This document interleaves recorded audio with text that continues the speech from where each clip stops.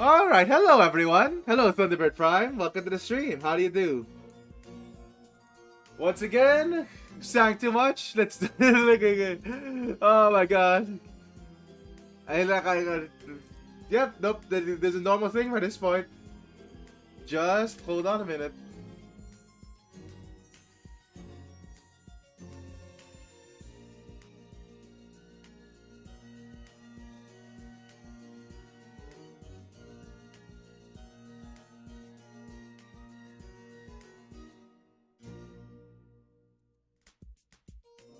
Right. That should be it. Okay. Let's begin without further ado. Boop. And... Whoops. Wait, are you kidding me? Wait, Ace Attorney, did your sound break? Oh no. The sound broke for Ace Attorney. No, wait. It has music. No? It has no music. There we go!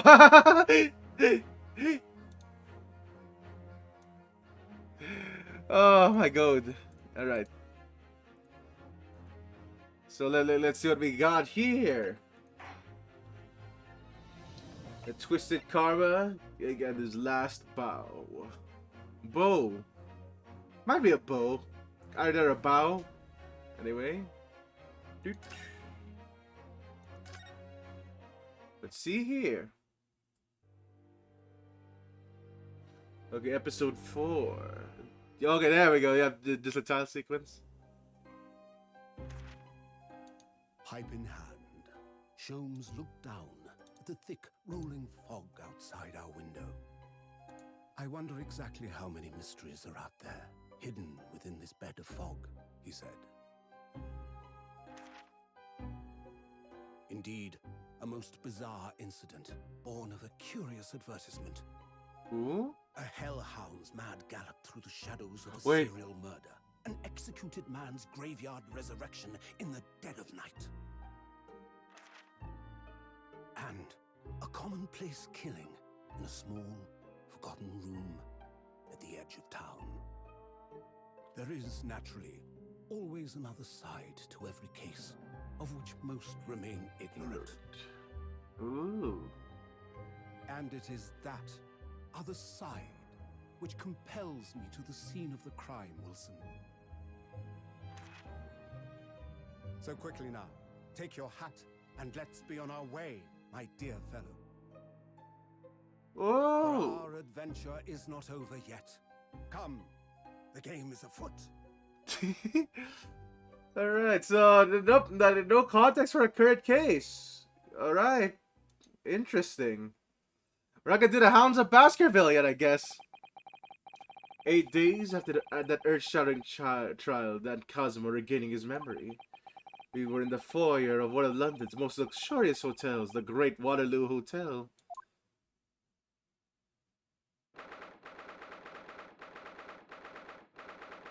First November, 10:24 a.m. The Great Waterloo Hotel foyer.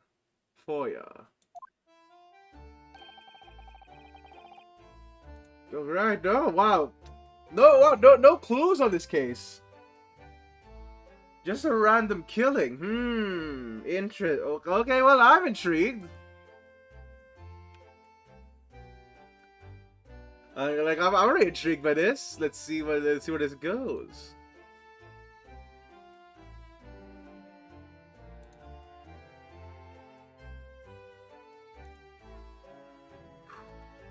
Professor Mikatoba is due to arrive at any moment. Yeah, I'm so glad we got here in time. Sun hasn't been the same since what happened. You know what? Yeah, I mean, knowing your best friend is alive and just lost his memory, no, that's quite the experience for her to have. Not that I'm surprised. The truth about Kazuma-sama's father. Do you suppose my father knew that he was actually the mass murderer, the professor? You mean? I knew that's what she was thinking about. There was a good chance, I'd say. I mean, they did come here from London to get it 16 years ago, didn't they? Yes, that's true. Come to think of it, didn't you say that Professor Mikatomo knew about Kazuma going missing in Hong Kong as well? Oh, shoot! That's right, but for some reason he wasn't at the liberty to talk to me about it. That probably means he knows then. How about Kazuma showing up here in London with amnesia, and he's regained his memory now. Ah, there she is! There she is! Oh wait, no, it's these guys. Oh! Wait, oh wait, no. Oh no, I can't tell people. That's the judge and his father. That's the judge and their father. Oh my god, they're wearing different clothes. Like, them wearing different clothes threw me off. Hello, Sasato. How are you? I'm very well, thank you. We are delighted you arrived safe and sound.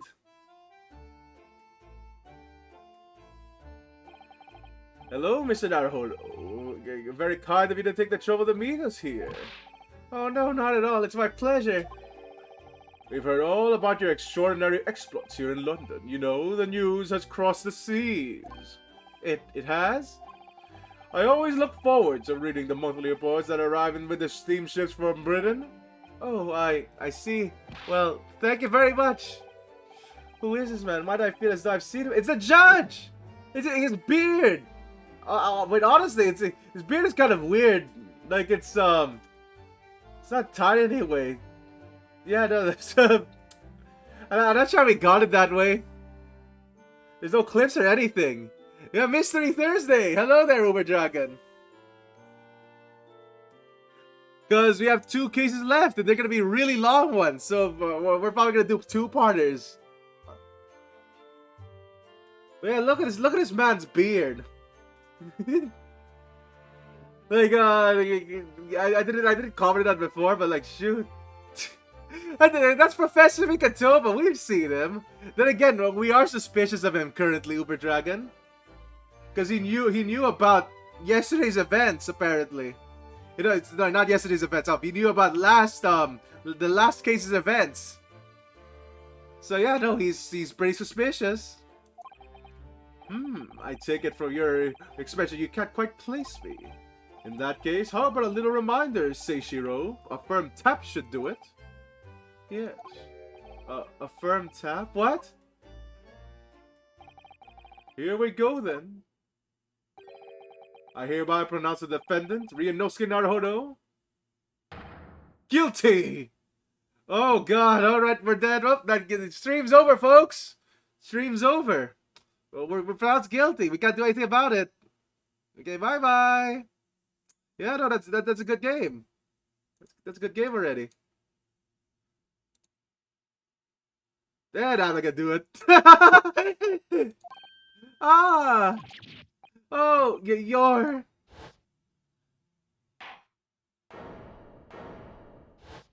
It's the judge! We're not used to the judge standing up, by the way. Like, the court will now hear the trial of Ryunosuke Naruhodo. Your Excellency! Hello, Judge Jigoku. How are you? It's been a long time. Does that mean hell? Is his name Judge Hell? Wait, let me look that up. Cause I know that I know that Jigoku means hell.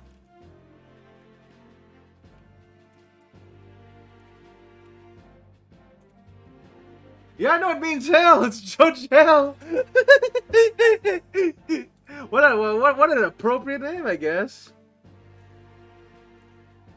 Hello, Judge Jigoku. How are you? It's been a long time. Oh! Good, you remembered now. That really did the trick. Guilty! That's gonna be you in the future, Naruhodo. Only I was declared not guilty, wasn't I? And there was no laughing at the time. So, London again after all this time. Hard to believe it's been 10 years. To be honest, I never thought I'd be back. Neither did I. I didn't imagine Japan would ever be invited to an international symposium like this. Though really, I doubt anyone did, to be honest. It's all thanks to you, isn't it, Seishiro? What are you talking about, Eugen? Of course, Judge Jigoku. He must complete the set. He's the other man who 16 years ago came to London with Kazuma's father and Professor Mikatoma. Yeah, Judge is a good mood, but I don't know. This is really suspicious. It's really scary. He's the third visiting scholar. Well, all those passport checks and luggage searches in the border took rather long time. I must say I'm very envious of you, ministerial status. You didn't have to go through any of that, did you? Oh, I knew you were jealous. Ah! Sorry, ministerial status? Yes, I didn't you know? Seishiro is also Japan's Minister of Foreign Affairs. Oh boy! I mean, it's possible. It was his personal insistence that allowed you to take Kazuma's place here at this study tour. Guilty as charged! Oh, I've killed people with this mallet. Oh, well, thank you very much. He's really every bit as important as he looks. I mean, he might be friends with Lord Justice here. You never know. Oh my god, though. Oh my god. Ah, yes, now, Naruhodo. I received a telegram from Lord Strongheart yesterday. Oh, you did? It appears that some things came to light in a trial you were involved with 8 days ago. About what happened 10 years ago, that's tragedy.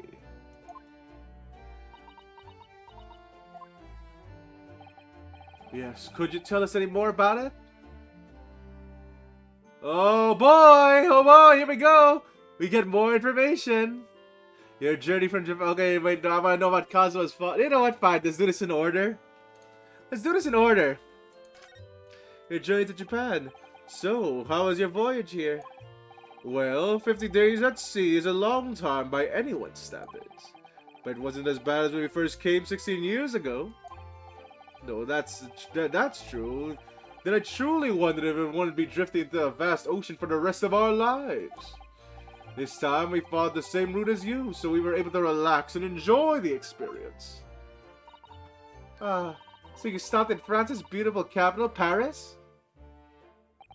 We did, yes, though only for one night. And yesterday evening we left at the port of Dunkirk for Dover.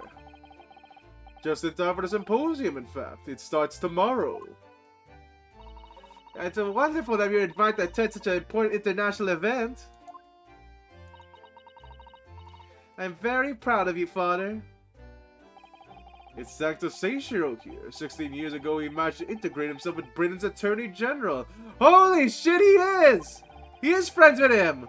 I'm sure he was invited, and I suppose you could say I'm something of an appendage by default. Speak for yourself, Eugen. You are close friends with the professor of forensic science at a major hospital. Yes, well, I'd rather not dredge all that up, really. No, there has been a lot of water under the bridge since then, but it doesn't bring him back. Kazuma's father, I suppose? Yay! The professor, the killer who took the lives of the 5 members of the British aristocracy, was actually Kazuma's father, wasn't he? That's correct. Genshin Asogi. Genshin? Impact? Nah. You knew, I presume, Father? You knew, I presume, Father? Yes, he was a close friend at the time. Genshin came to Britain as a police detective. He was studying investigative techniques at Scotland Yard. I've never understood what drove the man to commit such heinous acts. It was a closed trial, so the public never knew the truth. he was executed with little ado. To this day, very few people knew what really happened even in our homeland. But what about Kazuma? Did he know? Did he know the truth about his father? No, no, of course not. He was told that his father passed from sickness. However, I suspect he may have had his doubts. Oh, why? As you know, I tried to guide Kazuma growing up as if he were my own son. Then one day he came to my office at the university and said, I've decided I want to travel to Great Britain and study there. Do you think he wanted to come here to investigate his father's death? I don't know. But when I looked into his eyes, I did know that there was no way I'd be able to stop him.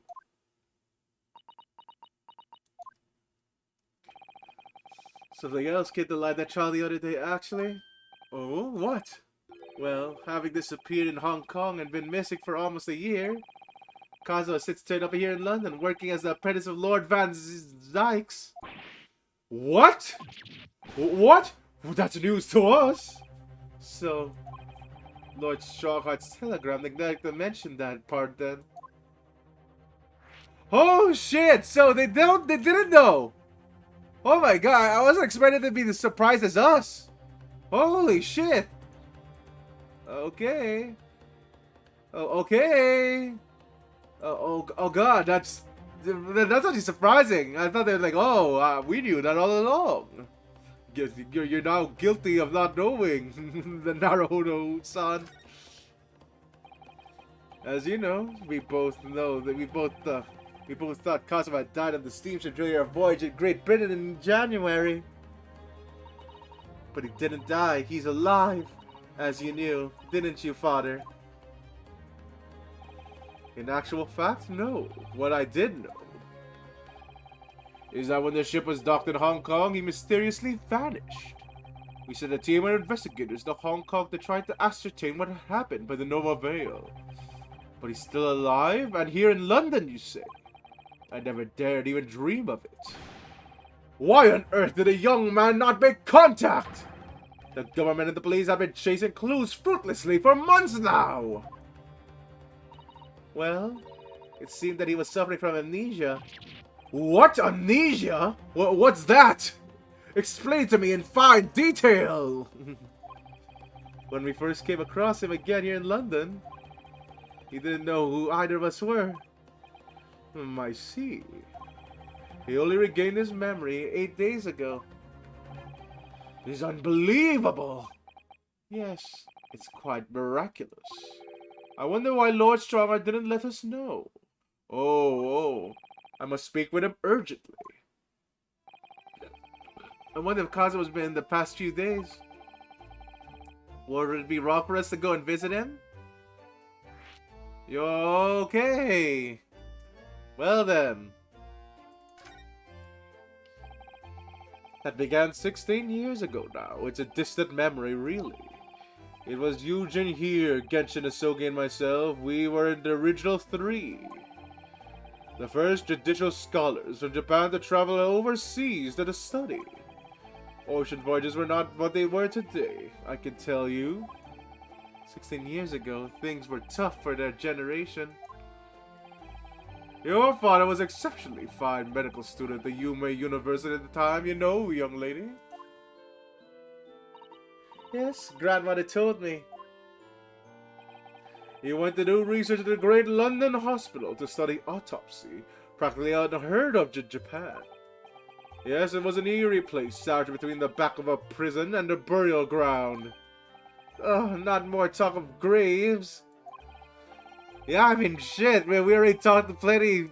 We talked about that plenty the last case. Oh, whoops. History. Very often, there's no one willing to deal with bodies following autopsy work. So you see, autopsy labs had something of an unavoidable relationship with graveyards and prisons. Not my cup of tea at all. Do you remember that the Scottish prison governor, Kyden, Sidon? Kaiden? I think it's Kaiden. Kaiden was his name. What his name was? He was a good man. Yes, but of course, in our 60th year here, everything changed with that dreadful case.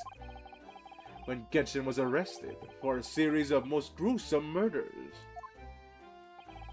I simply couldn't believe it. I had known the man for years. Holy shit, wait a minute. Could Genshin be innocent all along? Are we gonna prove that Genshin was innocent? We're probably gonna do that, right? Because, like, guys seems they're setting up for that. If I was witness at a secret hearing, I tried to speak in his defense, but you went a little too far and ended up facing charges yourself, didn't you? Well, suffice to say that after that trial, we were sent back to Japan. There was nothing more we could do to save Genshin. He was a lost cause, sadly.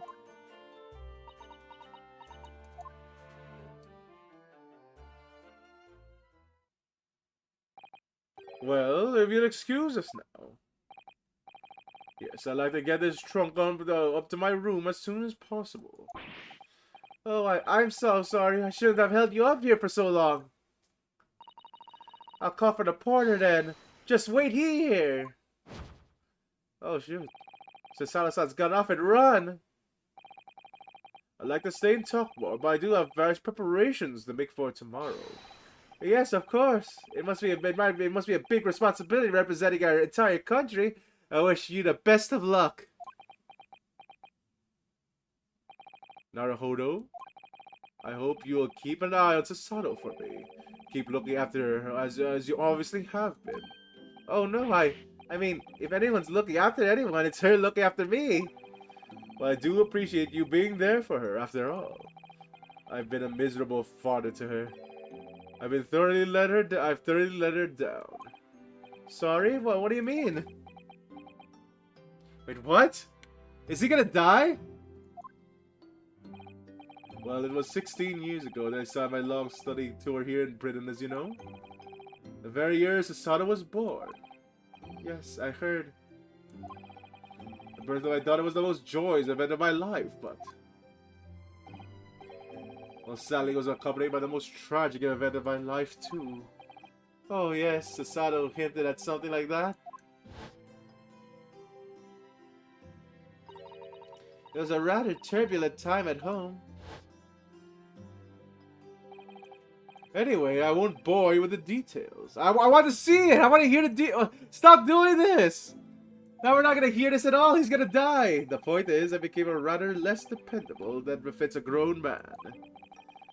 And it was then that Seishiro offered me the opportunity to study here in Great Britain. I was too worried about you to leave you behind. So perhaps I was a little heavy-handed, but it came to persuade you to accompany me to London. So, that's what happened in a nutshell. And that was also the reason why I now feel compelled to give my daughter as many opportunities as I dare. Though the world does not readily offer young women such things, I must say. I completely understand, Professor. One more thing, Naruhodo. If I may be so bold, I have a favor to ask you. Hmm? Oh, really? Of course. What can I do for you? Well, the thing is, I'm so sorry that took so long. Holy shit, it's this man again! Mr. Sato! Now then, allow us to take your bags. Allow me to take your bags. I'm a porter. One moment, if you please, porter. Oh, of course, sir. The machine around your neck. It's a camera, I believe. Quite right, sir. Just 5 shillings for a lovely photograph to commemorate a wonderful stay at the hotel, sir. Well, I think given the occasion, we could justify the expense. Ah, yes, of course! Yay!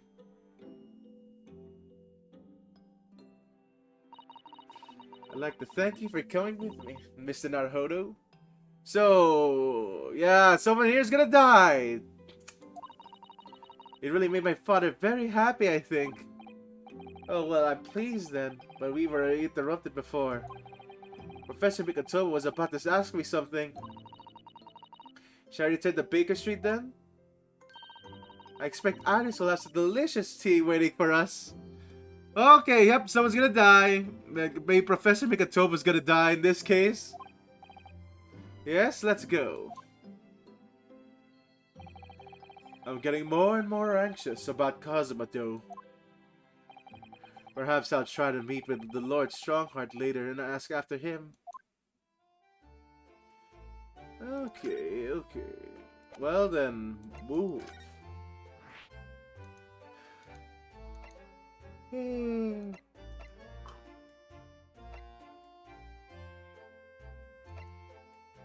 Alright, let's go to the Shome Suite. It's the mask! Wee! It's we, right? We? Yeah, it's we. Wee! Wee! Wee! Wee! What was that? A man screaming in a most unflattering way. Do you think? Could it have been Mr. Sholmes? Oh my, I do hope not. Wee! I don't have to do it anymore. Oh my god, what the fuck is happening? I don't have to do it anymore. Okay, oh fuck. Mon ami, mon ami. Oh, fuck, are you serious? Alright, here we go. Alright, they're gonna try my best here. Stop this disgraceful display, huh? Fucking crap. No. No. No. Okay, here we go. Who are these people? Look at their hair. It's bright red. I think they must be clients of Mr. Sholmes. Right, you two. Yo, you're coming with me now. Down to the clink. No, not in prison. It's dark, damp, and I don't like a lot. I don't like it. Oh no. Oh no, please. I don't like it. Oh no, don't just do like a Mario thing for this. Above the darkness, it is my friend. I am not scared. Wee! But you are always scared of the dark. Shut your mouth, you idiot. I'll sit quietly in the dark and you plan our next daring heist.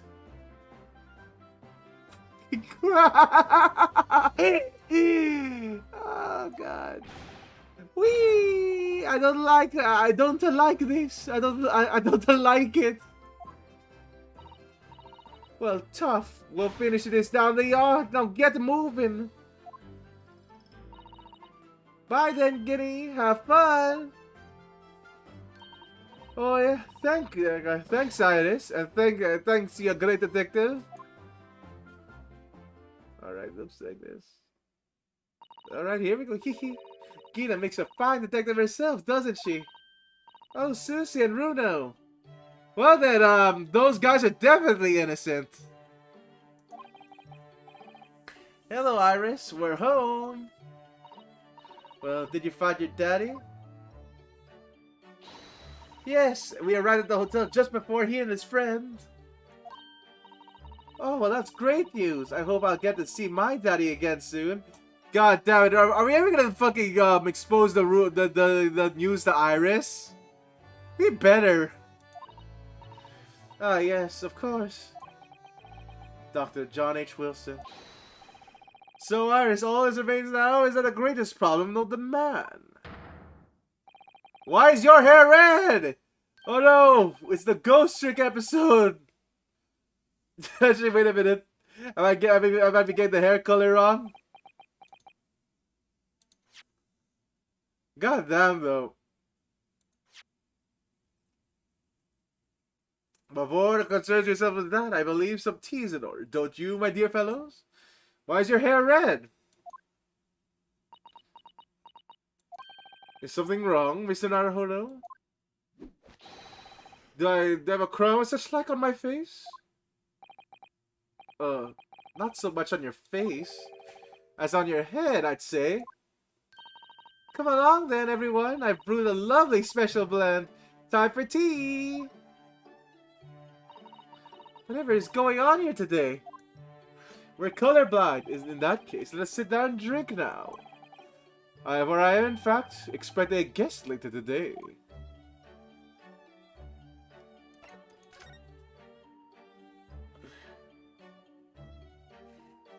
No, he doesn't.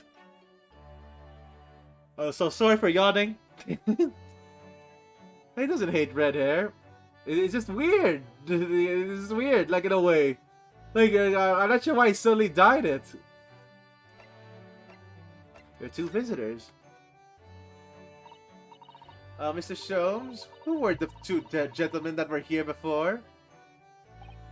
Oh, just a pair of petty criminals, nothing of significance. Of course, they have made a living somehow. They have to make a living somehow. And then the mood takes me. I'm willing to turn a blind eye to all manner of infractions. When the mood takes you? Yeah, what if it? You know what? That's true. What if it is his normal hair color? All manner of infractions? But we just fell set their sights on Mr. Herlock Sholmes. Well, their luck runs out. Oh my, you were talking about crime, Mr. Sholmes? I quickly devised a plan to trap them and deliver them to the young detective ally. You should have asked Gregsy to come too. We could have made an arresting tea party. I did send word, but no answer was forthcoming. The man is consumably in the wrong place at the wrong time. There's a word of it, I'm sure. I have it, a bungler. That's the word. It's a good job he's not here to hear you say that. So those redheads have been up to no good? I wonder what the men did. The greatest problem, okay?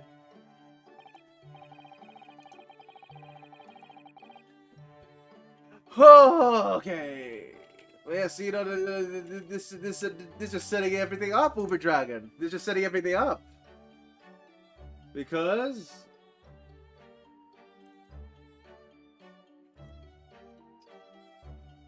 wait.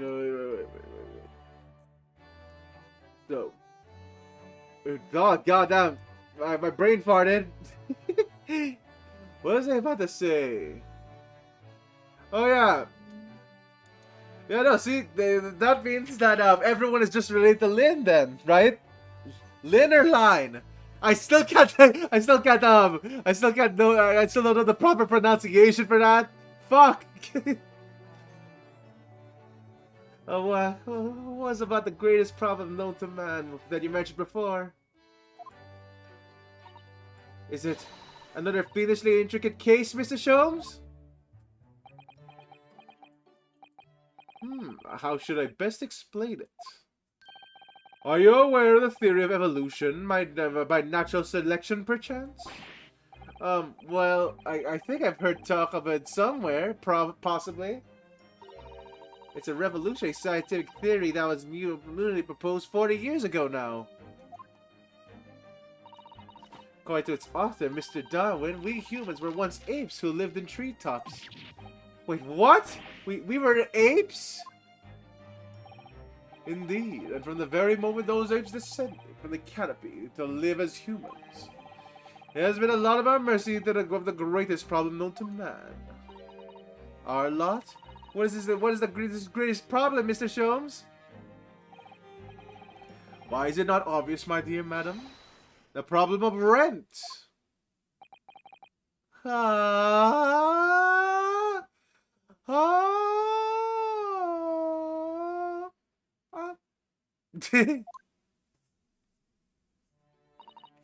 But did you not receive a rather large sum of money from Madame Tuspos the other day? A large sum?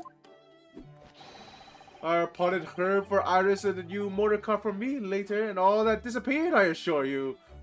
You're serious, Sholmes?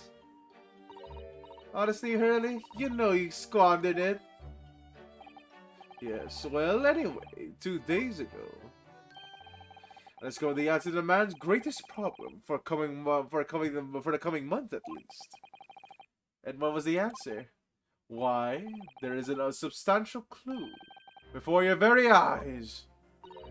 Don't tell me, let me see. Humans are so sorry creatures, unable to see what is in front of their noses.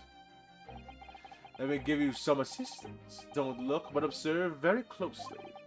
There's one particular feature about my person that has changed. You notice at the end, I think. You're fucking serious, Sholmes.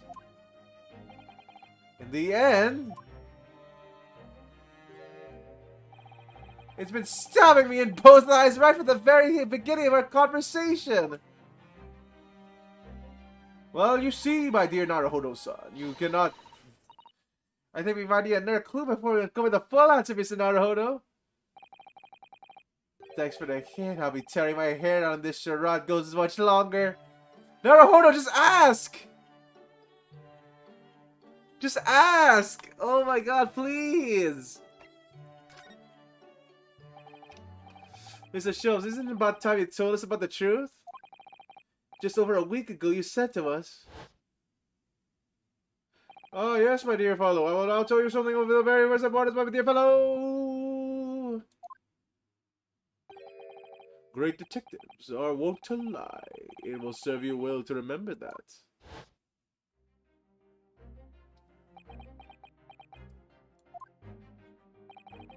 The case aboard the SS Borea in January. Kazo wasn't killed, and you knew he wasn't dead at the time. So what's really going on?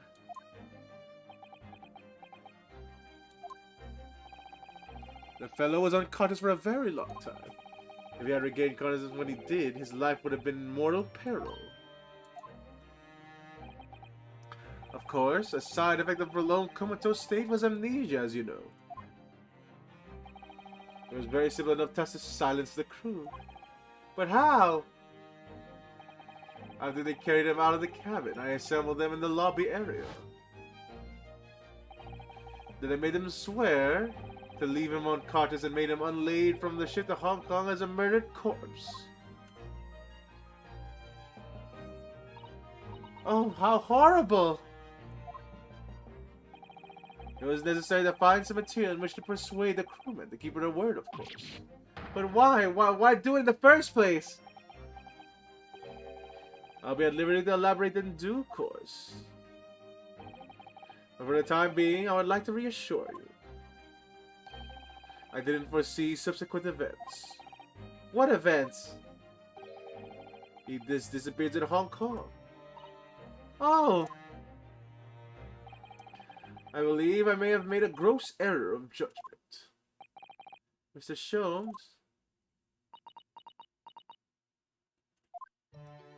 Well, that doesn't solve anything. We haven't asked about his red hair yet! Alright. Alright, sure.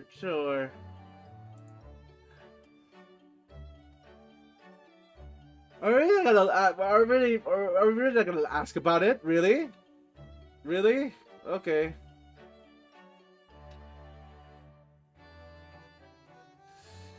Well, looks like we have to examine some things. Examine the mask, I guess. The mask of Kazo wore when he was assigned to the Lord Van Zykes as his apprentice. When he cast it aside after the trial the other day, I just sort of picked it up. We ought to give it back to him, I suppose. But he has his Mary back now, doesn't he? I can't feel it, I have the feeling he might turn around and tell me that coldly wear it myself. But isn't he your best friend? Okay. Is that newspaper of anything? Nope. What's the newspaper? This looks like the last. This looks like last week's edition. Where's whoa? Wait a minute. What's that article circled in red ink there? It's an advertisement column. It says, "To the Red-Headed League." The Red-Headed League? What's that? I don't know. I never heard of it before, but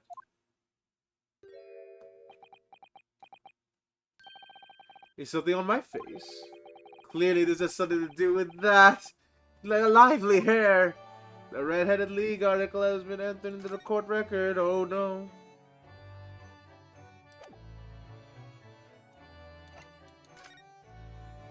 We're not gonna ask about it, right? Nope. Just present it? Okay. Get $4 per week if you're a redhead. Sholmes? Really? This is your scheme? Okay, but 4 per week? Holy shit. It looks as though someone's circling advertising this paper, Mr. Sholmes. To the Red-Headed League? Does that strike you in some way? I was thinking that just maybe it might be related to your bright red hair.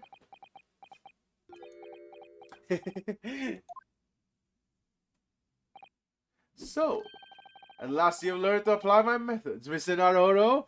Fucking crap! Sorry?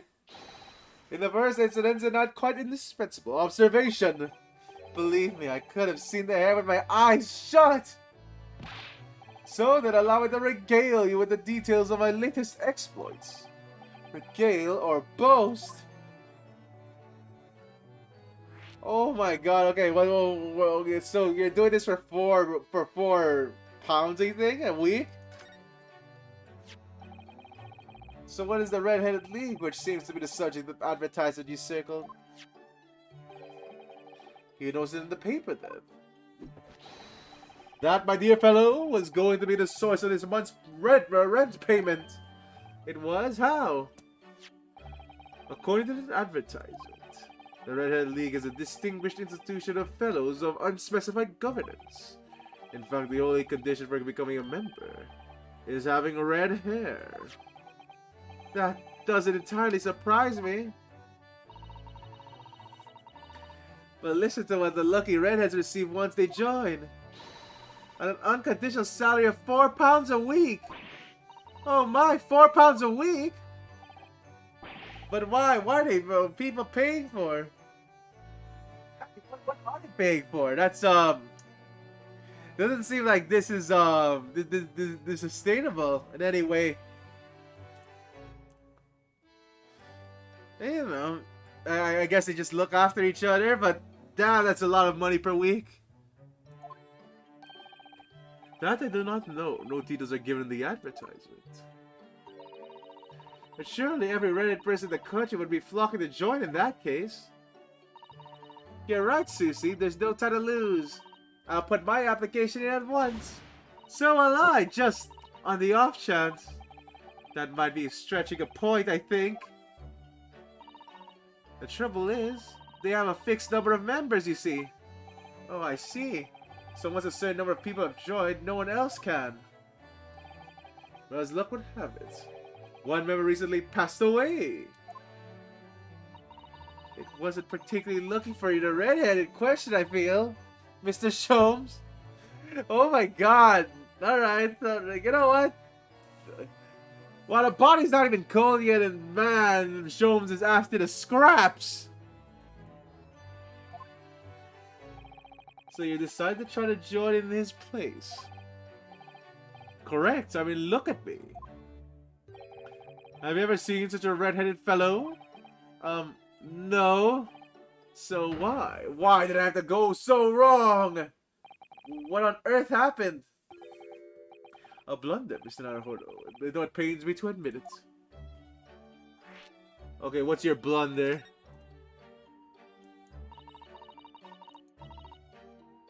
What did you actually do to your hair, Mr. Sholmes? I'm glad you asked, Mr. Sato. What you see atop my head is neither dyed nor in hairpiece. I changed the color of my hair overnight. By the wonders of chemistry. Chemistry?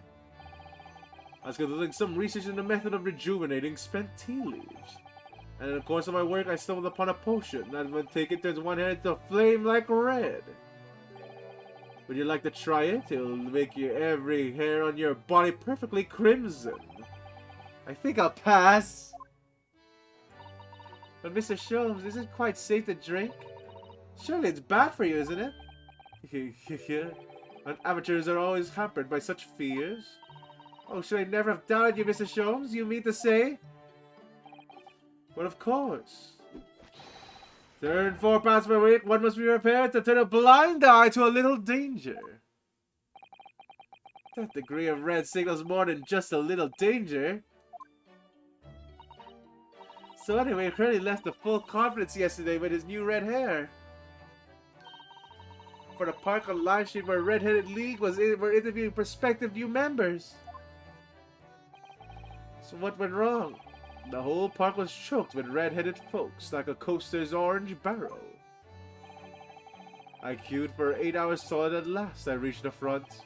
But then the panel interviewers saw me. They immediately said, "Ah, Sherlock Sholmes, are you in disguise to conducting an investigation?"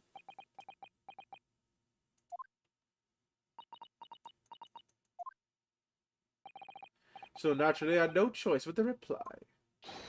"Shh, don't give me away." After which I could do little else but turn and leave.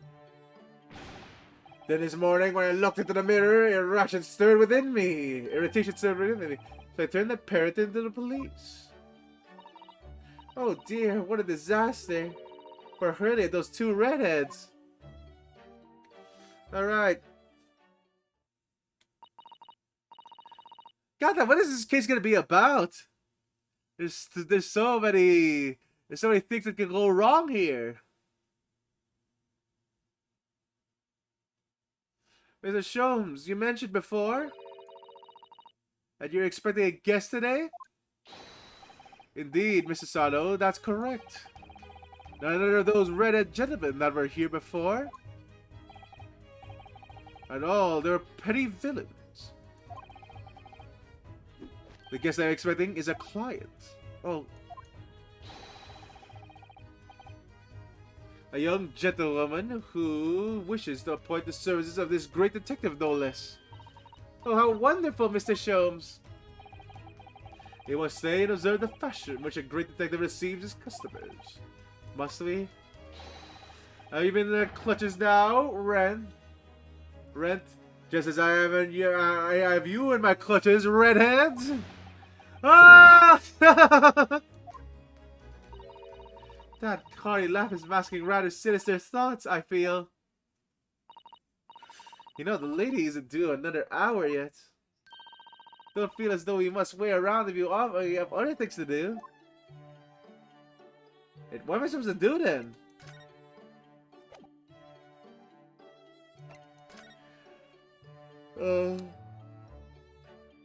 Did I move somewhere else? Consultancy?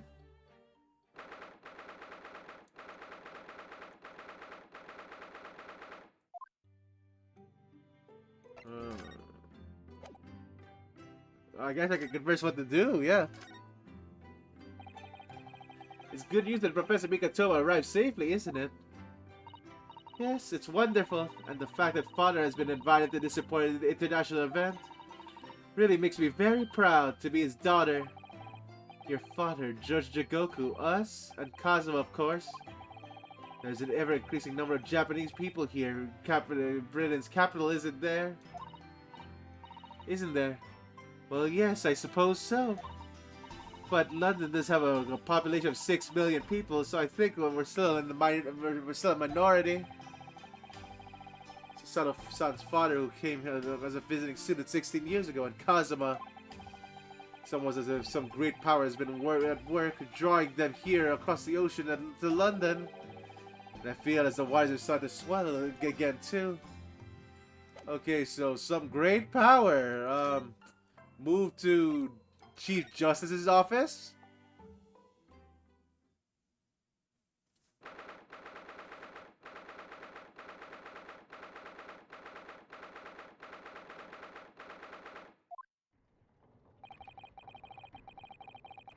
Here's the final draft of the opening address for tomorrow's proceedings. I supplemented your original with the figures you asked for from the yard. I see. Excellent work. Thank you. You're welcome, my lord. Well then, here we go. What's Lord Van Zyke's doing here?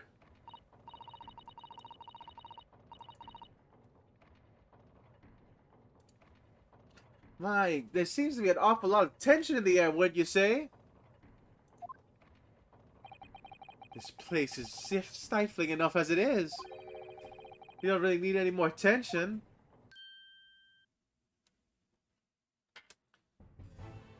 Ah, yes, my apologies. I didn't notice you come in. Your small stature and dark dress made you all but invisible to me.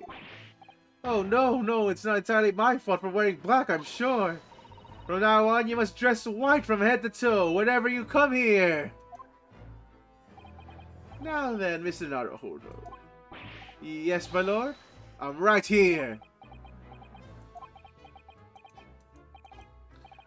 Kill me now.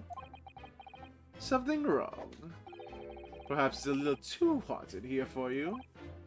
Oh no, not at all. I mean, I've never experienced a room with such perfect temperature. If you're sure, the beads of sweat carving their way down your face seem to suggest otherwise. Because of the daggers you're staring at me with, mainly? As you have no doubt aware, my International Forensic Science Symposium begins tomorrow. In fact, your father arrived in London earlier today, I hear, madam. Oh yes, that's right, my lord. He's extremely honored to have been invited. I'll leave the remaining preparations in the meeting room in your capable hands then, Lord Van Zykes. I will attend at once.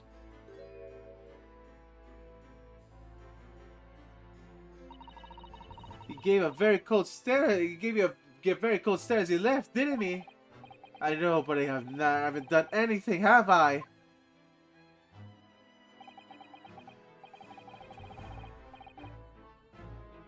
These past few days, my feet have barely touched the ground, I must say. My dedicated right hand of many years was recently put out of action in spectacular fashion. Oh, I'm sorry to hear that. Is your left hand still on service? Mr. Haruo, he's talking about Dr. Sith! Ah, of course! I'm terribly sorry about that. I was just, Fear not. You have done nothing wrong. Dr. Sith's own wrong duty precipitated the situation. You needn't concern yourself with it any further. That wouldn't be a lot easier to do if you weren't for your piercing stare you're giving me. Lord Van Zykes is doing an admirable job of holding the forts. Though disturbingly, his apprentice has been missing since yesterday. Missing? Wait, what? He left? What has become of Kazuma-sama now? Okay, he left. Let's see here.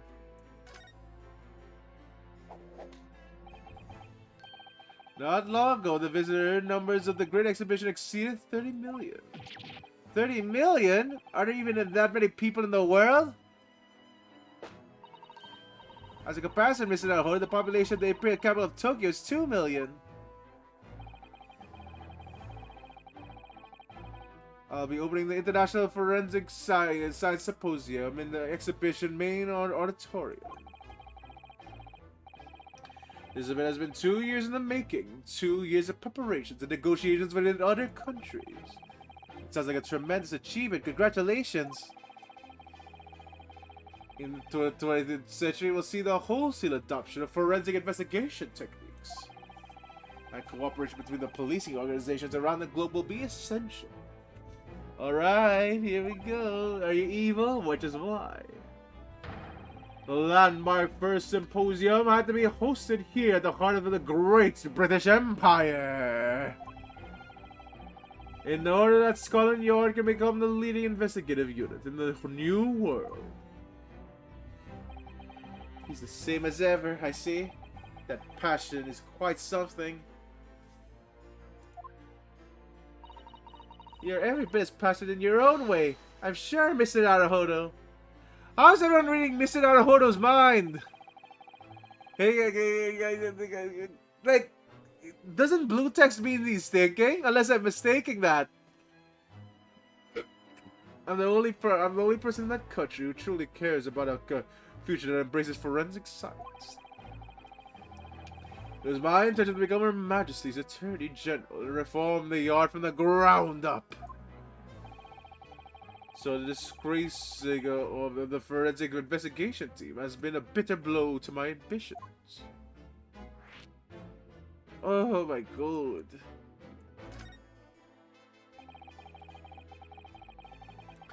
I first established the forensic investigation team a year ago, experimentally, to start with. With Dr. Sith at the helm, it was steadily occurring that the impressive record of achievement. I was on the verge of changing its name and elevating its status to a full-blown forensic investigation department. And can you not do that now? Obviously, nobody wants to hear anything about it at the moment. Even I can't keep the story out of the papers. 6 million Londoners will be cursing the forensic science now. This incident will set back our country's advancement by a good 10 years, I'd say. Unintended repercussions of our trial. We simply couldn't have overlooked what had happened, though. Of course not. We should all be grateful to you both.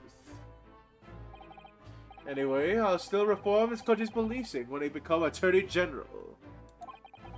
This might delay my plans, but I will not or won't alter them. Nothing will stand in my way. Interesting, interesting. Okay. The missing apprentice then. Where did Kazuya go?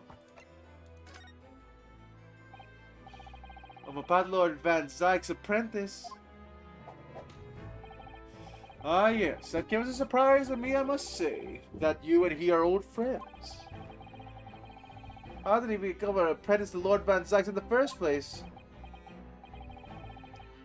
It came about 3 months ago. An unidentified Asian man was apprehended by the border police. They found him hiding aboard a large goods vessel. Oh my! So he stowed away to get there here? He had no papers to identify him, no passport, and he was suffering from amnesia too. Other than the fact that he was clearly of Eastern descent, there was no clue as to who he was. I decided to silence the Lord Van Zyke, so that way I could keep an eye on him. But then, why with the mask? I didn't want to burden Lord Van Zyke with the tiresome explanations about why he had an Eastern appearance. Because it would be so much easier to explain why he was wearing a mask. He is proving to be a great help to Lord Van Zyke. I had great hopes for his future. But I didn't know where he's gone? No idea, but I believe he's left London for the time being. Oh. I take it you also didn't know? That the man's father was one of the country's most infamous criminals, I mean. Genshin Asogi. Okay, Kazuma's father's crimes. When we learned that that child 80 years ago was a huge shock, finding out my friend's father was... Ah yes, Genshin Asogi. The professor case 10 years ago caused a great stir here in Britain. There are such awful murders and unprecedented. Using a ferocious dog as a murder weapon. And no one would have believed the culprit was a foreign student invited to the study here by the government.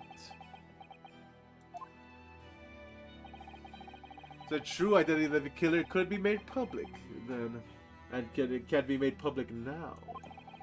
Nobody in your country knows it was him, and neither do the citizens of London. The main motivation was to avoid aggravating relations between the two nations at the time, I understand. Correct. However, it has been noted that there are some supporters of the professor's apparent cause. What? Supporters of mass murder? The majority of the man's victims were a blight on the aristocracy of the day. So ironically, their deaths actually benefited the society as a whole. So a fair few thinkers in London believed anyway. Right, I see. But it was still murder, wasn't it?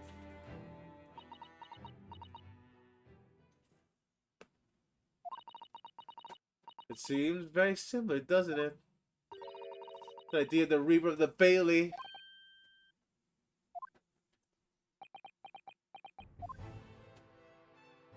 Okay, well then. Is that all? Like, go to Shom Suite?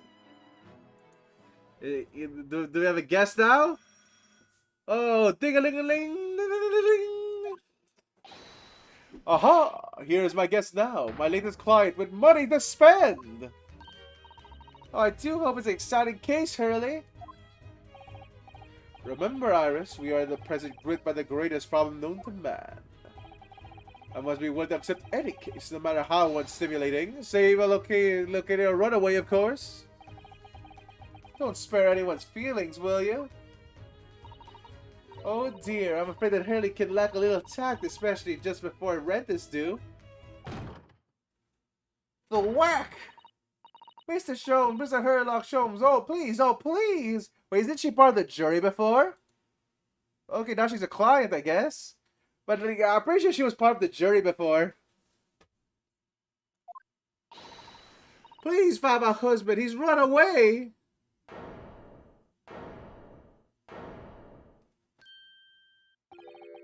To upset me? I beg your pardon? Never mind the personal matter, my apologies. What exactly are you trying to say, Mr. Naruhodo? I didn't say a word! Come, my dear madam, be seated. Iris, some tea, if you please. Of course. What's the matter, Mrs. Sato?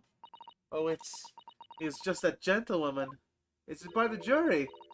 Yeah, no, it's by the jury. I'm sure I've seen her somewhere before, very recently.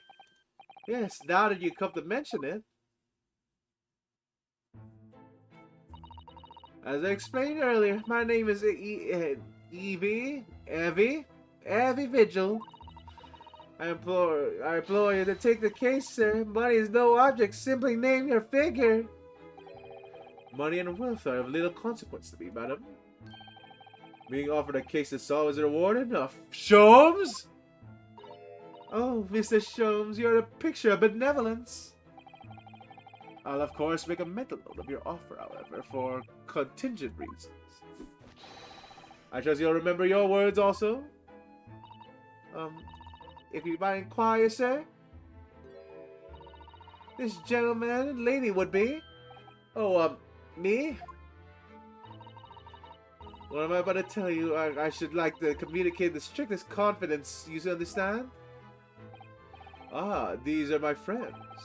I assure you, you may seem despair before anything which you may see. Despair anything which you say to me.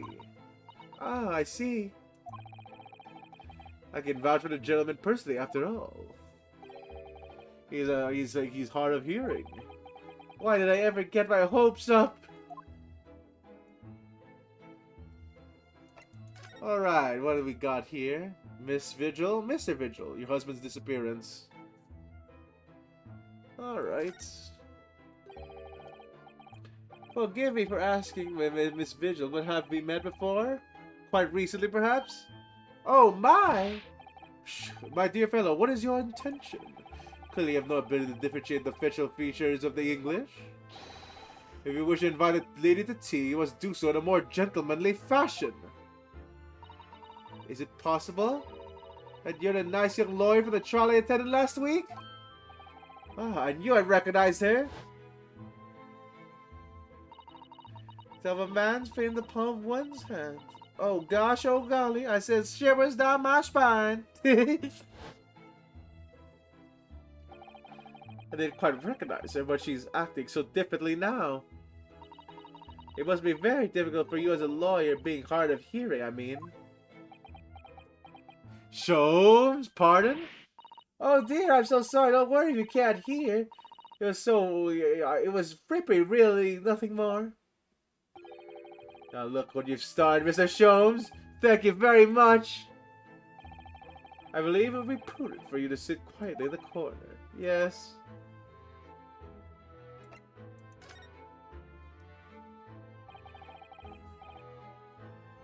So is this... Is this case gonna be about disappearance? If so, Mr. Vigil, my daily, my Dolly, daily is 40 years of age. I have a photograph here. An entirely unremarkable gentleman, by appearance at least. How long have you been buried? It'll be 15 years this year. We have a cordial relationship, and my husband's income is more than adequate for, so we live quite comfortably. As it would appear, I need only to look at you to know these things. Oh my gosh! Your dress is made of the latest style. Your hat clearly regularly groomed, and your eyes are animated. In short, you have no inkling as to why your husband might have disappeared, correct? That's right. He's a kind man with a strong sense of loyalty, and he rather dotes on me. Which would point to the possibility that he has become embroiled in some incident or the other. Oh, that is exactly what I fear what must have happened, Mr. Sholmes. I'm quite beside myself. My husband's employed is somewhat unusual, you see. But if he's incurred some miscreants' ill will. But what is your husband's job exactly?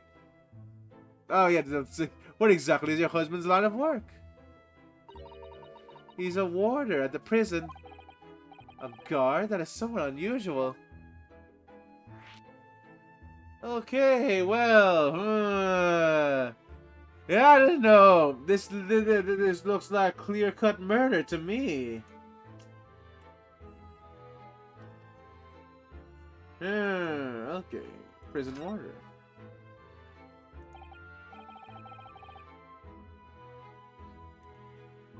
So your husband is a prison warder.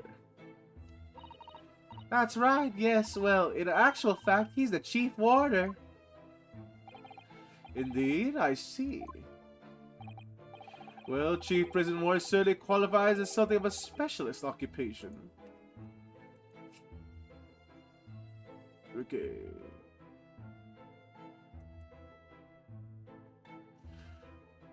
Okay.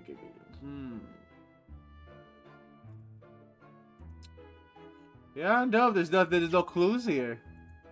Like what, we have one newspaper?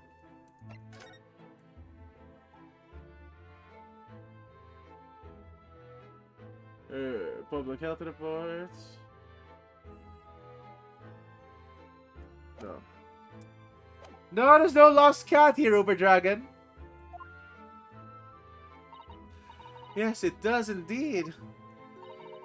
My poor husband must be prepared for those dreadful punishments and see that they're carried out. Dreadful punishments. Yeah, it's probably found eventually. Does she mean capital punishments? At such times, he must have occasionally spent a night or two in the prison dormitory. But for extra responsibility, he must have what the heck is this? Remunerated?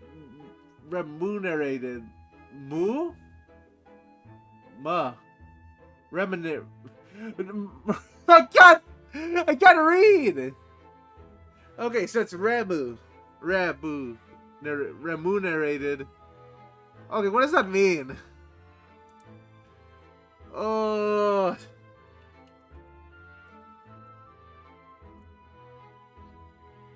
Okay, pay for someone's services. Okay, there we go.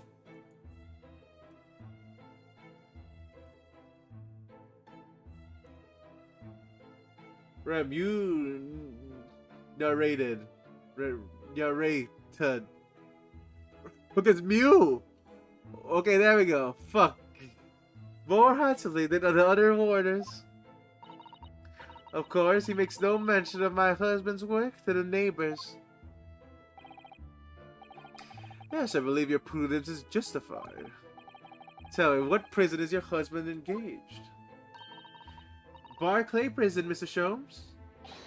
Really? Barclay? Oh, a fine establishment. If I'm not mistaken, there's a large cemetery just behind it. Yes, that's correct. Little Gate Cemetery. No!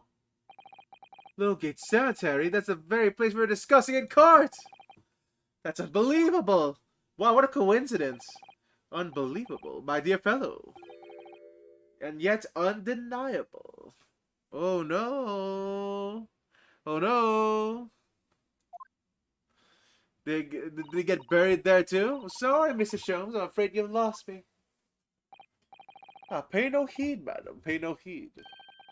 A private matter. This can't really be a coincidence, can it? Oh shit!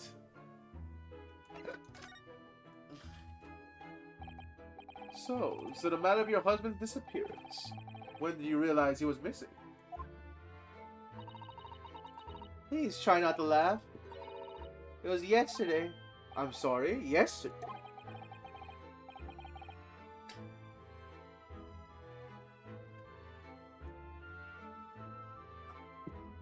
Sorry about that.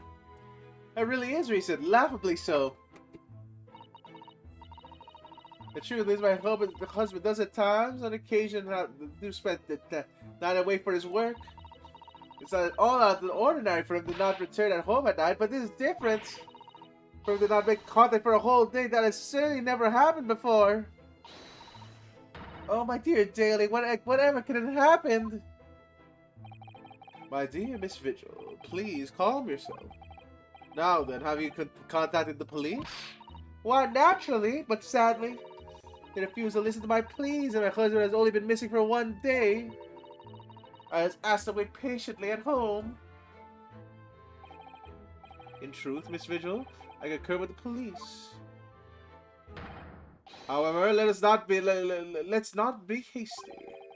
I see no reason why you should not engage my deductive powers to track your husband down anyway. Oh, thank you, Mr. Sholmes. And furthermore, let me assure you that chances are the greatest while I know the man for another one has no bearing in my decision. I seek only to put a sweet smile on another Londoner's face. That's really all there is to it. You have my eternal gratitude. I shall pay any sum you can care to mention. You seek only to put this week's rent in your landlady's purse. That's all there is to it. Alright. So we're trying to find the giant missing cat. Very good. Thank you for everything you have shared with us, Miss Vigil. I believe we have all the information. I need to bargain. That I need to begin my investigation.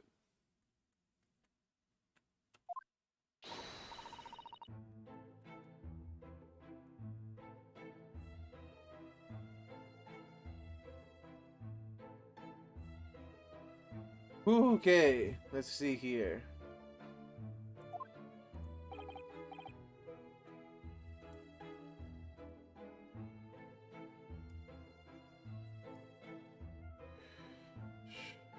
Fear not, madam. And they shall be contacting you with a heartening report, I'm quite sure.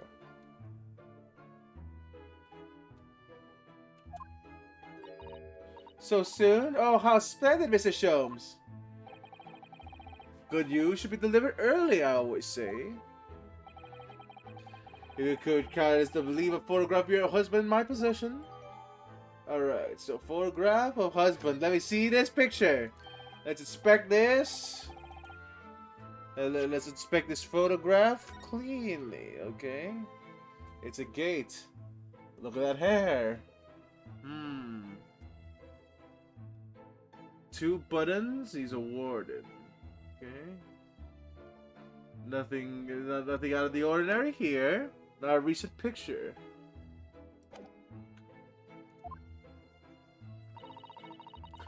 I can't think enough, Mr. Sholmes. You've been simply marvelous.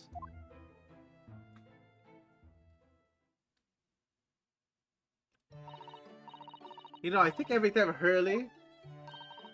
How do you come out with such nonsense? Good news in a day or two? Are you sure?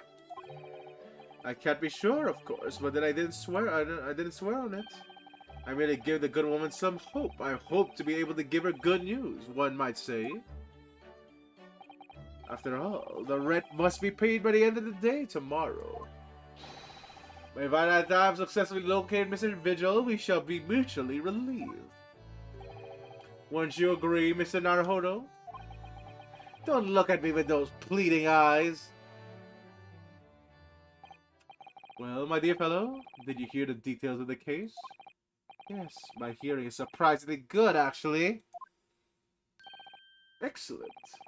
And what did you make of it? Well, I was surprised to learn that where her husband worked at the Barclay prison. I mean... And so, you noted that.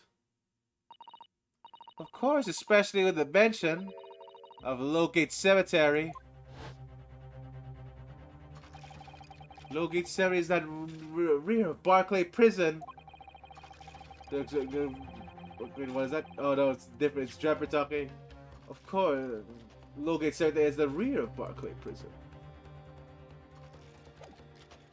So it's renowned among us students at the university for being haunted by the ghosts of condemned convicts.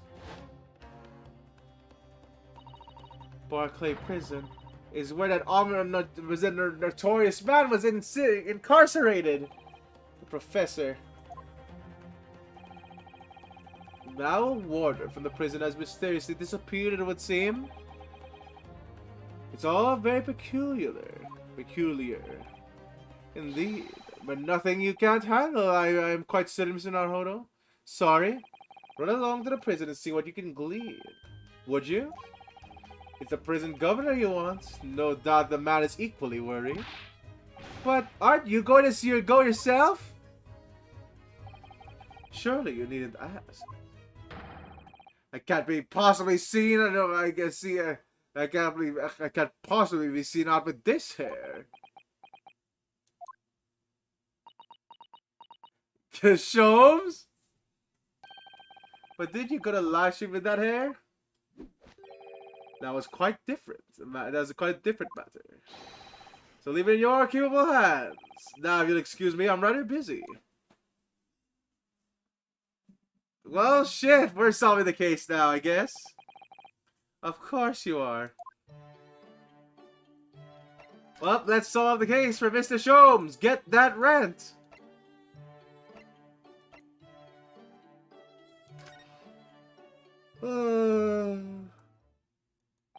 Also, I don't think he hates himself. Like, that's not his natural hair color, Uber Dragon. He took a potion to get that hair color. Okay. Well, here we go. Barclay Prison is on the outskirts of London. Backing up to a lonely burial ground. Its 4 high outer walls loomed quietly before us in the fog. Having requested a meeting, we were shown to the governor's office in the watchtower. Oh, sure thing, Uber Dragon. We're 50 bread to summon Hungry Loaf, level 1! Boop.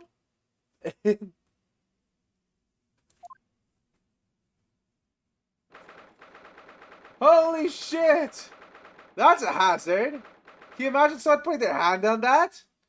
Good gracious! There better be a fucking glass. What the fuck? Why do you have that? Oh, God. Okay, well. Here comes the Barclay governor's office. Okay. This place is full of hardened criminals. I can nay remember the last time a civilian was done here. And you didn't want to talk about an inmate but to me? Do you care who I am? I'm the governor, Barry Kynan, Oh, yes? It's a pleasure. I'm Ryunosuke Naruhodo, defense lawyer. An Easterner, I see. Does that mean? Yes, I'm a visiting student from the law of the Empire of Japan. Japan? Did you say Japan? Yes? Well, there's no way of your kind in here, laddie. Wait, what? Well, there's no any of your kind here, laddie. Maybe you should try the prison next door, eh? Didn't you notice another prison next door, sir? Anyway, we came here to ask the questions about. I didn't talk about what how do you read that? Dinner? I didn't. Okay, it's didn't, right? It's not Dene. Dinner? That sounds like dinner. Well, what's the E for? Oh my god, I'm not even sure I was like, didn't. Okay, so I didn't like to be so direct, but like it's supposed to be like that. So it's like didn't. I didn't like to be so direct, but I have no intention of speaking with the likes of you, supposed looking Easterners. Oh no! Now get out of my hair. Oh god, wow. Yeah, I'm not sure. You're not sure either, right? It ends with an E. Also, holy shit! This guy's trying to commit. This guy's trying to try to compete with Gina at this rate. God damn, Kaiden! He's trying to compete with Gina for fucking unreadable dialogue. Now get oot to my hair. Oh wait, okay, oot. Yeah, it's oot, right? It's two O's. Get oot of my hair. All right, sure. Now get out of my hair. So as soon as you find out that we were in Japan, he reacts like this. That surely means, I think, it's because of the professor case. You think so too? 10 years ago. Get Shinosugi also knows the professor was incarcerated in this prison. And then after his execution, he apparently re-emerged from his grave in the cemetery behind the prison. I mean, there's plenty of those in this game, Uber Dragon. Like, holy shit, there's tons of that. I might have known. I might have known. You're sniffing around the Buddha case, aren't you? Your agent's a part of the professor's great web, no doubt. No, not at all. We're just get a gun with you before I punch your lights out. Before I let your lights out. The fuck? Okay, there we go. We're going. Clearly, the ghost of that killer still haunts this place. We're not going to get anywhere here unless we somehow prove this man that there's nothing suspicious about us. Governor Kaiden. What are you thinking, Mr. Sano? Wait, no, her father, right? I'm sure that the name come up in a conversation recently somewhere. Yeah, with your father. I was wondering if whoever mentioned it might have some ideas to help us. Couldn't think of it. I have the same feeling. Look at this man. He has the butt chin. Anyway, move. Waterloo Hotel.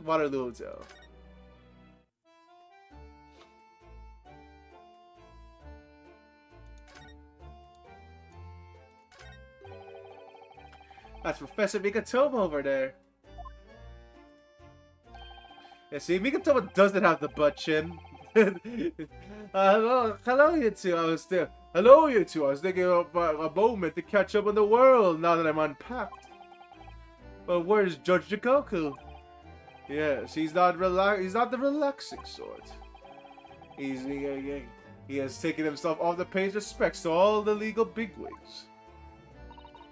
Having only just arrived in the country today, goodness, he is full of energy. Professor, you mentioned something else before? About how you know the prisoner governor at the Barclay prison? Oh yes, here we go. Oh, Governor Kylan, you mean? So it is the same man. Father, we must speak with the governor. But he refused to talk to us. He said we were suspicious Easterners. Well, I'm sure if I accompanied you, it would be a very different story. Oh, would you? That'd be wonderful if you have the time now.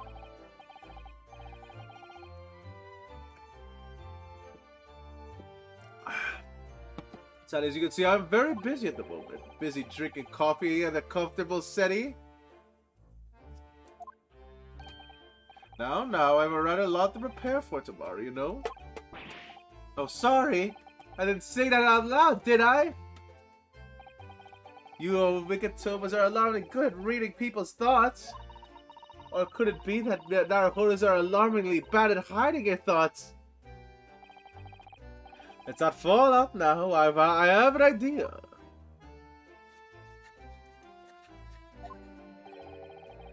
What's he write on a piece of paper?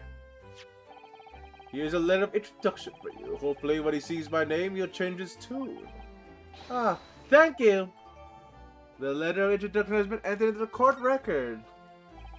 Oh shit, is it gonna be a clue? Good luck then. Behold. Alright, here's another clue. Here's another clue.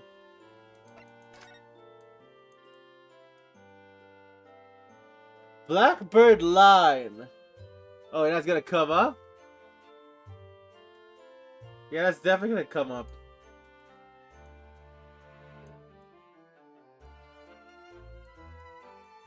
Yeah, that's definitely gonna come up. So, Mikitoba. Yeah, I can't read any of this. Can I examine that? Oh, it looks like this is some sort of steamship ticket. The SS Grouse, the first cabin 001. Yokohama Department, 11th September. London arrival at 1st November. Ah, that boat of the Professor Mikachoba and the Judge Jigoku came from Japan, isn't it? As I think it's called a Dunkirk on the north coast of France for a night before finally arriving at Dover. I think it's been almost a year since we arrived in Dover on the SS Borea. Seems it's a shame to not keep your ticket as a memento of your trip, don't you think? Yes, I agree. I have mine safely in my diary. I keep mine in my wallet, so I have it with me at all times. Oh, well, how strange. Where could it have gone? Are you like this on purpose, Mr. Naruhodo? Can you imagine, or was it just a cover accompanied by a little sigh? Wait, what? Oh my god, that's definitely gonna be it. That's definitely gonna be a clue. As Professor Mikato has wonderful handwriting, doesn't he? This dark-suited young man is not the least bit untrustworthy. Is it just me, or does it make me sound extremely untrustworthy? I wish I at least called it. I do wish he at least called you a nice young man. I'm really sure that would. I'm really not sure if that would help. Okay. I mean, maybe like it has to be scribbled somehow, you know. But anyway, let's go. Here, I have the letter of the. Here you go, Mr. Buttchin. Here you go, Mr. Buttchin. Here's my friend's father's wonderful handwriting over here. If you just cast your eyes over this, Governor Caden. What's this then? You cannot pull. You cannot pull your. Holy shit! What's the E? What's the E? Like, it's supposed to be a T at the end. How are you supposed to pronounce the E? Like, what, Kane? You cannot pull, you cannot? There's no fucking way you can pronounce that! Like, cannot! There's an E in the end. Holy shit! I thought Gita's was hard to read. I have no fucking clue.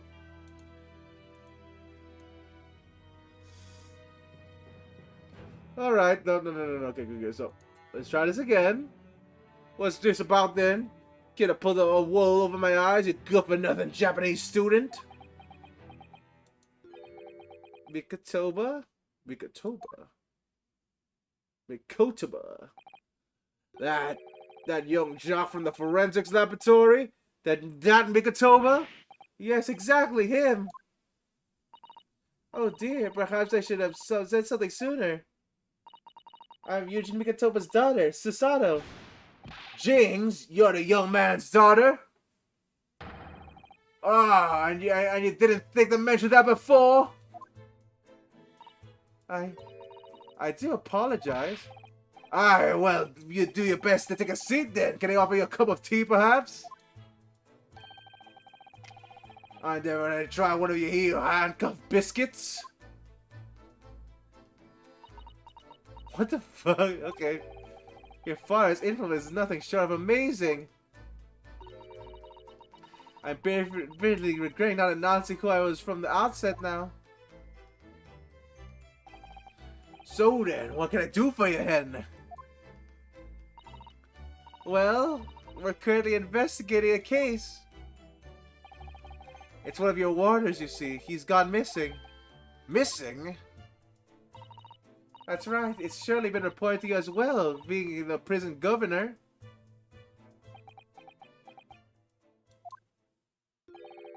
I have heard of nothing of the sort. There's no missing persons in my prison. Oh? But how could that be? It's just a daily vigil, your chief warder. Eh? Vigil? That's right, his wife came to us and asked us to investigate his disappearance. Let's skip the part about him only going about the missing yesterday for now. Clearly, that means something to him. Would you be so kind to tell us what you know, sir? Aye, of course.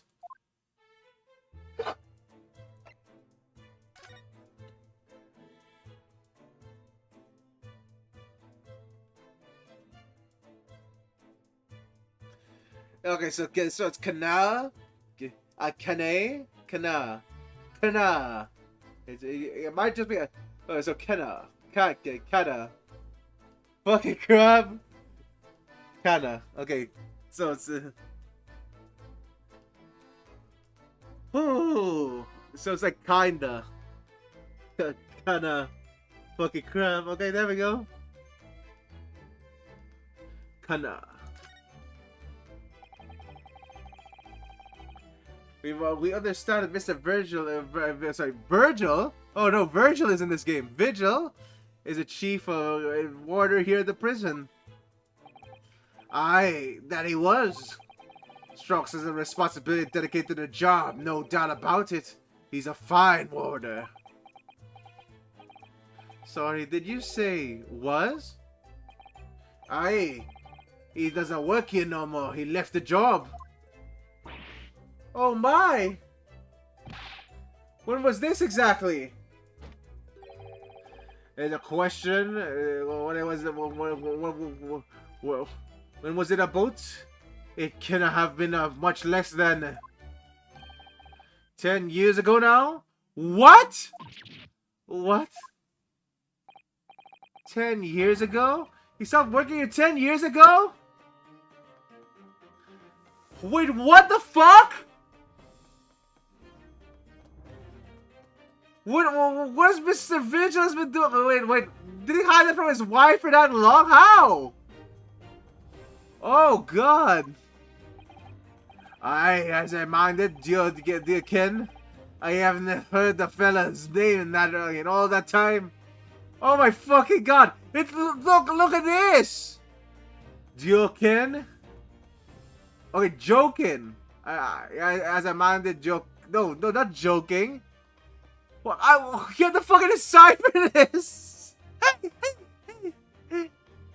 Okay, joking.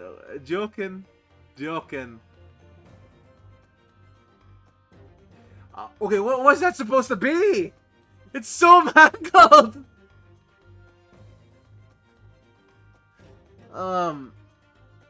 Okay, as a man... Okay, wait. That's roll. Wow, we have solved the Kana. Only to be fucking. I have no idea. Wait, that's have not. I think havne.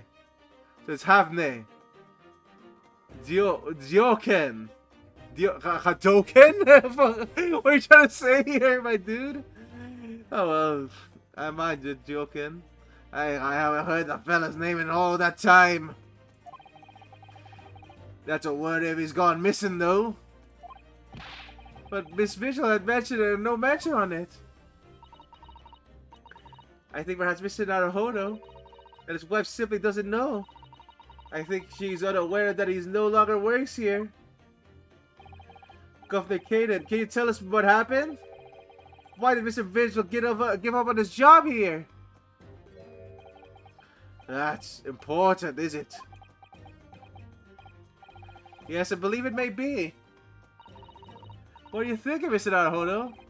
I can't help wondering, given that it was 10 years ago. Ah! Which was exactly when the professor was being held in this prison. Oh, God. Yeah, they're overusing that sound. I have no idea how to do that. Like, there's no way that's a word that I'm aware of, right? Because I'm probably aware of that word, but they mangled it so much. Like, what is it? Yeah, Dyoken.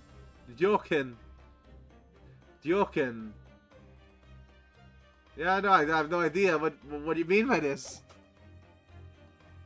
So Mr. Vigil actually resigned in the position of chief warder 10 years ago. You're telling us what happened to make him leave the job? In actual fact, he did not. Okay, there we go. That's the same thing as cannot. Cannot. So he didn't have the job willingly. He had no choice in the matter. There we go. Fucking hell. You mean he was dismissed?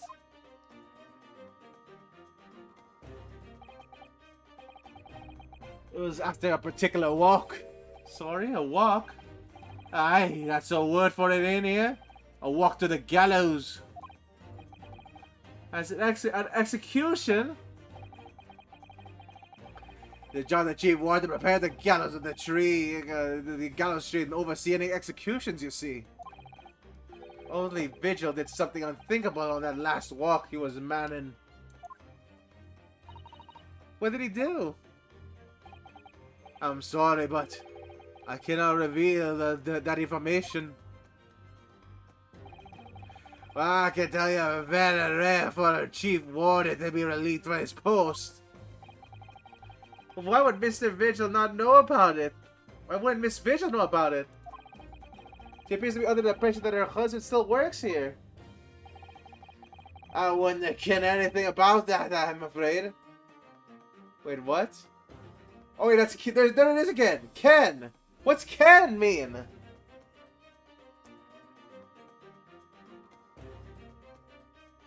Like, I wouldn't know anything about it. Okay, no?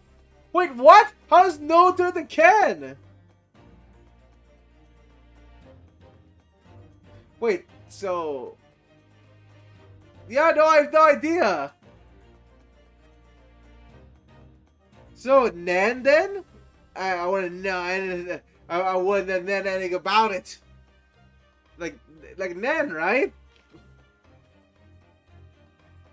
Oh my god, wait a minute. Yeah, there it is again, it's Ken! Wait, was the last one also Ken? Gotta screw deciphering the mystery! How did I fucking know? Okay, wait a minute, so...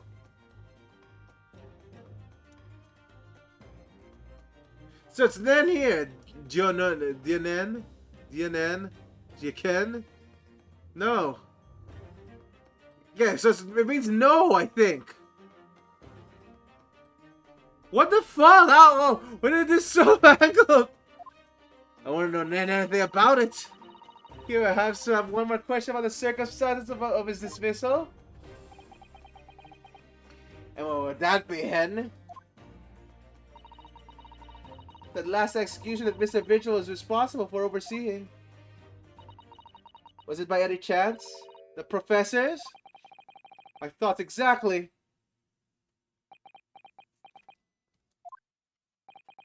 I'm sorry, I really am. I'm not at liberty to answer that. I see. Professor Mikatoba. My father came to Britain all those years ago in order to study forensic science. Okay, okay, here we go again. Here we go again. Forensic science.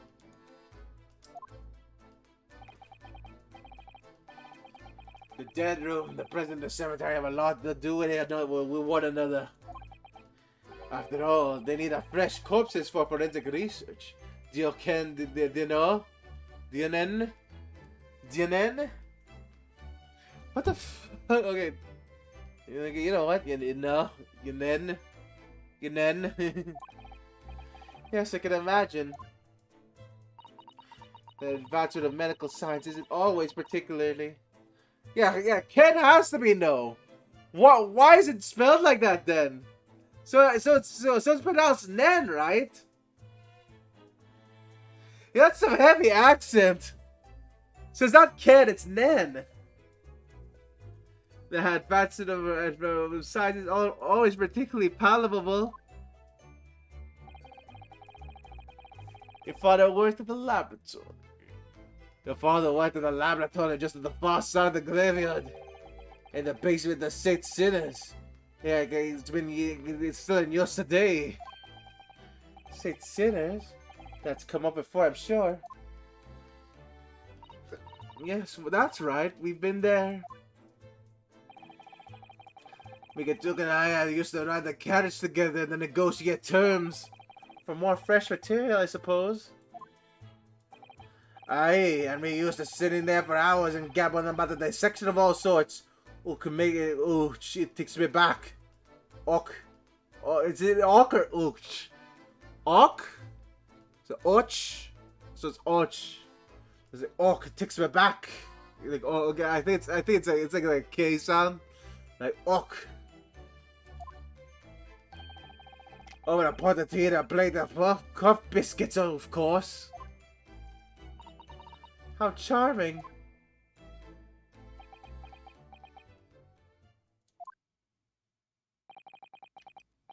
He was a good fellow, your father, reliable and dead set on his work.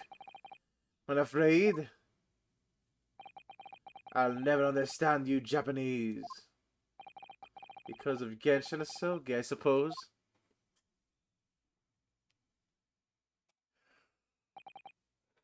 Well, well, well.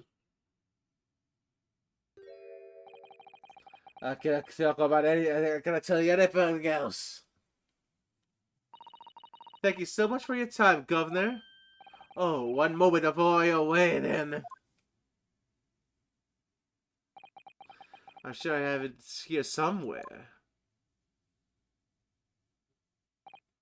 Ah, found it! Here, take this as a wee souvenir of your visit to the prison. What is it? That's Vigil's dismissal notice. It's 10 years old now, of course. Oh my, are you sure?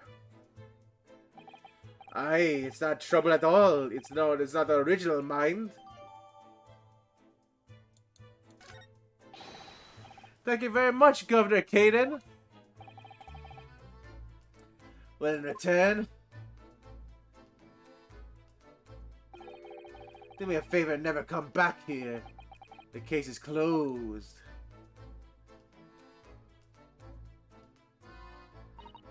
Well, I think we ought to return to Baker Street for the time being. Yes, I agree. We need to report back to Mr. Sholmes on what we found about Mr. Vigil. Okay. Well, Miss Vigil, well, what's with yeah? What Miss Vigil do after all that? What will he tell Miss Vigil? Yeah, I wonder. So let me see. Court record.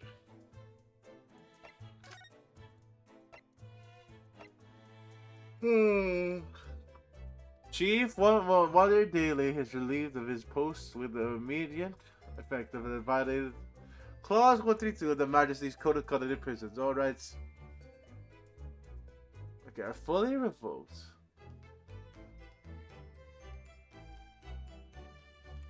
Okay. Escape the prison conflict. Just to prior to his execution. Details of escape are still being investigated. Full cooperation with the inquiries will be expected.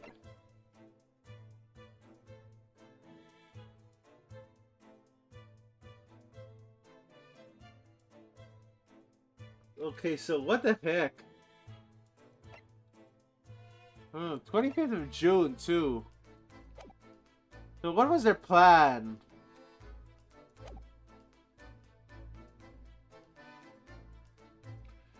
Ugh, curious, what was their plan? Okay, well then, let's move.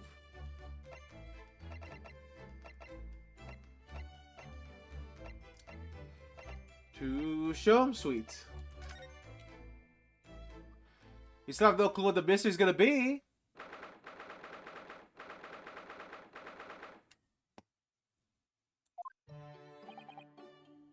We're back. Hello, you two. Hello, you two. I thought you'd be back before long, so I baked some scones for us all. Ah, so that's what the delicious smell is. Greetings, my dear fellows. You returned a good deal sooner than I was anticipating. Don't tell you there's a blue hair group now. Hello, Mr. Sholmes. Hello, Mr. Sholmes.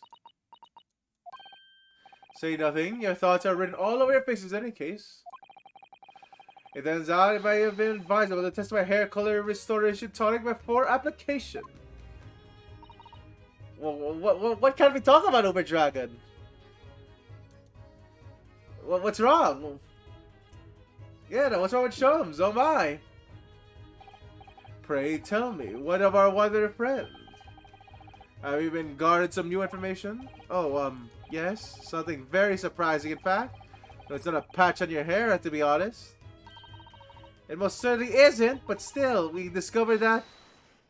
Shums! Shums! Drop everything, Shums! This is more important! Gina? I can't Adam and Eve it. Wait, what? Adam and Eve it? Wait, what's that saying? Okay. I can't Adam and Eve it.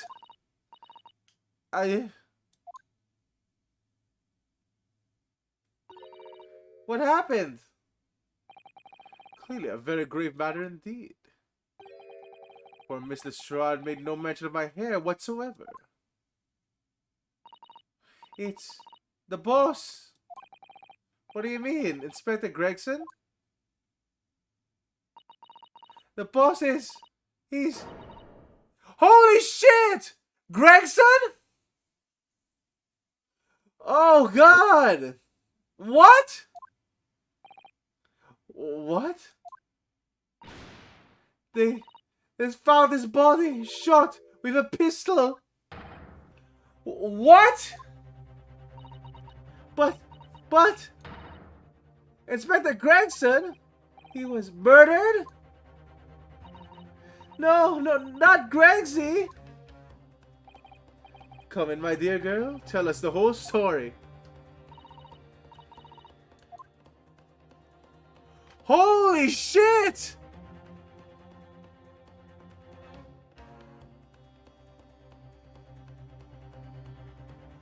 Okay, I don't know the status of... Okay. I see now, Uber Dragon. That is a possibility. God damn, Gregson, though. Are you serious, Gina? Inspector was... He was really shot? I don't know much about what happened myself yet. It's still there. They're investigating the scene. Where did this take place? A little rented room in a building full of flats on Frenso Street. Outskirts of town, nowhere near his home. He was perhaps investigating a case then.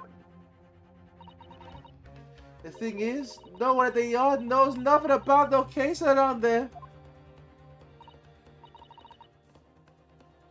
Holy shit, Gregson's dead!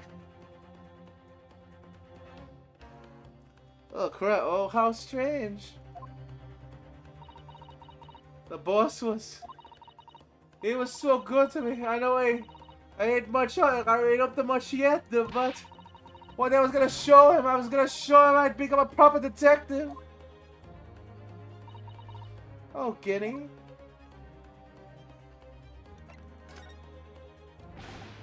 So who did this? Do you have any idea who the culprit is? They got him already. Already? They caught the shooter so soon? A witness reported something was going on, and the boys got straight down there and took care of him. Who? What awful person did this? Oh God. Oh God, it's gonna be our client's husband, isn't it? It's gonna be our client's husband. I still can't believe it myself. Gita?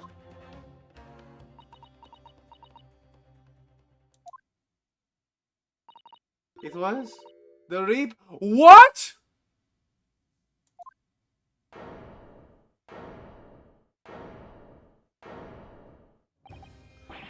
Wait a minute! You don't mean they arrested Lord Van Zykes for it? Holy shit! Where is this gonna be an Edgeworth case? This is gonna be a fucking Edgeworth case. We're gonna defend Lord Van Zykes. Oh! Oh shit! Fucking, he went on a boat with Greg. He went on a boat with Gregson. He said Merry Christmas, and then he shot him.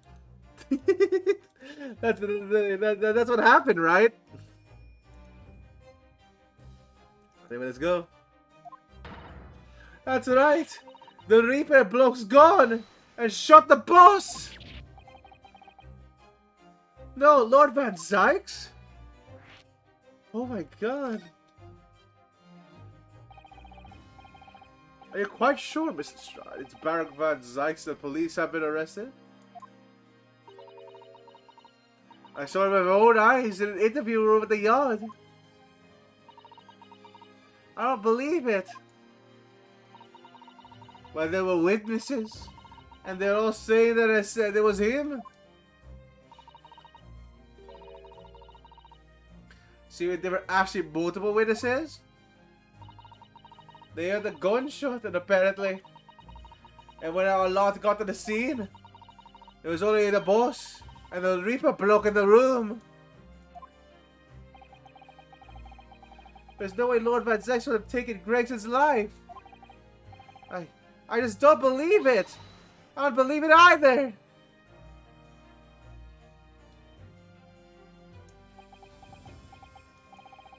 Thank you for informing us, Mr. Strahd. The really most terrible news is I'm dreadfully sorry. What are you sorry for? He didn't do nothing. Well, shit. Well, anyway, I'm taking a cab over to the scene right now. Please come at all as soon as you can. You've got to help.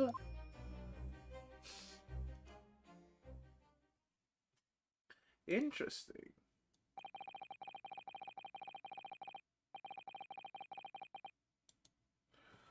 Oh, all right. Well, that's gonna be interesting. This is gonna be an interesting case.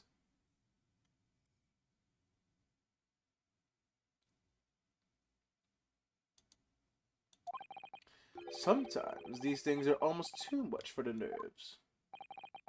Mr. Sholmes? Well, what use is there in being a good detective if I fail to see something like this coming, hmm? I'm gonna let this happen to Gregson. The Gregson! Mr. Naruhodo, I shall leave it to you once again to begin my investigation. Of course, yes, we will too. Could the disappearance of that lady's husband, that this investigation, like, be a coincidence? Maybe not, right? It would be helpful if you could talk to Mr. Reaper and see what you can glean. I'm sure you were intending to do so anyway. Ooh, very nice. Until then, later then. There we go. Inspector Gregson dead and Lord Van Zykes arrested. Runo, Susie! I've called upon. I called you a handsome. Handsome? I called you a handsome. I'll be waiting outside. What's handsome mean? What's handsome mean? What does handsome mean?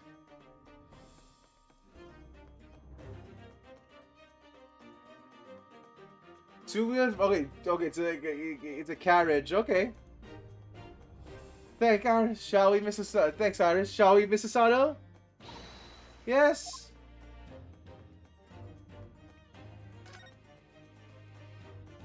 Okay, here we go. Well, we're going to be defending Edgeworth, I guess. Where are you? Where is prison? Well, not this, but we're going to prison first. Hello there, Reaper. Look how casual he is. Holy shit. They allowed him to keep his clothes as well. Then again, I guess they allowed everyone to keep their clothes. Local, 1st November, local prison, cell number 1. There he is. Lord Van Zykes is behind bars. So it's true. He really was arrested. He said he was back on the wall reading something. I don't think he's noticed us. Lord Van Zykes? Yes, I've used my powers of teleportation. Fancy meeting you here. Then the last place on Earth I'd like to be, with the last person on Earth I'd like to see. I could very well not come. We heard about what happened, that you and Inspector Gregson was. Go home. This has nothing to do with you. But forgive me, Lord Van Zykes. I must disagree. Inspector Gregson was very helpful to us on a number of occasions. We're indebted to him at the very least. We owe it to him to at least find the truth about his death. You must help us with our investigations, please. There's really nothing I can tell you. What were you just reading at the back of the cell there? Something related to the case? This? The yard isn't quite so cavalier with the information as to share the case details with a suspect. This is a letter from an old acquaintance. Who might that be? Someone you know, as it happens. Albert Harebrain. Of course, yes. I keep forgetting they went to the same university. I would like to read my correspondence in peace. So let's get this over with, shall we? What is it you want to know? Strange. I mean, let's face it, Lord Van Zykes never minces his words. But they seem to have been less bite than usual somehow. Okay, yes. Converse with Van Zykes. Let us defend you. Can you at least tell us your side of the story, Lord Van Zykes? What happened?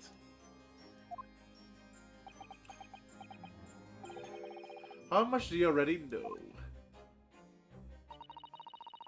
You know that Expector was shot dead in a small rented room on Fresno Street. And you were found by the police when they arrived at the scene and immediately arrested. We were told that there was nobody else in the room and that some witnesses heard the gunshot. Then you're well informed. There's really nothing I can add. The truth is, I don't know what happened myself. But the gunshot, obviously you didn't find a gun, did you? I'm not in the habit of shooting the people I work alongside. I also heard the noise, however. Before I had the chance to investigate, I was apprehended by the arriving officers. He doesn't actually know what happened.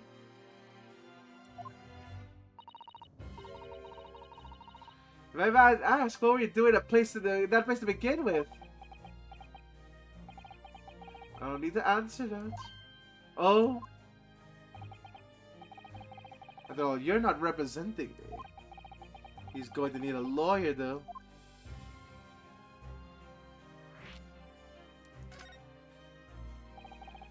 Who's going to represent you in court, Lord Van Zykes? Anyone other than you, I should imagine.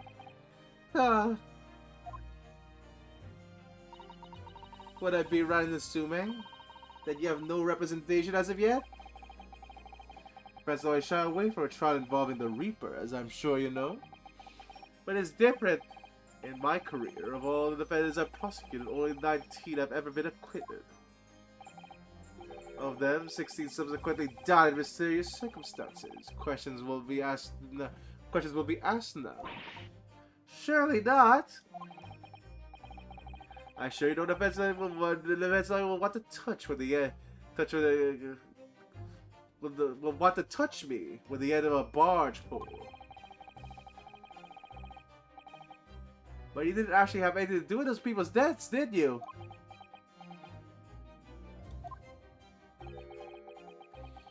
It's been 10 years now, and I've been known as the Reaper of the Bailey.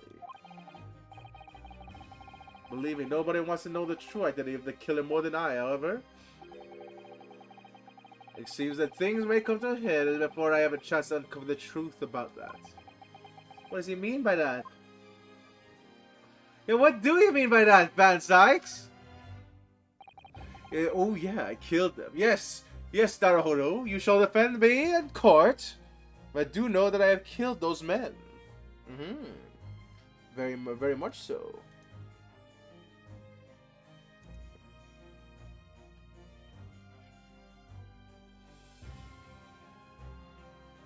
So, yep, he has killed those men. That's all we can muster from that after the trial. Professor Hairbrain was supposed to go straight back to Germany, I thought. It is a memory that informed me of his arrival at home. I arranged a passage by sea and the rail. It's a relief, I must say. He should know we to be beyond the reaches of the Reaper. Because the Reaper doesn't follow people abroad, you mean?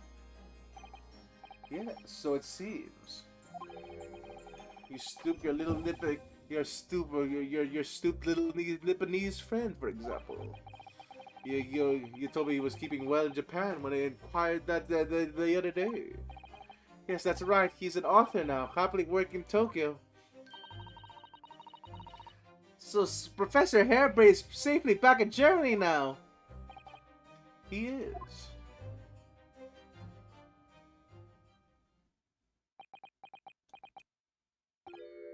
So, it appears our conversation has run dry. There are 2 seconds silence, that's all. Well, in any event, if you'll excuse me now, I would like to detain you. I was wondering, Lord Van Zykes, if you'd like, I'd rather be happy to advocate for you. You trust me, do you? Yes. I've heard you speak many times in court. I have seen how you treat people. So I'm quite sure that you would never have taken another's life. Because my feelings can't be used as evidence in a court of law, sadly. Now, it's a very gracious offer, however. I trust no one. Oh, shit! He's about to strangle us through those bars. What? Not the police, not the judiciary, and not you, Nipponese. But please. I have no intention of engaging your services.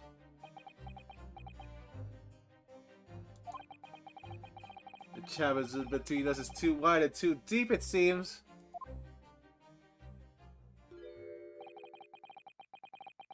He believes I'm innocent. I could use this to my advantage. I'd appreciate it if you don't visit again.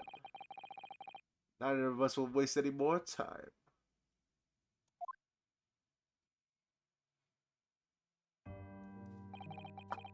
Perhaps we need to dig a little deeper and find out more about Lord Van Zykes and what happened to the Inspector Gregson. Yeah, we don't get to defend him. Oh no, so sad. There's nothing in this case. Nothing in this case at all. Pray tell. I mean, shit. That's it then. Present armband. Okay, wait a minute. You know what? Let's try that. Behold, I'm a lawyer. Oh wait, the present button. It's not there. We can't present anything. Oh no! Can't present armband. That would have been funny. That's horrible. All right, here goes the Fresno Street room. Fresno. Sounds like a food item.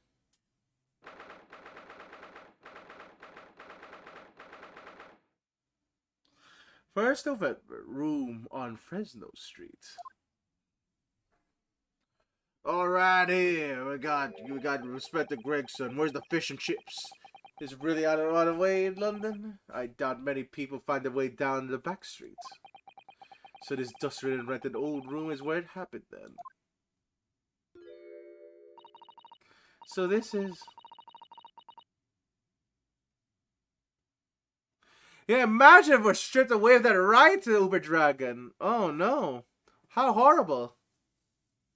So this is where the poor Inspector Gregson lost his life. Yes, and the police are already hard at work investigating, it seems.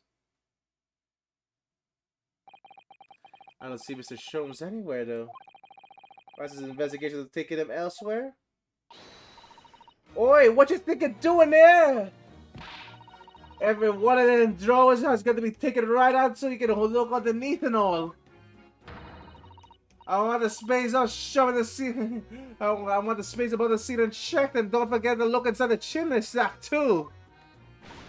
Blimey! Ain't you a lot that never got workouts looking for a dough when the owners are around in town?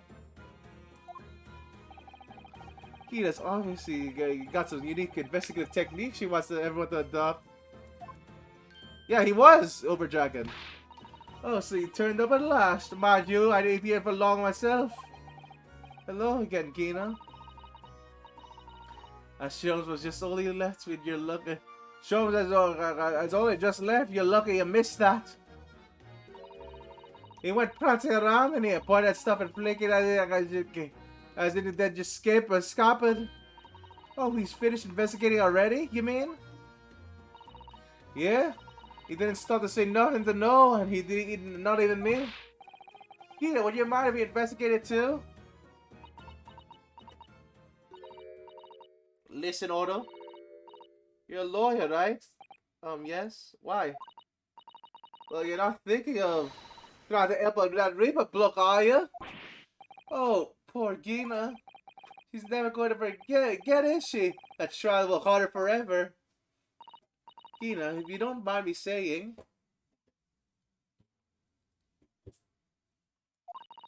If Lord Van Dyke really is responsible for his crime, he will be duly and fairly judged in court. I suppose you're right, yeah. Go on then, Odo. Get investigating. I want to know the truth about what really happened here. Thank you, Gina. You know, after that other guy, fucking Gina's dialogue's a fucking breath of fresh air by this point. It's like, wow, this is clearer.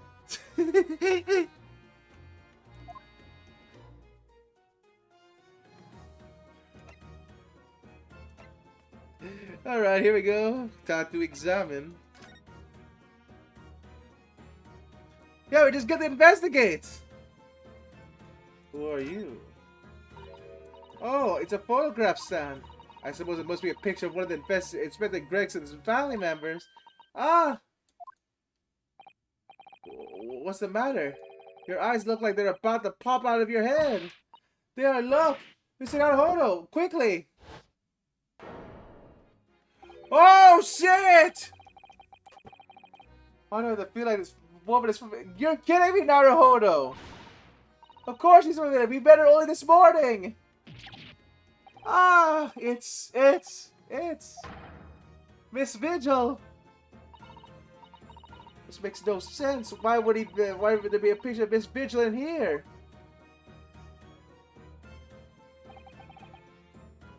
To be frank, I don't think I've ever been more stumped. I'm sorry to say, I have no idea either. Okay, wow, so is the killer her husband? It's possible, right? The killer might be her husband.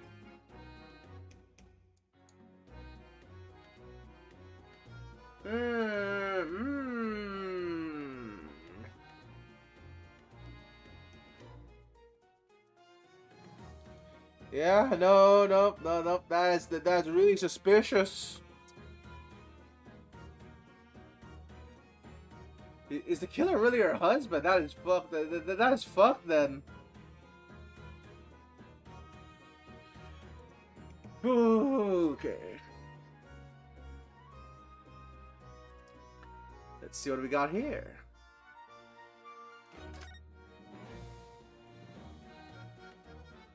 Another gun? This is presumably the murder weapon then. Oh my, this is the real, is it real, I suppose? I think so. Guns are rare in Japan, I really think, I really know very little about them. There's no way to know for sure, Mr. Haru. Oh my god, no, you don't fire a shot! No! If I did that, I'd be looking for a skilled lawyer to represent me in court. So, slightly safer to just ask someone who might know, I think.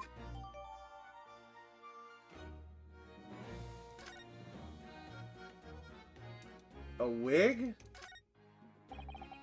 Ever since we came in here, I can't take my eyes off this thing. Funny enough, neither can I. It's a hairpiece, isn't it?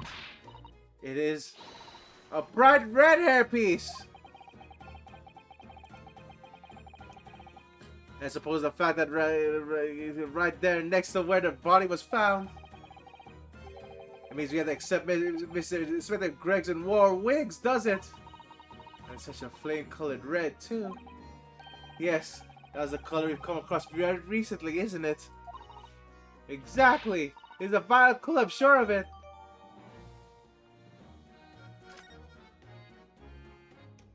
The figure. Oh, what's this? It would appear to be a little model policeman. It's rather charming, isn't it? In a way. Seeing as it's on the floor here, do you think it belonged to Inspector Gregson?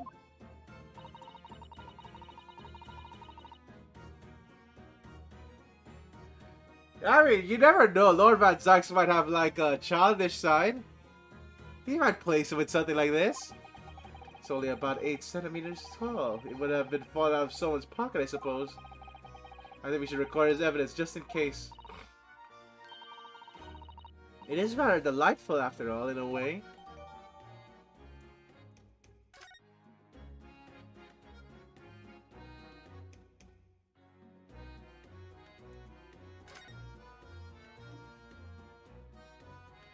Okay, here we go. Somebody's very wait, no. These might be gunshot bullets. The holes. It's very haphazardly nailed boards over the broken glass, haven't they? Couldn't even call it a window anymore. Well, if you remember the window in Mr. Natsumi's room, that was totally blocked up with bricks. This does at least have some light. You could say nothing more about it. I'm starting to feel even more sorry for Mr. Natsume now. Okay, so it's not bullet holes.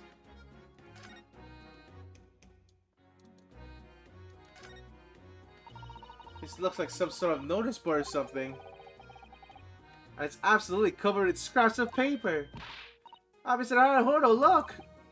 This, you mean? It's an autopsy report, isn't it?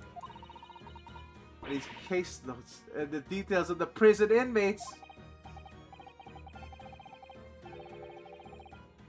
The only diamonds the detective, the only a detective could normally acquire. What on earth went on in this room? Some old newspaper cuttings. Ah, and this one here. Wow, the Red-Headed League. Wow, it's bringing it up again. But why? Well, what's it doing here?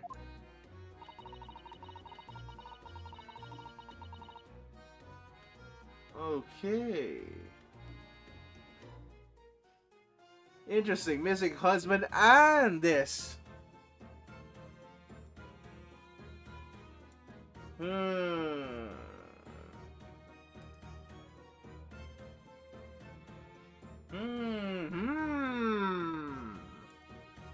Okay, that's all very interesting, but... Holy shit!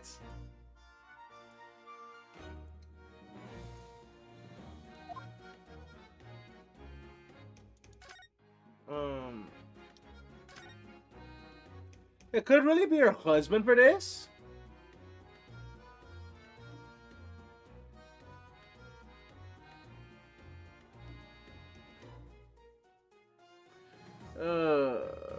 Okay, no.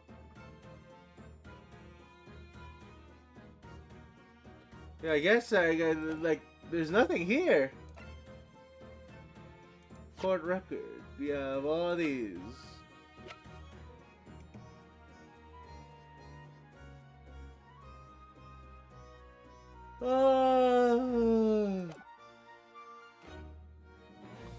Is there anything else to examine here though? Oh wait, this! The top of the candles in this candle holder has been completely blown off. Guess there's a wax spout on the wall behind. Look! I suppose if a bullet hit it, it doesn't see that the bullet hit the candle. Having first passed through the inspector's body. Ah, now that wax on the wall looks like it's blood to me.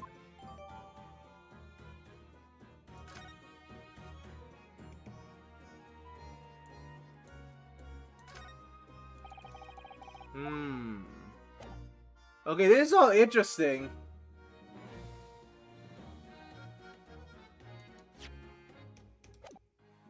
Actually, is there anything else to examine? Water cooler. You know about the gun? Excuse me. Sorry, sir. Can't see a thing here, sir. Too many tears, sir. Right, perhaps I'd better leave you to your work then. Okay, we can't talk to the guards.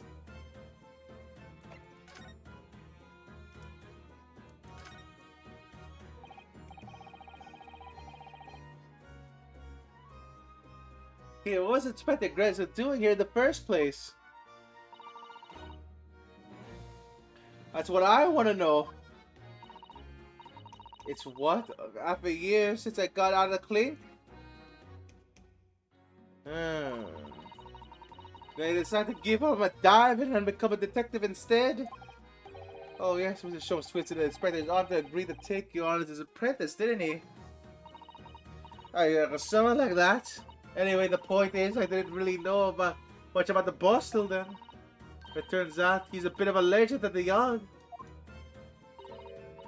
Goodness, really? He said he managed to solve a crime with some really tricky case just like that.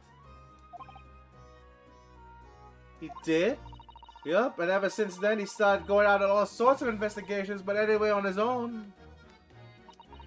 No one else in the yard even knows what half the cases he's working on are, apparently. That's not supposed to work, is it? So what is this legendary inspector doing in a dingy little room like this? I know he had a lot of respect for the Reaper and all, and look at what it landed him. Respect for the Reaper? In what way?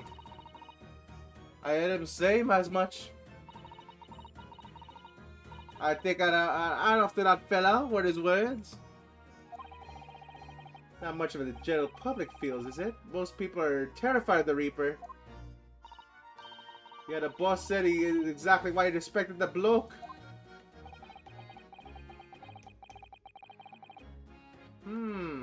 Okay. I see. He said something else to me and all. That I didn't need to worry about the Reaper because he only goes after people who what are bad. I kind of set my mind at ease when he said that. Right. Well, Gita did steal a lot, but you know.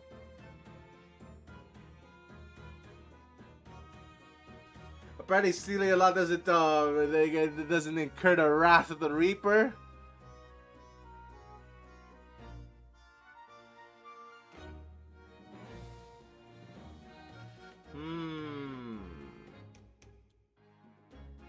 So, do I have anything on Gregson right now? Probably not. What is this place then? Does anyone live here? Apparently it's being rented by some cove called Hugh Bone. Huge Bone? Hugh Bone. Huge Boone? Hugh Boone? Hugh Boone? Sort of here today, got tomorrow name. That isn't it? Yeah, he's what we call the identified person. We haven't been able to get in touch with him. Well, judging from appearances, I have to say this place hasn't been lived in for a long time, if ever. Right? All the lads in the yard piled up to get stuck into the investigation. There's so little here, so you knew what to do with themselves. No one knew what to do with themselves. I do wonder. Yes, Mr. Sato? It could be that this Hugh Bowen is in fact Inspector Gregson himself? What? How could that be?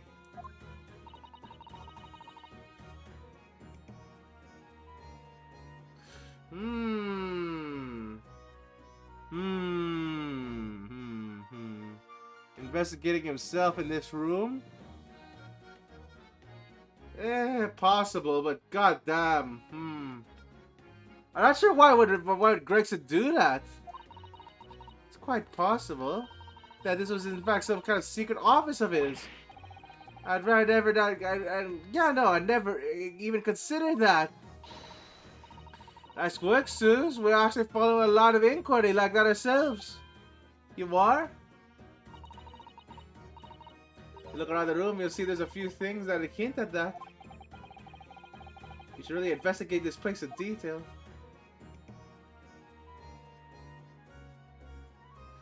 Okay, but why? So Grayson was part of the list last time, right? Like alongside Kazuma.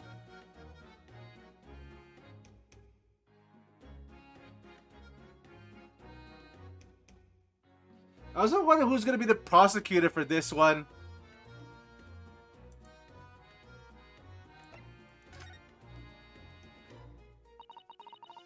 I see, that's where the poor inspector was found. Over there.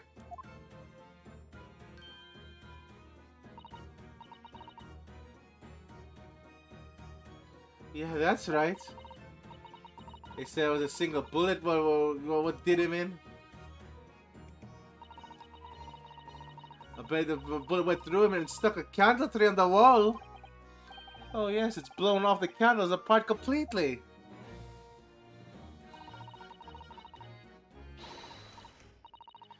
The gun used on the floor, it's a Reaper in it. No denying that. What, really? How do you know that? Take it easy. I don't know what with myself when you stare at me with the big eyes. I've only saying what I heard. I don't know much about guns myself. But there's some big lawman, whatever, who also said that. Why do you ask him? Wait a minute, a big wig lawman? You mean Strongheart? Hey, Fresno Street. Hey, anyway, Fresno Street runs along under that window there. There's some street sellers just outside who had the gunshot.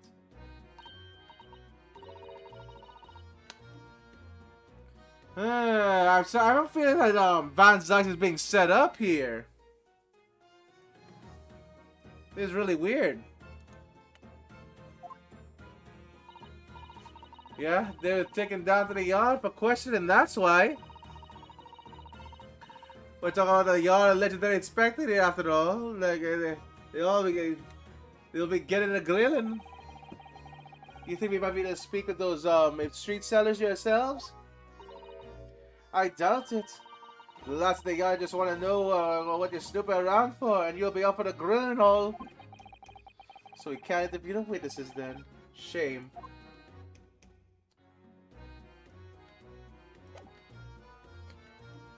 Okay, so Bigwick, huh? Lord Straw, Chief Justice's office? No? Okay, no.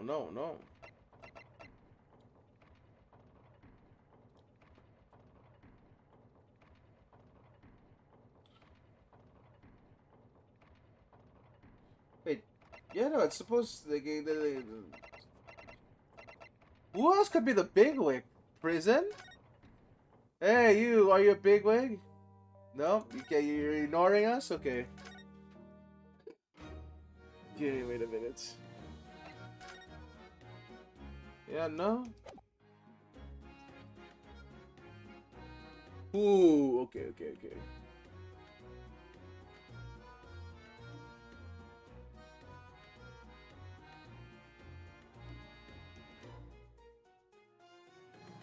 Hmm. Yeah, there's nothing to talk to Gina about.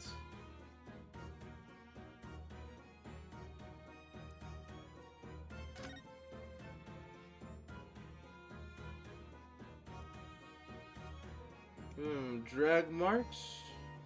Stool. There's a police chief, there's pictures. Yeah, I don't see anything either here.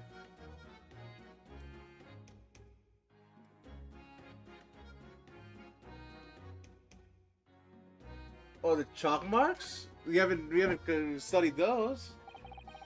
I suppose this was where the victim. That's right, the rope was laid around the body to show that. Oh, that's a rope. Okay, to show how it was found. That's rope. That's not chalk. Poor Inspector Gregg himself has already been taken away, and that would probably be under Dr. Sid's scalpel by now, if not for what happened last week. Let's share the rope. It would appear that the inspector was curled up in a ball.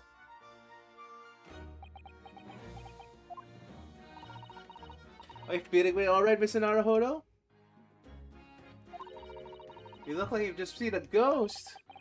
I know it's just a rope, but, well, it conjures up quite a terrifying image, that's all.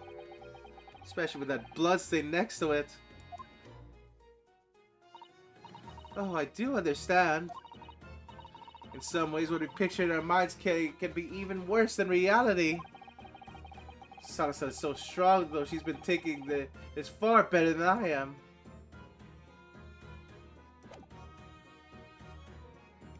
Okay, now that we examined everything, are you gonna ignore us still? Still ignoring us, okay.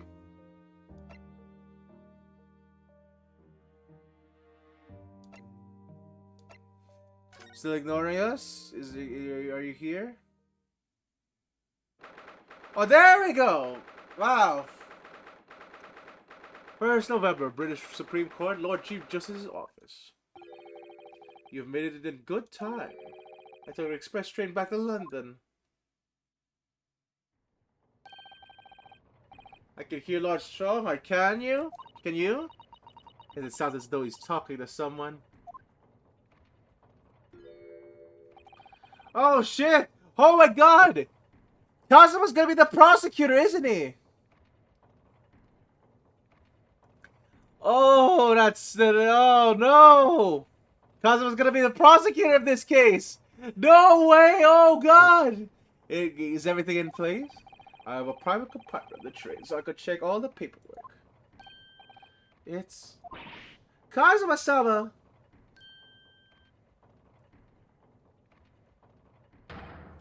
Ah, your timing is impeccable. It is?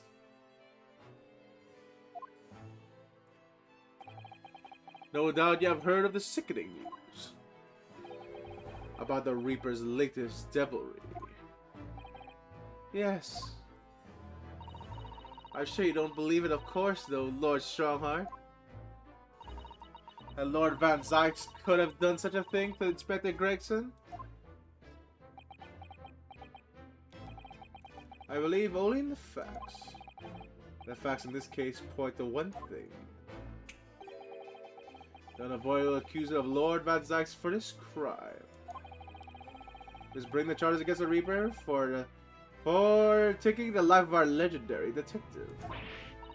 Oh, no, surely not. It's a truly regrettable situation. Tomorrow, the forensic science symposium finally begins. At the very least, though, we can show the world our justice system's swift and equitable process. So does that mean the trial is tomorrow? Precisely.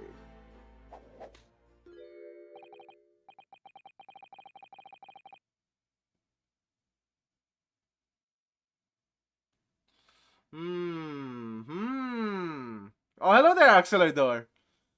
Yeah, to catch you up, Gregson died. Gregson is the victim of this case. The fish and chips finally caught up to him. So, yeah. We still don't know who the killer is. There's no suspects. Like, they no, I lie. Van Zykes is the main suspect. So I suspect that we're going to defend Van Zykes. But yeah, I hope your road trip was great, Arxelador. In fact, it's a fine opportunity for introductions. Here we go. Here's Kazuma again. Kazuma's gonna be the prosecutor, isn't he? Holy shit, Kazuma's gonna be the prosecutor. This is fucking awesome. Woo! This is gonna be great.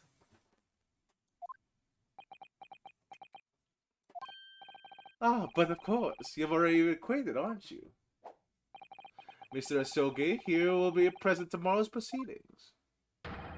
Leading the prosecution. Oh, shit! Fucking knew it. Wait. What? Kazuma? I'm sure he's a very capable practitioner of the law. Kazuma-sama, a prosecutor?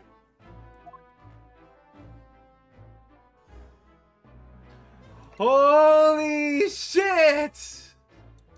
Okay, what are the clues we have so far? We have the Carmine wig, this, revolver, small police, candelabrum, and framed photograph.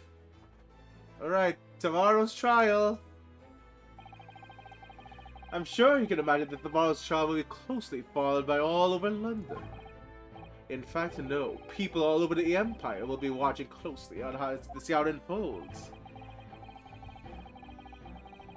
There is no salvation for anyone in the trial prosecuted by the Reaper of the Bailey, and now the Reaper himself must stand in the dock.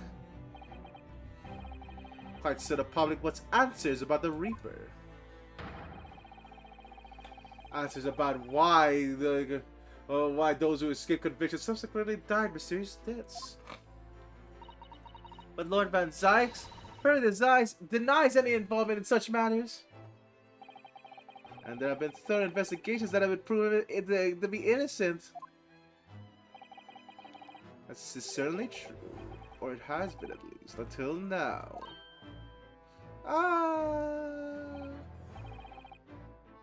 And tomorrow's trial will mark the new chapter in our country's great traditional history. Holy shit! He is being set up. There's no other ifs about it. This is all a setup. Is Strongheart really evil for setting Van Zykes up?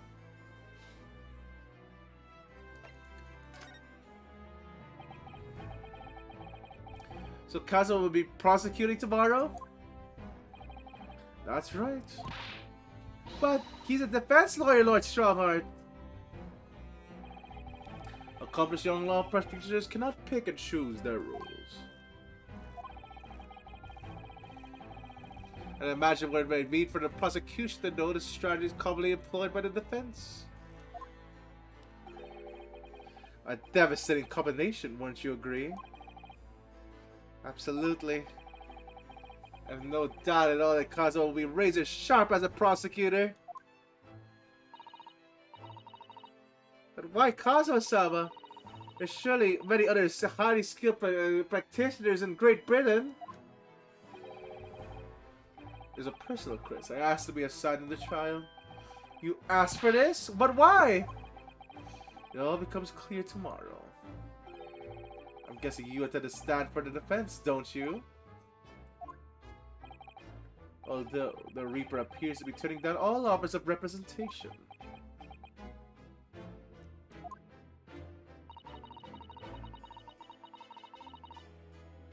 I'm surprised such a personal request would have been upheld.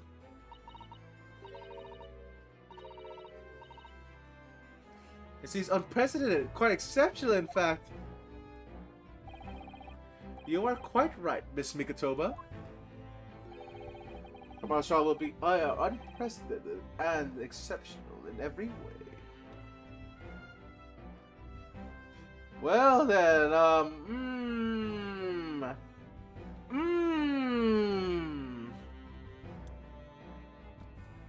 yeah, this feels bad. Time to fight against Kazuma. After all, the accused is one of Britain's greatest prosecutors and the pride of the Empire. It would be unwise to give the public a reason to perceive it as a judiciary closing ranks. That's why you're having to let a foreigner handle the prosecution. Ryunosuke, let's see how your skills have been honed. I've been practicing law in this land for many months. Kazuma, I understand why you're being so hostile to me now. This isn't going to end well, my friend. Holy shit! Holy crap! Well, I really hope that Kazuma's good at this.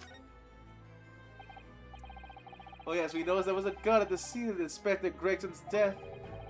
Do you know if it belongs to Lord Van Zykes? That would be questionable for the lead detective investigating the scene. Well, the thing is, she wasn't sure, so she told me I should ask somebody higher up who might know. That's right, Mr. Naruhodo, be direct. It's certainly a model that issued to all personnel involved in law enforcement, yes.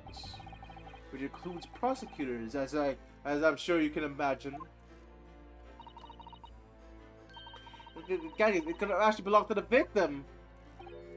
No, Gregson had his gun on his person. What about Lord Van Zykes? He claims it's currently not in his possession. Holy shit, what? Oh god. Okay then, yeah, looks like this kid is a shut case. According to his story, he lost it. In short, it's more than a little suspicious. Because the gun in question is the same time as the defense, there's no proof that it's actually his. No, of course not. Nevertheless, the situation is great for Lord Van Zykes. Okay then. Yeah. Yeah. This is not gonna go well.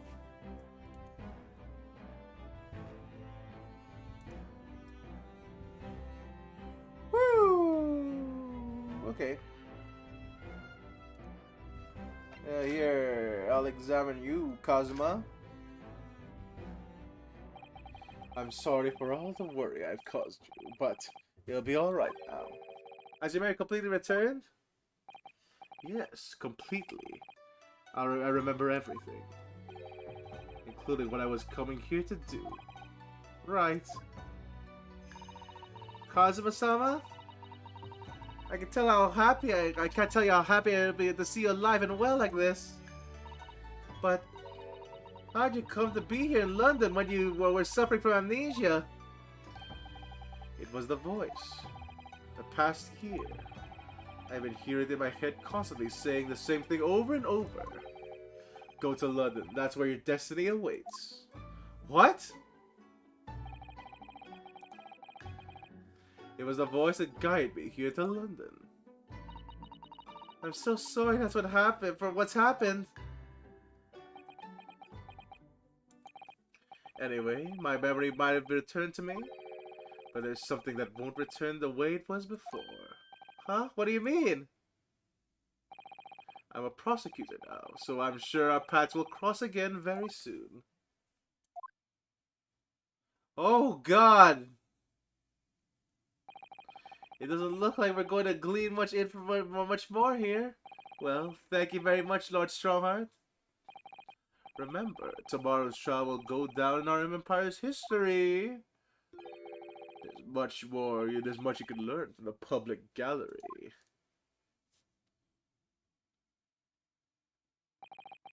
Sorry to have taken up so much of your time. We'll see ourselves out. Hold it! Wait, what? Is this just Kazuma's theme? It keeps going on every time he shows up. Before you go, Ryunosuke. Oh, what is it, Kazuma? I just wanted to thank you. Kazuma-sama? What? You took my determination to heart and brought it with you over the ocean in my stead. And you carried out the role to perfection. You always were intent on studying British law in order to change our own justice system. It was your dream, and Mr. Naruhodo didn't want to die with you. Wanted to die with you. Yes, but I had another purpose for coming here. Wait, wait, are we gonna finally know? Are we gonna finally know what his purpose is? Come on! I actually have a favor to ask. Which is? The trial I'll be prosecuting tomorrow, I'd like you to be there to see how it ends. Right in front of me. As the defense counsel. What? Wait, why is he doing this? What's this all about? I know you have what it takes. But Lord Van Zyx would never put his fate in my hands. On the contrary, he recognizes your talent. He does? It's not easy to see behind the facade sometimes. Here, have a look at this. That's Lord Van Zyx and Inspector Gregson. Holy shit, Gregson looks really happy here. Wow, well, yeah, the photograph it must have taken some time ago, but I look of it. And who's the third person? Oh, that's his brother. That's probably his brother, right?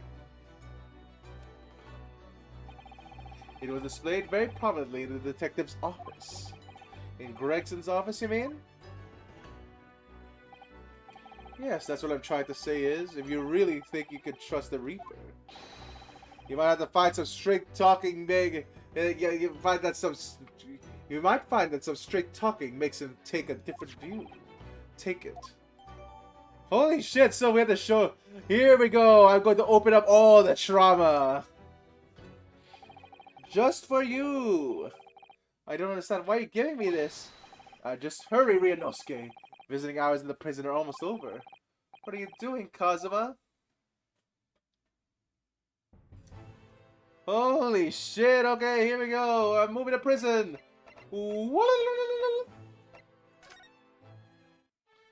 Oh, that's the prison governor's office. That's not the right one. It's the prison. It's not the Great Waterloo. The prison.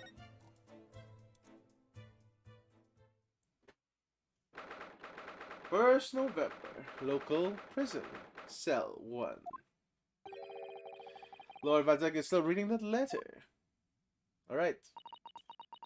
We've got quite some time, though. Either he's an incredibly slow reader, or it's an incredibly long letter. I might even be able to read in English faster than he can. Yeah, Ryunosuke. I was intending to ignore you entirely. But I can't turn a deaf ear to such an insulting Nipponese.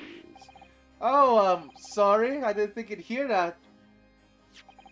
I had the case notes brought to me in secret. I was reading them to pass the time. Yes, we heard that your trial is set tomorrow. Which is none of your business. So, have you found a lawyer? How many times must I reiterate the same thing? This has nothing to do with you. In other words, no. We were just talking to Lord Strongheart and the prosecutor for your trial has been decided. I expected nothing less, though I had no idea who it is. It's going to be Kazuma Asogi. Asogi? That made the color drain from his face. Huh, well then. It seems I'm going to have to engage in conversation with you again after all. God damn it! Alright, here we go. What is it with you? What is it again? 10 years ago, my older brother, who was the director of the prosecution at the time, was murdered. And the killer, as you know, was a visiting student from the Far East. And a single day goes by. But don't curse the name Asogi! Genshin Asogi was Kazuma-san's father. What a cruel twist of fate is this now? 10 years later, a man says to crucify me in some kangaroo court. I still don't know why Lord Strongheart apprenticed Kazuma to you. Is that, well, it's what he does. No doubt he knew the young man's true identity from the outset. What could he have been hoping to achieve? Let's not forget that it was only 8 days ago that Kazuma has recovered from his amnesia. Why would Lord Strongheart decide to try to somebody like that? Asogi. The name is a very epitome of my bane. Epitome of my bane. The bane is that you Nipponese. Right, your hatred of all of us Japanese. The Nipponese bane. Oh wow, okay. Yeah, Mr. Zykes, why are you so racist? That's what the question's gonna be. I've only just appointed the prosecutor when it happened 10 years ago. My brother Clint, the director of the prosecution, was hunting down a mass murderer, the so-called professor. Aside to the investigation as his partner was a certain visiting student dispatched from Scotland Yard. And that was Genshin Asogi? Exactly. I developed a deep respect for the man. He seemed noble-minded and chivalrous in the extreme to me. But none of us saw the true nature of the man. So I lost everything when it happened. My esteemed brother, the people I believed in, and any semblance of right prevailing over wrong. Oh, how awful. To avenge my brother, I prosecuted Nasogi's trial. It wouldn't ordinarily have been allowed, but I beleaguered the ascribed prosecutor until he consented. What do you mean by ascribed prosecutor? The man in charge of the professor, case inquiry, Lord Male Strongheart. Yeah, you know what, that's true, Arxlador. That is true. Wait, what? Lord Strong was about to be the prosecutor? He was a highly accomplished prosecutor, but he agreed to relinquish the trial to me and act as an advisor instead.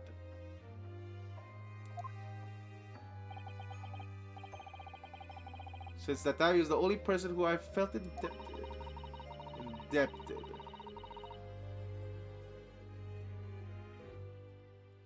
I'm sure you must have seen your zeal for the case and recognized your potential as a prosecutor. Anyway, time passed, and then earlier this year, who too should arrive in London but you? Ah, And of all the things, as a lawyer, I figured animosity for the first time I've ever faced you in the courtroom.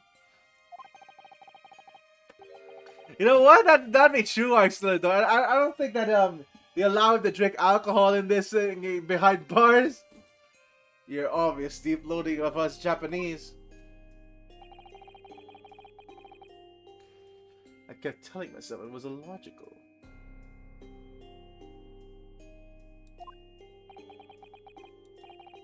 But for many years, that hatred had festered inside me. I could no longer control it. I can understand why. Now I know the history. But in the same way that I felt the Nipponese to be the bane of my life, the Kazuma Soki, I am the bane of his, the Reaper who sent his father to the gallows.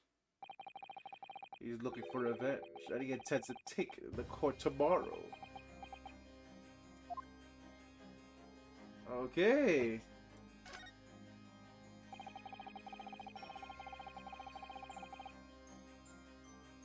Yeah, my god, we were joking about that.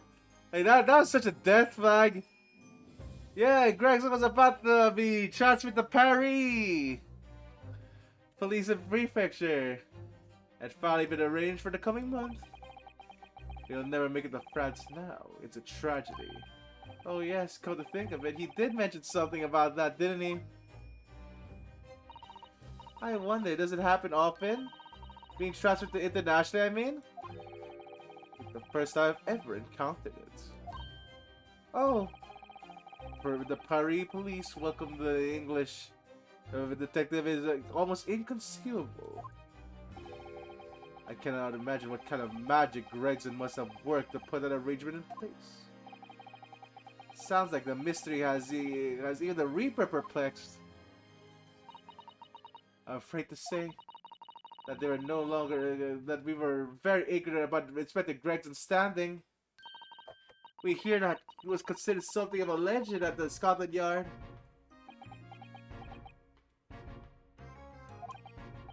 Again, it was 10 years ago that he first made a name for himself. I uncovered the decisive piece of evidence that exposed the professor's identity. If it wasn't for Greg's singular approach to the case, the discovery would never have been made. What sort of approach? After my brother's life was taken, the inspector pushed for a full autopsy. Wait, what? A full autopsy? Well, okay, 10 years ago. Why is that so surprising? Autopsy was considered desecration of the body at the time and was rarely performed.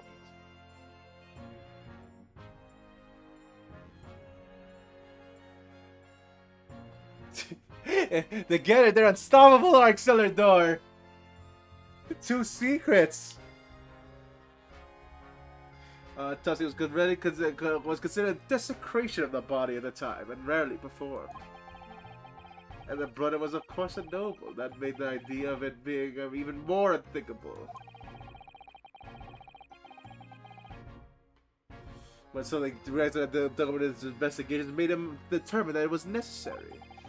His powerful conviction somehow influenced the House of the Lords. As a result, I could avenge my brother's death. So you must have had great confidence in Inspector's abilities then. It's not even inconceivable that you would have taken his life. Yeah, no. There's no motive.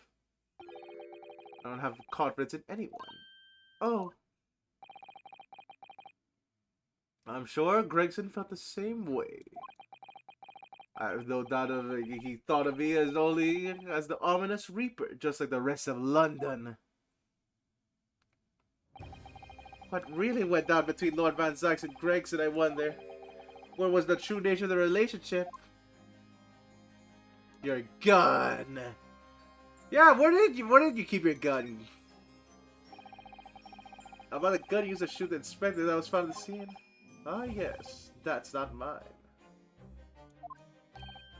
Really? Because the color piece seems to be that it is.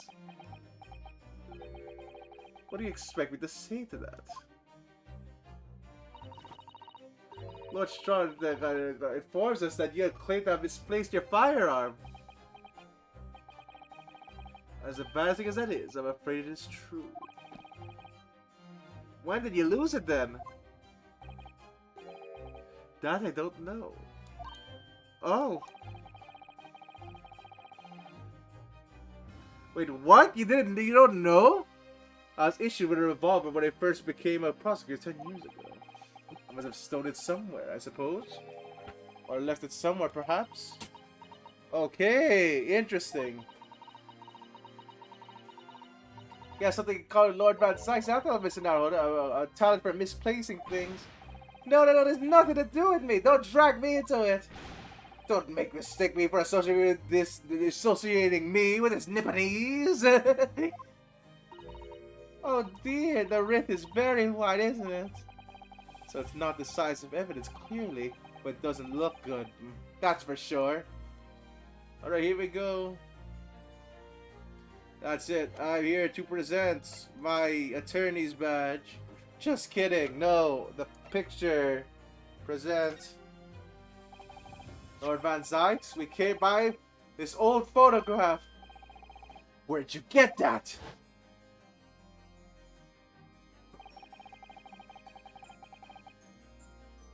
Hey. That's suspicious. Greg said doesn't have fish and chips in this picture.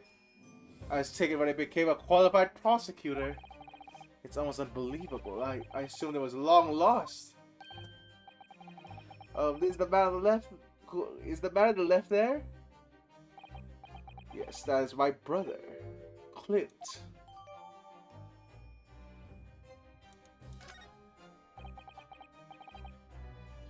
It had to be really.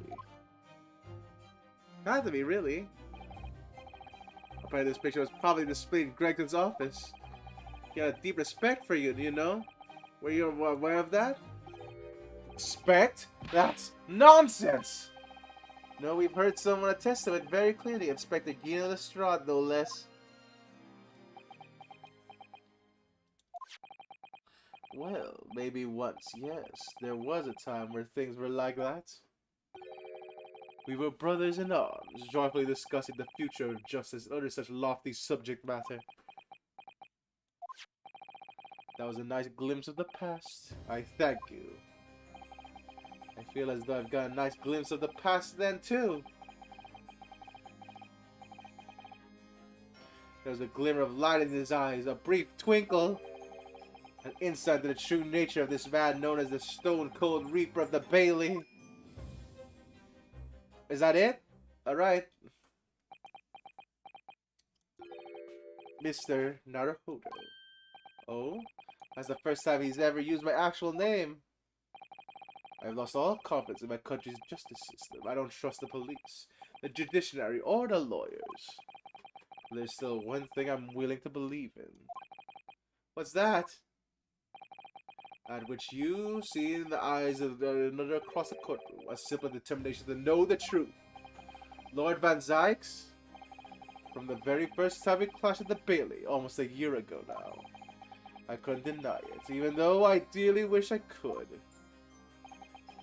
Here's a loathsome Nipponese who has absolute integrity as lawyer. There are only two other men I've known with that same look in their eyes. My brother, Clint, and Genshin Asogi. The man he idolized and the man who betrayed his trust in the most hideous way. When you showed me that photograph just now, it reminded me. You mean, this photograph?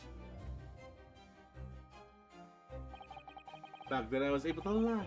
I was able to free the shackles of his trust that plague me now. I looked to the future with hope. Since then, I've protected myself against betrayal by refusing to trust anyone. But at times, the mire into which I've sunk makes it almost impossible to breathe. I'm so sorry. So, Mr. Naruhodo, I want to believe in that look in your eyes. I need to believe in it. in tomorrow's trial. Will you advocate for me? Naruhodo just says no and then just leaves. Yeah, no, that's that's about it. That's the end of the game. Of course I will. It would be an honor. I'm so pleased, Mr. Naruhodo. Right, so we're defending Edgeworth again. We're defending racist Edgeworth. Then my life is in your hands.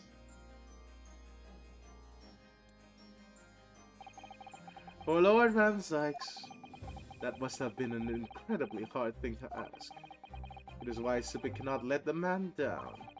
Tomorrow, in the Old Bailey, I'll guess my old friend Kazuma. Alright, let's see what we got here.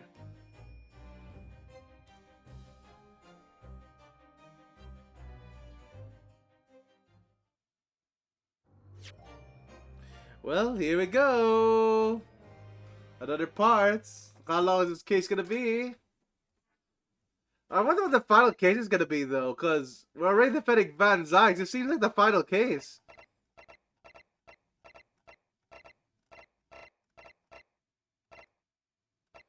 Okay, go to the start and save. The Memoirs of Khaled Kokoro. Boop. There we go.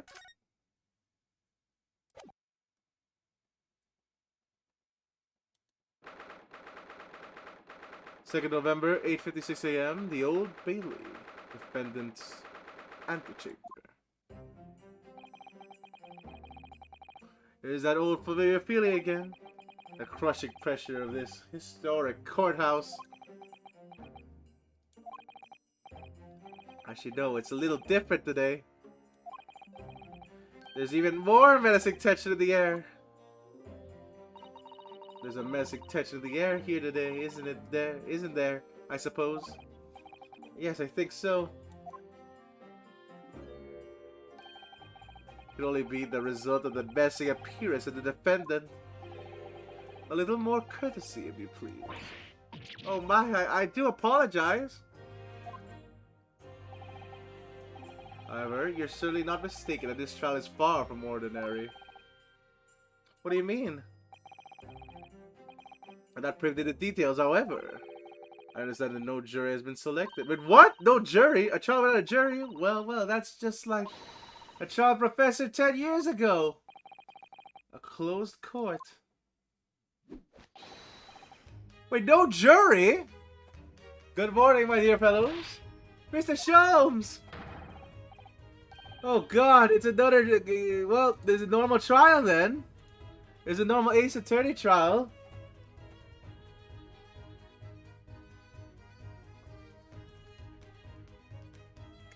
Alright, here we go. Here we go.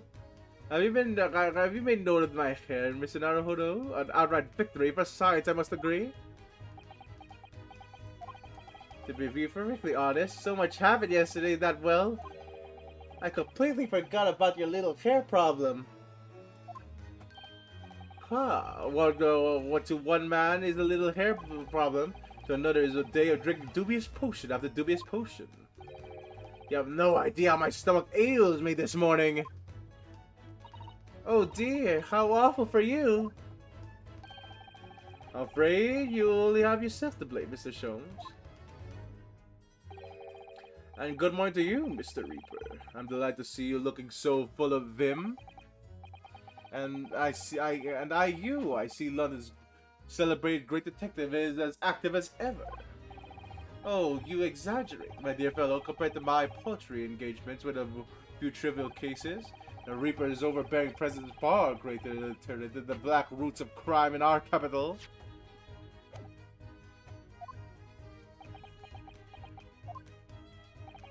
And whilst I may not agree with your methods, there is at least one point which I really commend you. What an honor, and that would be your eye for a good lawyer, sir. Mr. Sholmes! After all, my lawyer is a very great mind, my own. What are you trying to say? Which only to say that you have been prepared for quite a trial, Mr. Reaper. Sorry to barge in. Sorry to barge in. Gita?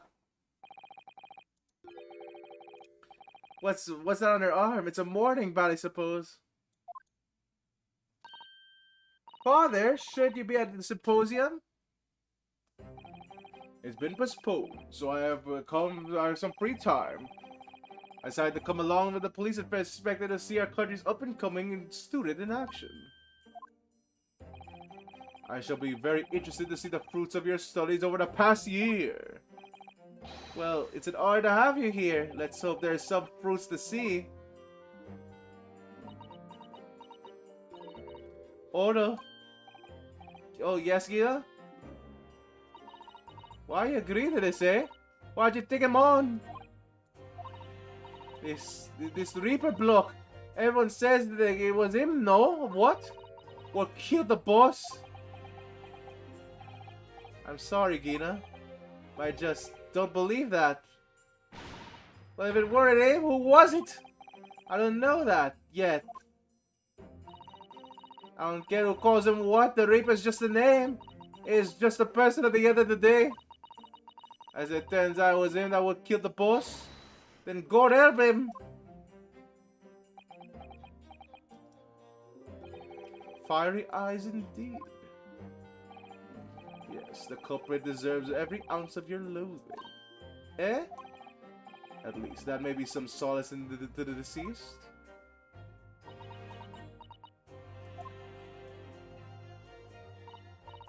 Please, Odo. Get whoever did this for the boss. Oh, Gina. I ain't feeling this useless, but there's nothing I can do. So you gotta find out who done this and make the wretch pay. Counsel for the defense and the defendant. Court will be in session shortly. Make your way to the courtroom at once, please. Alright then, here we go. It's time, Mr. Naruhodo. Lord Van Zykes.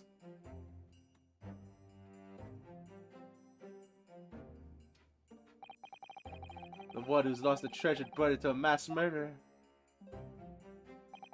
The one who lost his treasured father in a foreign court of law. Oh shit, here we go! They're hyping it up! This is the last trial, I think! And the one who lost the man who helped her escape this destitution.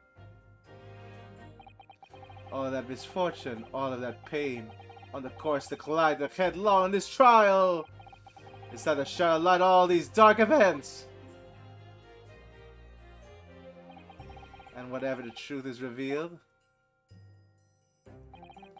we're going to have to look at it straight in the eye.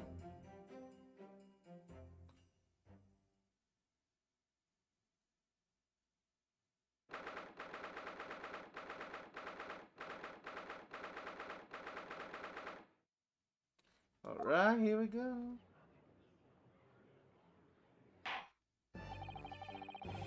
In the name of the Majesty of the Queen, I hereby declare this courtroom be in session. We are here to conduct a fair, just trial of the defendant Baruch Van Zykes. Counsel of the defense and prosecution, are you ready to begin? The defense is ready, my lord. Prosecution is more than ready.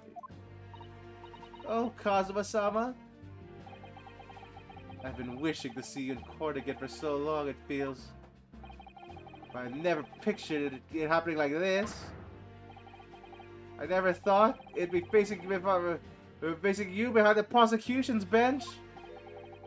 A so-called Reaper of the Bailey has been a scourge like no other, undermining Her Majesty's justice system. Today, we must uncover the truth behind this scourge. In other words, this trial is going to be a lot more far-reaching than Inspector Gregton's murder. The truth revealed by the proceedings may have been unpredictable repercussions through the judiciary. Accordingly, they have been conducted as a closed trial with no members of the public present. By Your Majesty's direct orders? How will that work, my lord? The burden of all arbitration and abdication falls on my shoulders. Therefore, as you will see, the jury's the bed shall remain vacant today. If no members of the public are present, might I ask who is currently occupying the gallery, my lord? There are members of the judiciary here to witness the proceedings and ensure an equitable trial. Members of the judiciary? Oh my, so this is a very unusual trial already. It is, of course, another unprecedented aspect to these proceedings, which I must elaborate. The counsels for the prosecution and the defense are both aliens of Great Britain. I believe it takes an outsider to see the truth sometimes. As I study in the courtroom now, I'm quite certain that is the reason why I had to come to Great Britain. Kazuma? Very well, let us commence the proceedings.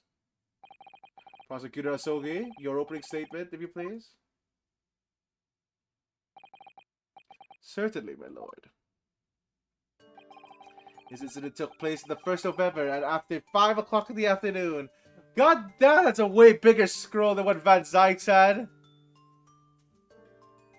Alright, so 1st November, just after 5 o'clock in the afternoon. The location was a building of the flats on the Fresno Street, the outskirts of the city. The victim's body was discovered in an old single-room rental property. Okay. Interesting, interesting. Yes, Inspector Tobias Gregson, a name known very well indeed to this court.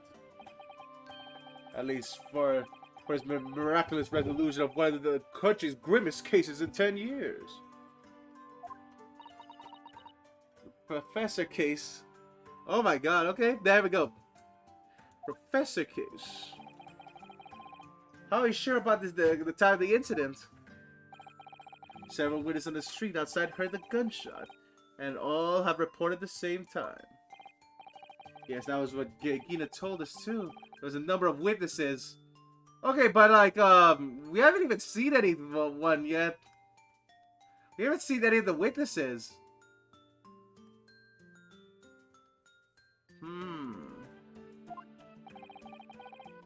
I have here a plan, and I have here a plan of the room. Okay, Gregson is there, curled up at the door. Okay. I believe he was shot from the front point blank range and died instantly. How has the range been determined? There was a scorch marks around the entry wound. Such marks were caused by gunpowder used to fire the bullets. And the powder is hot enough to leave scorch marks. It's only ejected a few inches beyond the end of the barrel. In other words, it only happens when the target is at point-blank range. I see, yes. Thank you for your detailed explanation, Counsel. Okay. The murder weapon was found lying beside the victim. And you have managed to ascertain the owner of this firearm? No, my lord. Not conclusively. Bravo, Kazuo-sama, for not trying to use the gun as evidence when its provenance can't be proven. Holy shit, man! Okay. Kazuo's taking it a bit easy on us. We don't have to prove that the gun is not clear evidence. Wow! He's not being a shit. Well, not yet anyway. Furthermore, my lord, as I've explained, the revolver was fired at extremely close range. Okay. The bullet passed through the victim and struck the wall behind them. There was a candelabra mounted on that wall. And the tip of the candles that it was found to have been blown off by the projectile. Alright. We noticed that too, didn't we? Yes, that's right. Thank you for a thorough report, Counsel. Yesterday the crime is clear to me. You will submit the plan of the crime scene as evidence, please. As you wish, my lord.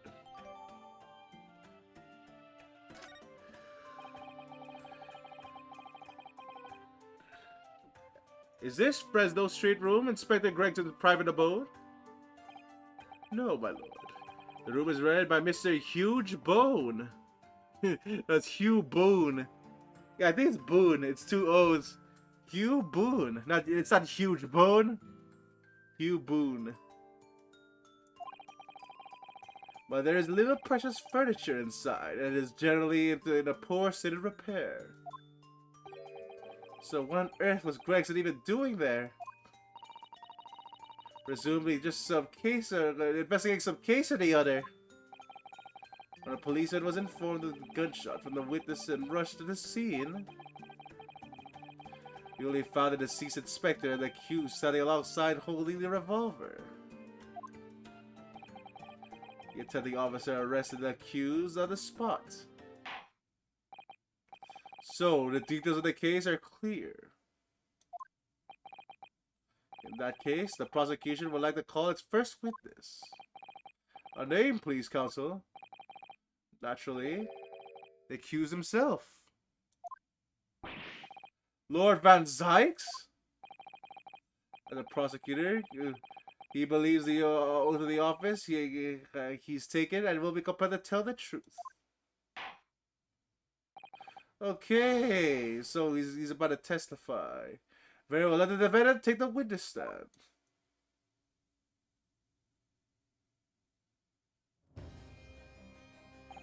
So, witness, state your name and occupation for the court. Baruch Van Zykes, Old Bailey prosecutor. I presume, Lord Van Zykes, that you have heard the prosecutor Asogi's opening precis? I did. It is there that you are found at the scene of the crime, and that you are arrested by a arriving police officer. Can you confirm this? Yes, my lord. Then I'm sure that the court would like to hear you explain some things away. Namely, why you were there in the room of Fresno Street at the time of the question, and what exactly took place. I intend to explain away nothing. I simply tell the truth. I must say, Lord Van Zykes, I never imagined this day would come. Or rather, I didn't want to imagine it would come, but since you become known as a Reaper... Alright, here we go! A part of me has been dreading it.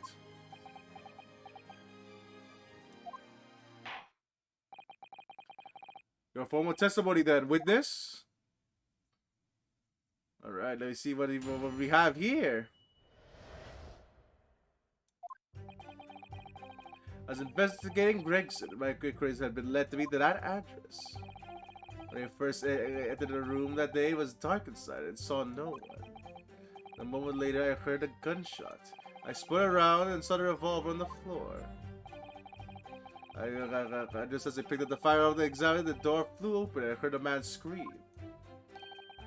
It was only then that the body of the Inspector Gregson appeared before me. What the fuck? Whoa! That testimony was the whole truth? It was. So, you heard a gunshot being fired in a room with no living occupants. And moments later, a corpse somehow appeared in your eyes. Is that it?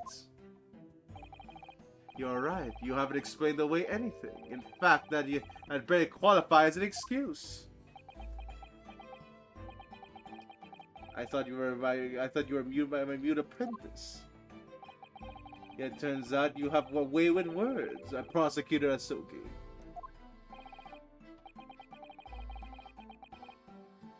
It would appear to be a singular tale indeed. Singular isn't the word, it's laughable. What's gone into Kazuma? He's not behaving like himself at all.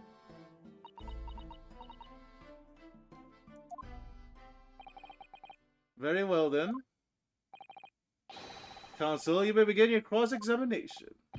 Yes, my lord. What? I don't think we're supposed to do anything with this thing. Like, well, what's going on here? He basically admitted that the body appeared before him. I don't think we can like present any evidence for this. Yeah, no, we don't have any contraption to explain away a dead body appearing suddenly. Ha.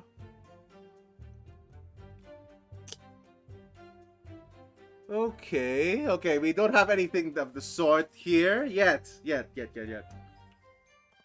So, first entered the room that day, it was dark inside, alright?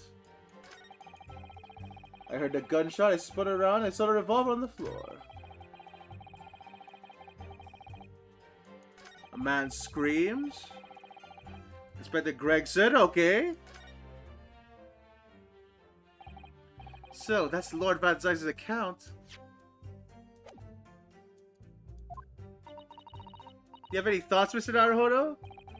Yes, maybe it really doesn't ring true in all sorts of ways. Who fired the gun if there was nobody else there? How did the corpse just appear in front of him? So, I think Lord Van Zys is lying?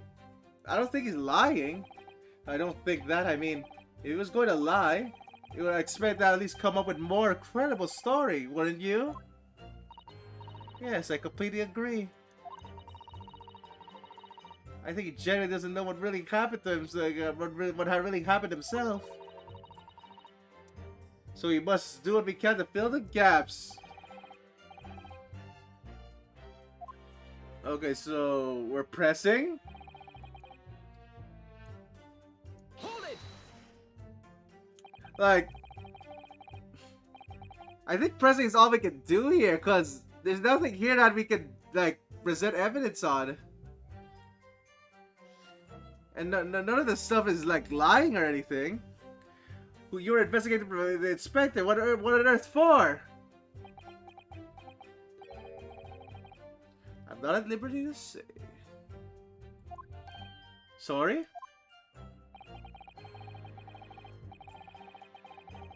I identified a distinct possibility that Gregson was involved in a case I was investigating. Granted, though, he was killed before I could secure the proof I needed. Is the court to understand that the day the question you followed the victim into the scene? No, I was privy to his movements in advance. How? I stole into his office, into the yard, and consulted his diary. Wait, why is that seems really suspicious then? Holy shit! The address of Fresno Street was noted 5 p.m. entry. He illegally entered the man's office. In Japan, that alone would constitute a very serious offense. As it does in Great Britain, I assure you, is that not the case, Lord Van Zykes? I was aware of the possible consequences. So, in summary, you are investigating the victim. Holy shit, what's going on here? And yet you refuse to tell the court why.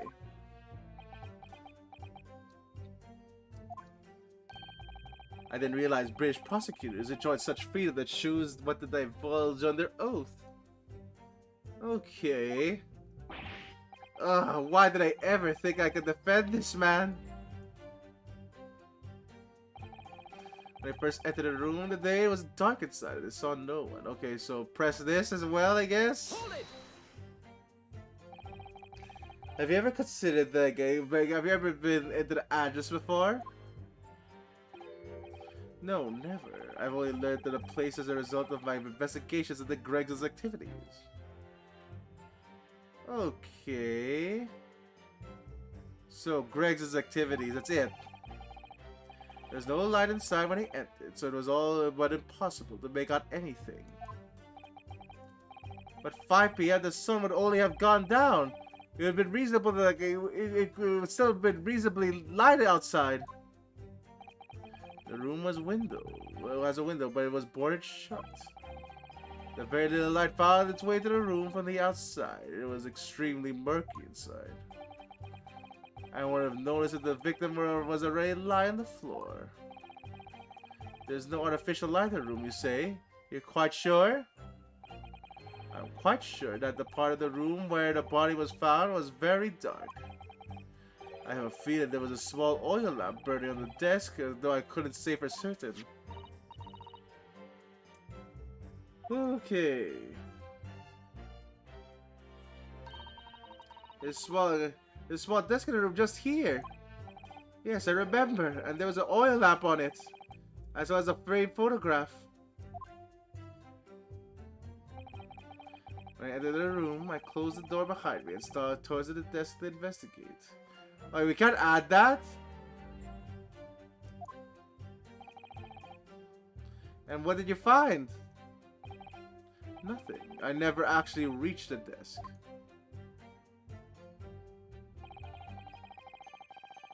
Only there, I heard the gunshot. It spun around and saw the revolver on the floor.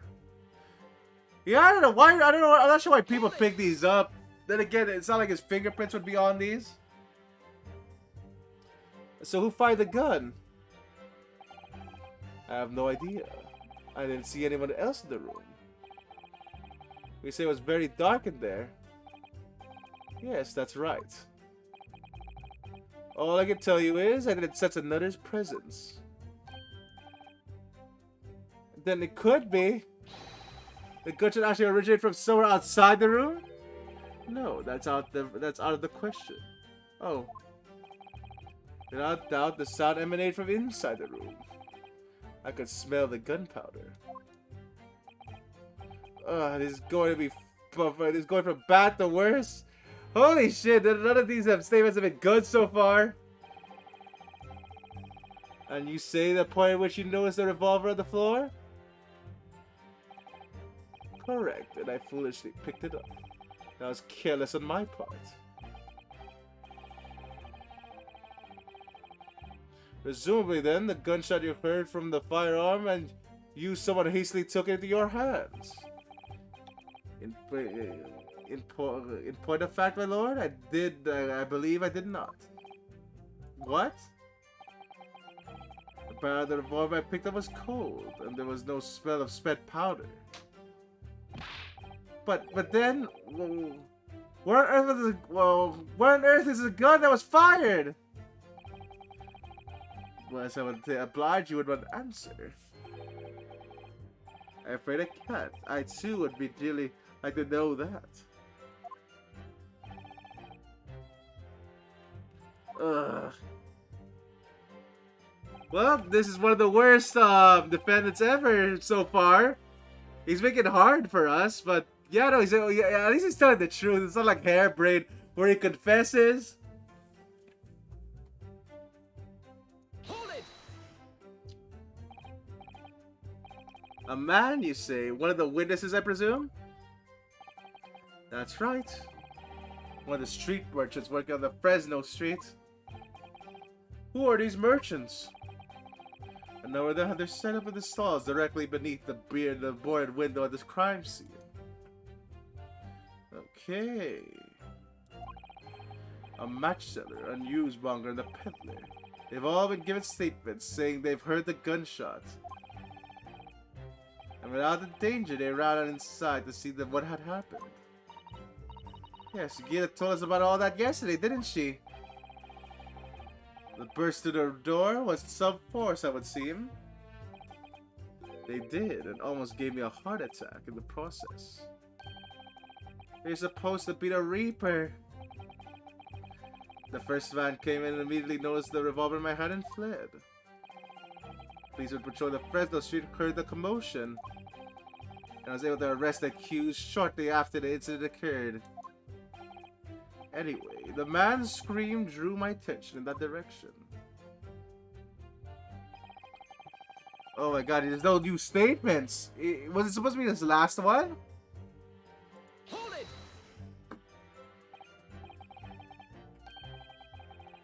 What do you mean by that? In what way did the body appear? Honestly, can't explain it, but it's the truth. As far as I was concerned, the body hadn't been there until that point, and then suddenly, there it was. Okay, whoa. How can we explain this disappearing act? Did you perhaps hear the sound of the victim falling to the ground just beforehand? At that moment, what I heard was the sound of the door flying open, the scream of the man who came inside first, nothing more. So no sounds. The body was always there.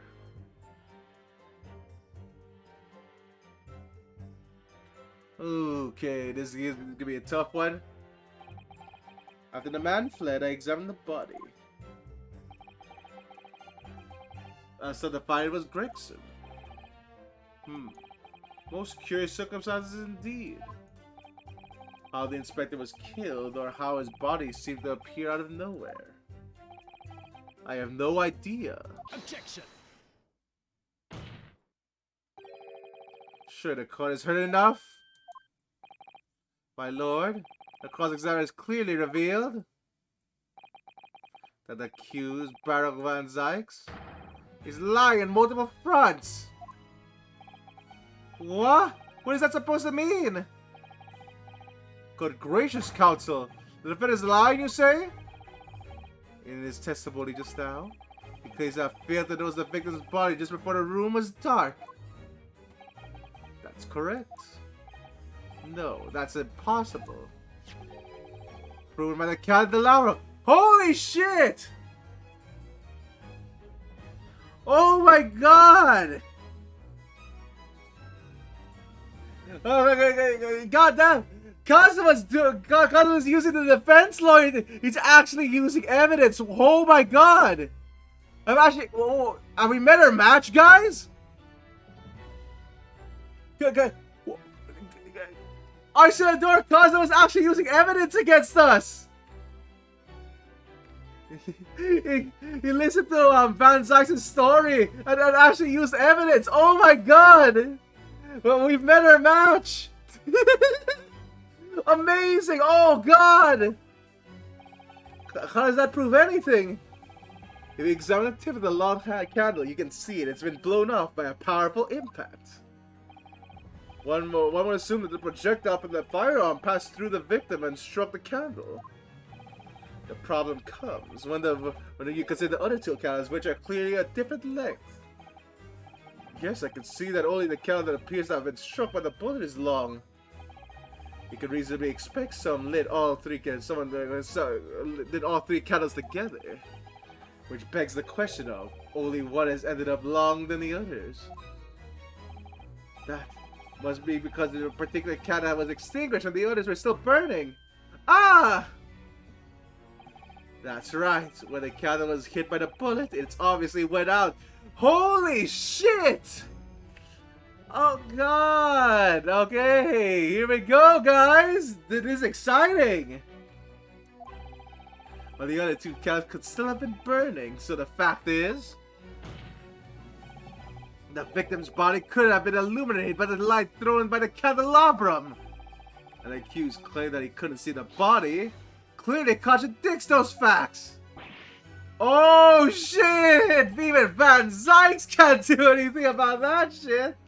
And now to the next lie. There's more. The accused also claims never to have visited the scene of the crime before. That's the truth.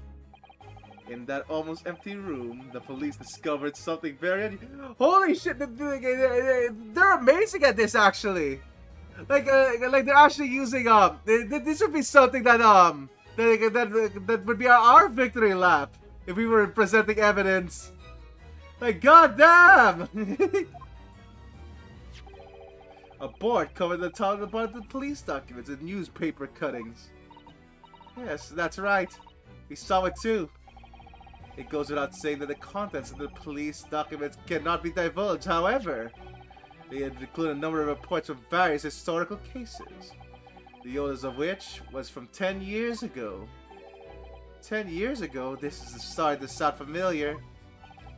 There's a common thread linking all the documents on that board. What is the common thread, counsel? They all relate to the case that were prosecuted in court by Baron Van Zykes.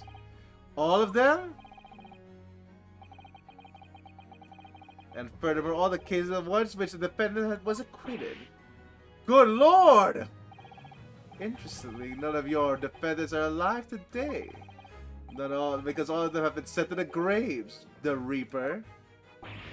Ah! Oh no! In short, that dingy little room is the Reaper's secret hideout. The base of operations. The Reaper's hideout? And yet the Reaper would claim to never have been to the seat of his own secret hideout? No one would believe that. No, the truth is, we've been looking at this backwards. Backwards? Explain, Counsel! Inspector Gregson was investigating the identity of the Reaper and discovered the location of the man's secret hideout. He was killed. And I'm sure everyone can imagine, by the Reaper's hand! What? What? I mean, shit, you know what? I applaud them, but yeah, I could easily see as Gregson's bored as well. You're right about that, actually, Adore. Ora, ora, ora! Very well, I hereby state the current opinion of the court.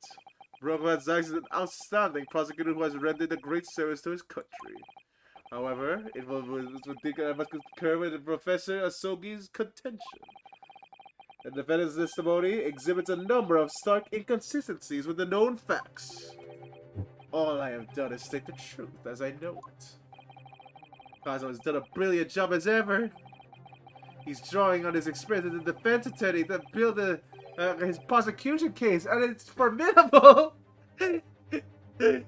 Holy shit, Naruhodo's actually surprised! Counsel, you'll submit the board that you just showed the court as evidence. I believe it to be fundamental in establishing the facts surrounding the Reaper's existence. Thank you, my lord. Okay, here we go! And now the prosecution would like to call a new witness to the stand. Witnesses who saw the events unfold in the day in question. They were mentioned in previous testimony too, if you remember. Yes, the street sellers who heard the gunshot and went running into the room. Very well, lead the witnesses in. The defendant may step down from the witness stand. Certainly, my lord.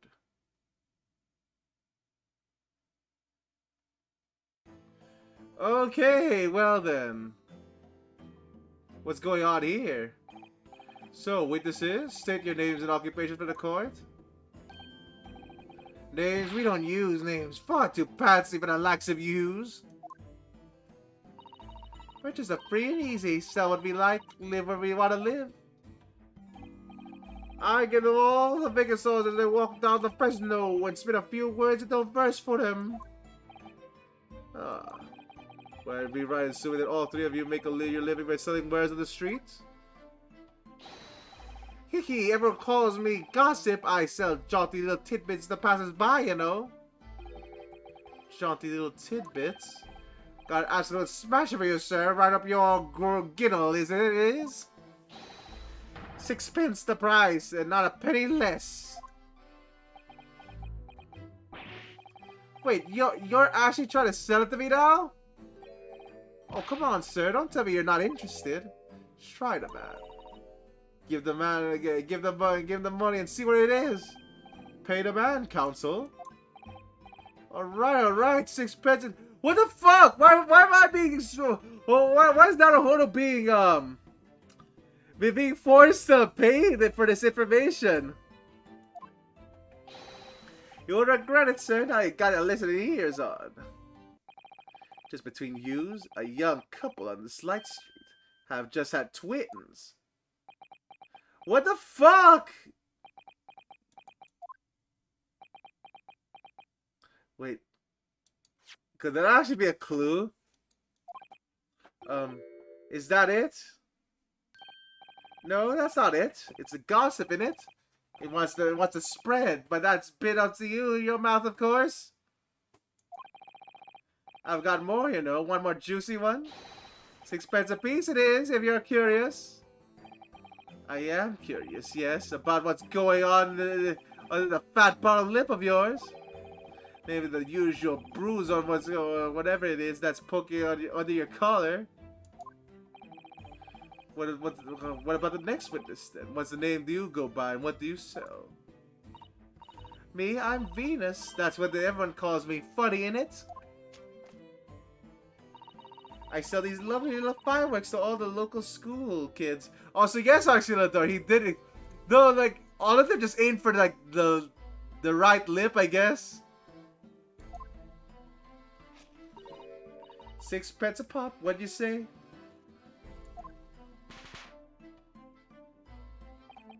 You weren't exaggerating with the little. Did he actually sell? Oh yeah? The second years could get enough of my Venus firecrackers. Especially when I tell him if they get 100, they could blow up the school. Oh my god! Whoa, what the fuck, Venus? Not the most savory of ideas, young lady. What do you say then, eh?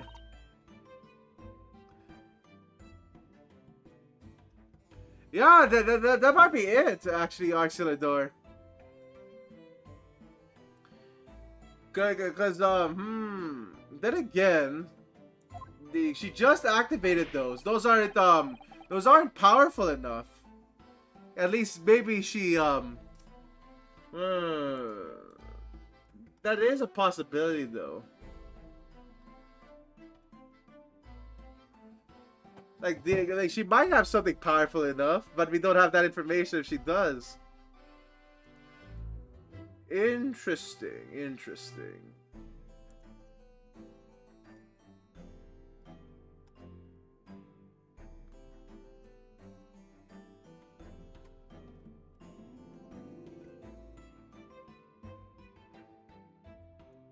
Yeah, with enough of them.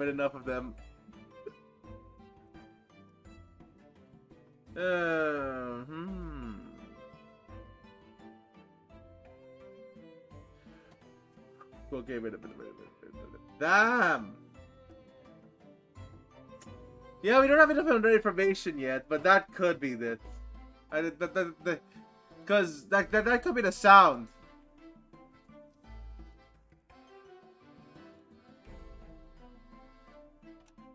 Wait a minute, shoot.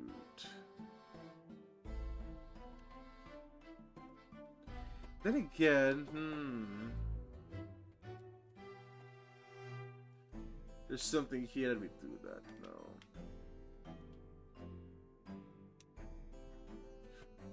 Okay, there's something here we didn't know.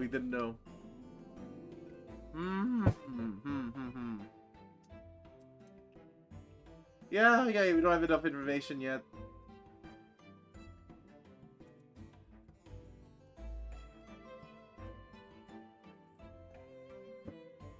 Want to buy one? I'll tell you in a secret. I'll get you 100 of them. You could blow up the whole courtroom. Try the woman. Give it a boy and see if she's right. Are you fucking serious, guys? Pay the woman counts.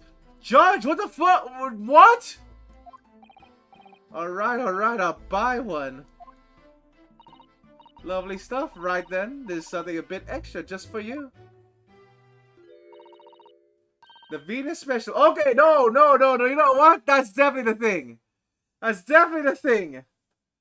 Holy shit. Okay, no. There we go. Oh, God. She got to blow it up now? 600? It's 100 of my regular fireworks. Nothing little about it. Is there? Okay, there we go. Is she about to blow it up? Because she might actually... yeah, that means the theory is right then.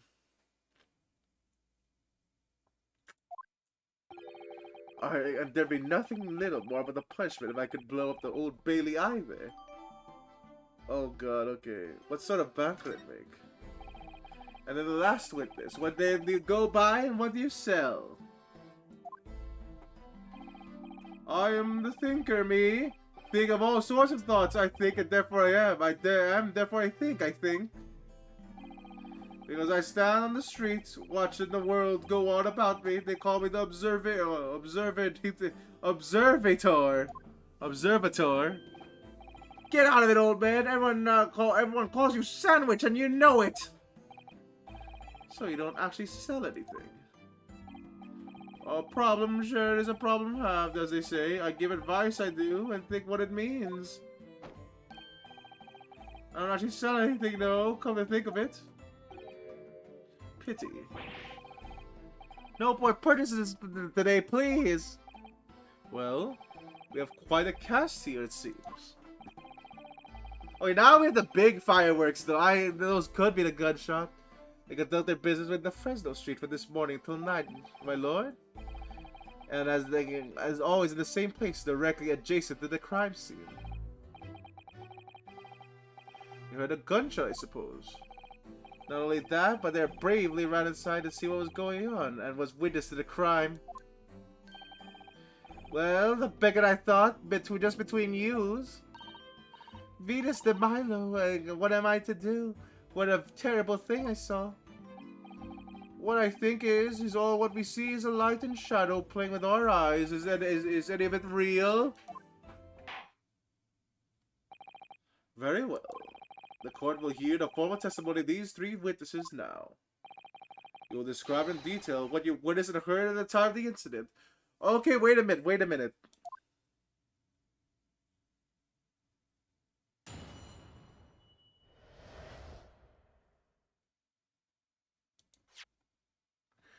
Wait a second. Is that it then? Okay, so something had to do it, right? Something had to light up the firecrackers if these guys weren't there. It's the candelabrum, right? Like, is that why they're different lengths? But why would that be? So if we're gonna go to the theory, the hypothesis that these firecrackers were actually the things that did it. There's a fuse right there. Did it just blow up 2 candles? Gregson was already dead, and they set this up for Van Zykes. Yeah, this end is burnt. These 2 are not. Ah, there's some black marks here. Look.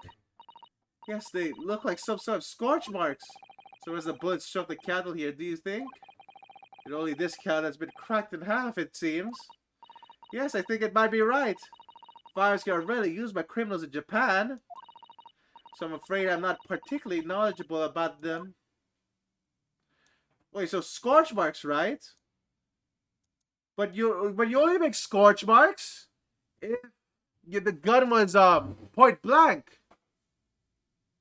So this candle had a point blank thing on it. You know, they had a point blank the firecrackers made that soot instead of a gunshot. Question is though, why would the room be dark? And yeah, why would the room be dark? And why would Van Zykes only notice that that it wasn't illuminated until later?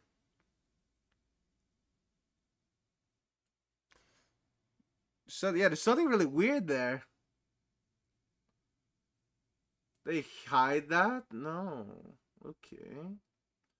Alright, not enough information, I guess. But this candle was definitely the thing for the fireworks. So they set him up using that.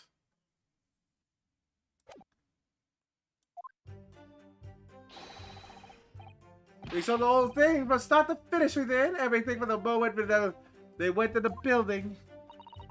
It was less than a minute after the Reaper had gone inside. We heard a big bang. It seems to me that the quick to talk, the quick to walk gossip couldn't really wait to go and see what had happened. I ran to the room and there was the Reaper, the gun in hand, standing over the dead body. It was scared half to death me, so I ran off to find the copper. Is there witnesses to is there witnesses were there the whole day? If these witnesses were there the whole day and saw everything, who did they see go inside the building?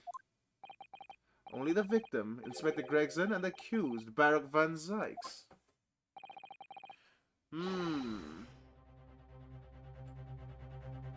Interesting. I've seen pictures of that Reaper in the paper. I know what he looks like.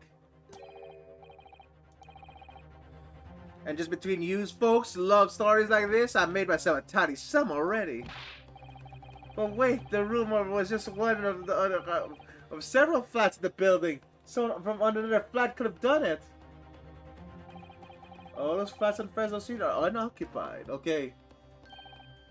Of course they are. They're small, damp, dirty, and expensive to boot. The room in which the inspector was found is only property in the building that is currently leased. Interesting. Okay. Yeah, no, all of that is interesting.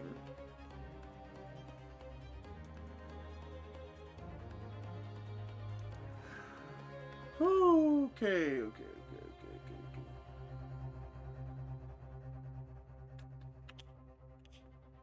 Yeah, no, I don't got anything here. I don't got anything here. The testimony of the court has just heard what appeared to leave the room with a little room for doubt. It's become increasingly difficult to see how anyone other than the defendant could have committed the crime. No! Thank you for your candor, my lord. Counsel for the defense, you may proceed to cross-examine the witness. Yes, my lord. In a close court like this without a jury, the judge is the only person whose opinion matters. I have to break down his testimony somehow. Alright. I have a few interests in here.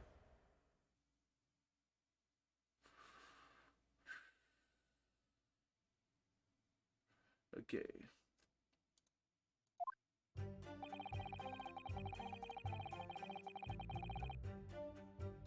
Okay.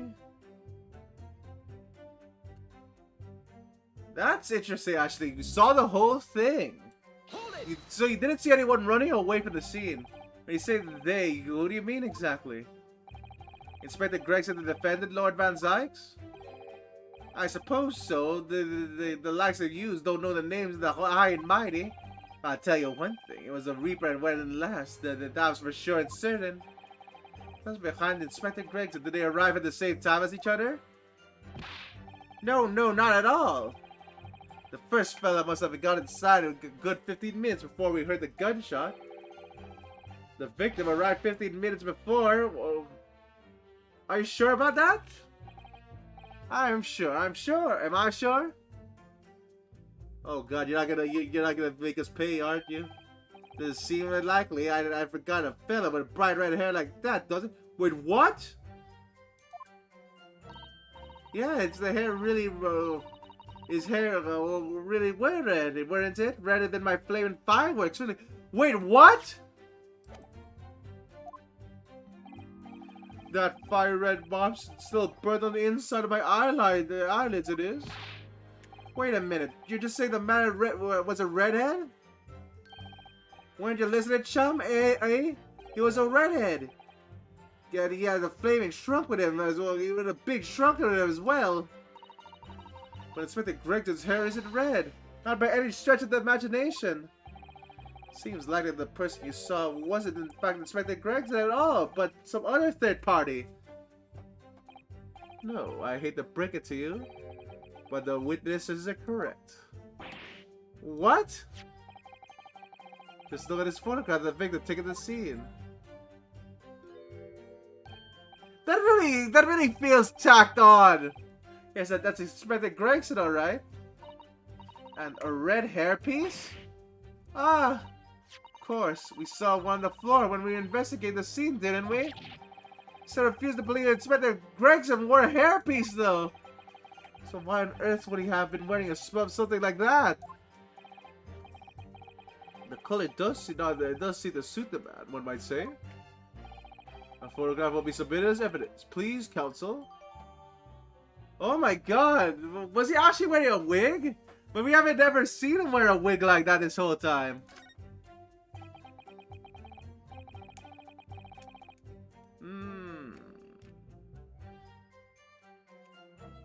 Okay.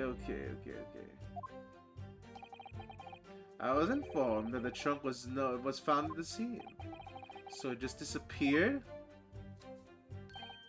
What do you expect? You've been watching the building every second, do you? You definitely saw him in the dock bit going on in though. No question about that.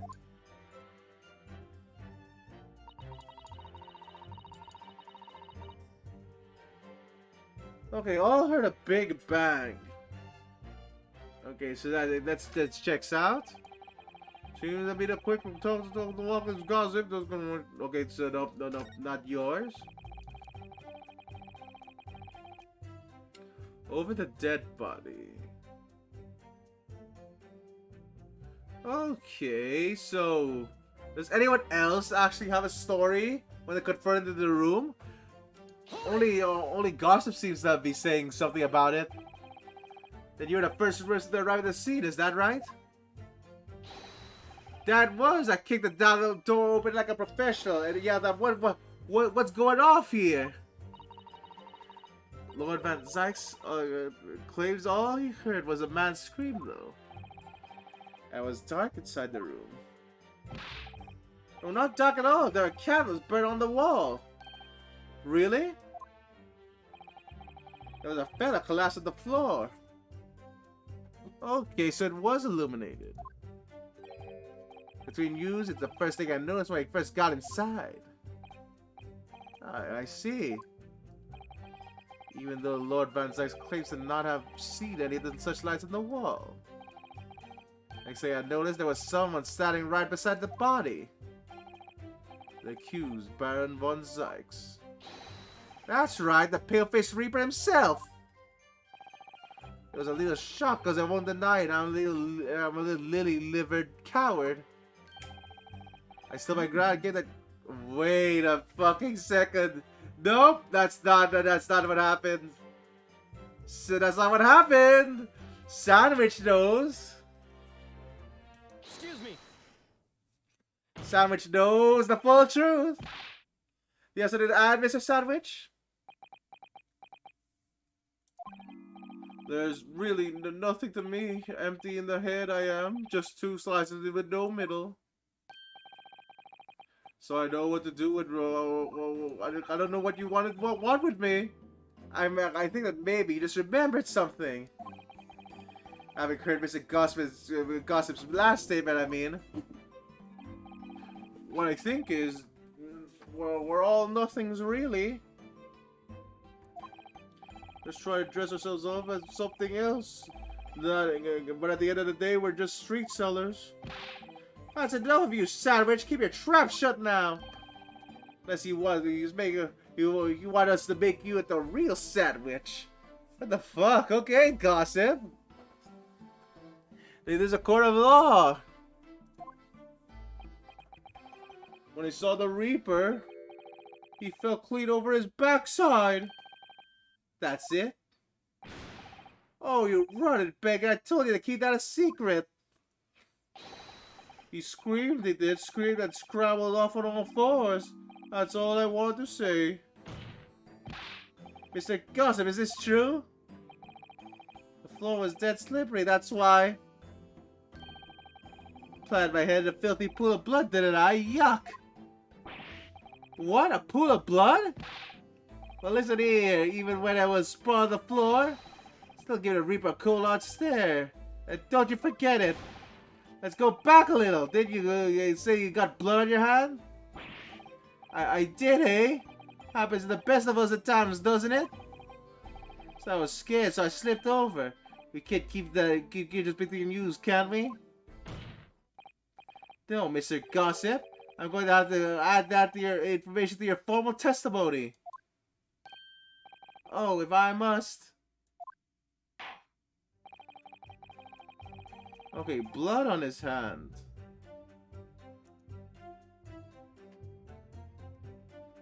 Okay, blood on his hand.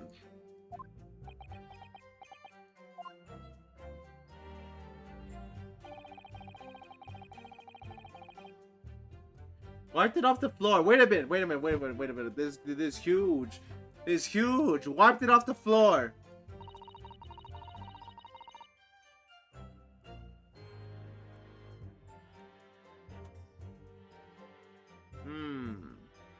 Wiped it off the floor.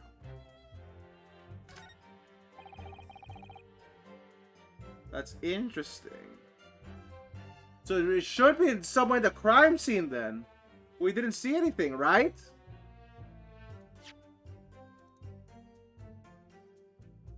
We didn't see anything at the crime scene is a thing. There's something weird going on here.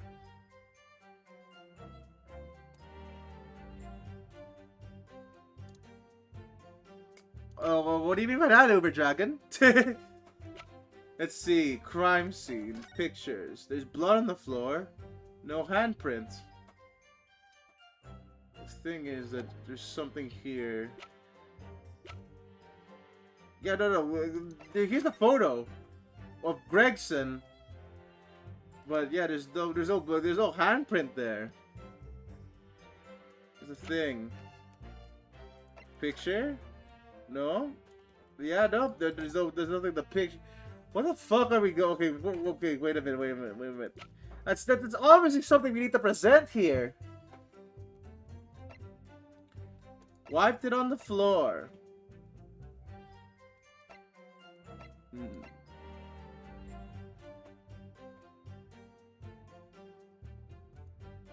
Yeah, they don't think so. Wait, what? That's a 3D model! Okay. Let's examine this then. I didn't know that was a 3D model. What the fuck? Wait. Oh my fucking god, enhance! Enhance!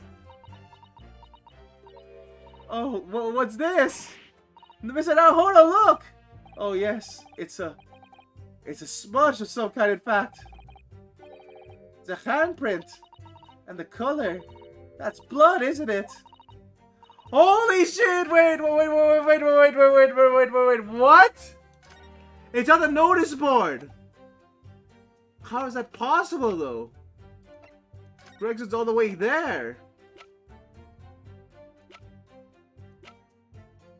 Where's the floor plan? Gregson's all the way there. There's a board over there. He needs to go all the way to the other side for that to happen. Candles there. Yeah, no. You said he wiped it on the floor, though. Was it originally? Yeah, the board might have been somewhere else before. Interesting. Wait a minute. It might have been the floor. Yeah, he wasn't killed when he said he was killed. So, okay, so let's if I'm combining everything together, what they did is they faked it. They faked this. They used the candles. They used the candles as a timer, so that they can light the Venus crackers. Like there's a timer of some sort. Like one's longer than the others. And you only have these scorch marks from You can only have these scorch marks because the gun wasn't next to the candles. You can't possibly have a scorch mark like this. So the firecrackers were right next to the candelabrum.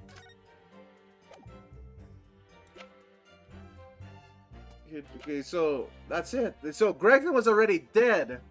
If we're going to believe that these Venus firecrackers have something to do with it. The board? So the bloody handprint on the board, though.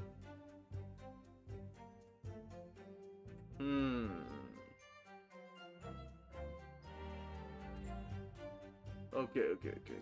But there we go. First of all, we need more information. So, hey buddy, hey fucker. Blood on your hand? Objection. So you wiped off the blood from your hand on the floor of the room. Are you quite sure about that? Well, what else do you expect me to have done, eh? Does it really matter? Objection. The police found no such handprint on the floor during their investigations. What exactly is the defense asserting? If you listen, you'll find out, Prosecutor Asogi.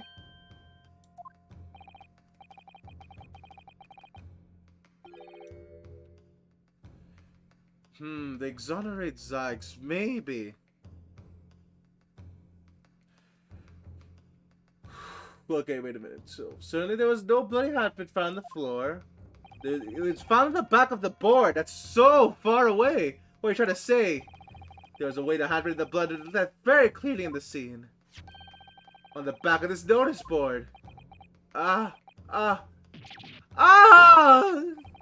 Ah, yes, indeed. Indisputably, the handprint is an indistinctive color of blood. Ah, you're dead right. That's my right hand. I know it anywhere. Objection. The wood is very...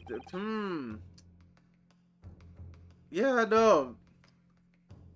Thing is that it's I'm not sure what's up with this red wig.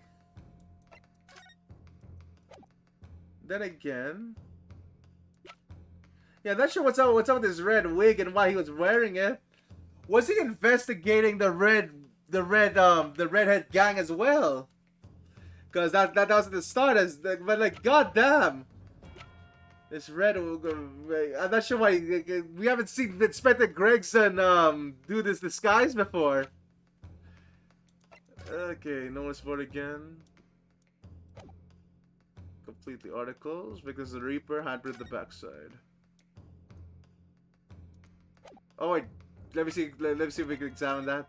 Oh yes, we can. Yeah, it's a wig. Could it have blood on it? I've always wondered what the other side of a hairpiece looks like. Doesn't surprise me at all, Mr. Naruhodo. You always want to see the blood lies beneath, don't you? I'm not sure if that's quite how I'd put it. It must have used lots of birdlime to make it place on your head. So it doesn't get blown off the gust of wind, I mean. That might be a little inconvenient when you want to take it off again, don't you think? Okay. Yeah, there's nothing about the wig that's suspicious.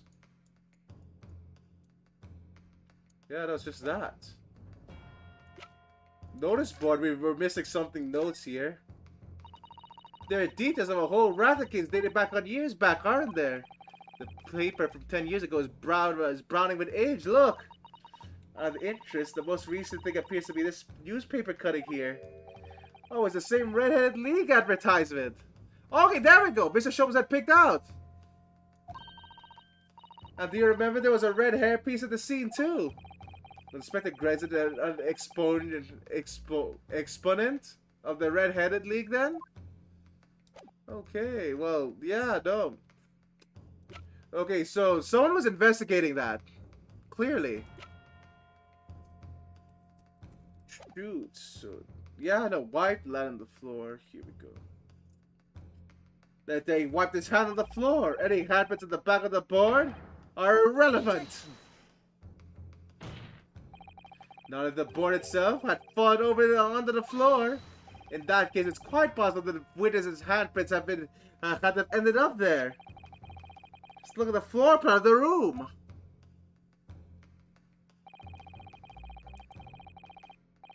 The notice board was in the opposite corner of the room. Oh, that I didn't know, Arxilador. I actually didn't know that. Wow. Very nice. And it's an upright position. Even if you had someone over and lying on the floor at the time, it would have been considerable distance from the body. Okay, there we go. I fell over when I came across the body, so I was basically right next to the corpse, not on the other side of the room. In other words, the defense's assertion is contradictory. Yes, it is. There is a very definite contradiction here, for which there must be a reason. Something was moved. Yes, something was moved. Okay. Something was moved. Something was moved. Yeah, the board moving. It's moving. It's moving, right? Regardless, there's apparent discrepancy between the witness's account and the handprint found in the scene. I think it's the board moving. I have, my lord. Discrepancy between the witness's account and the location of the handprint explained by. Yeah, the board moving. The board has to move.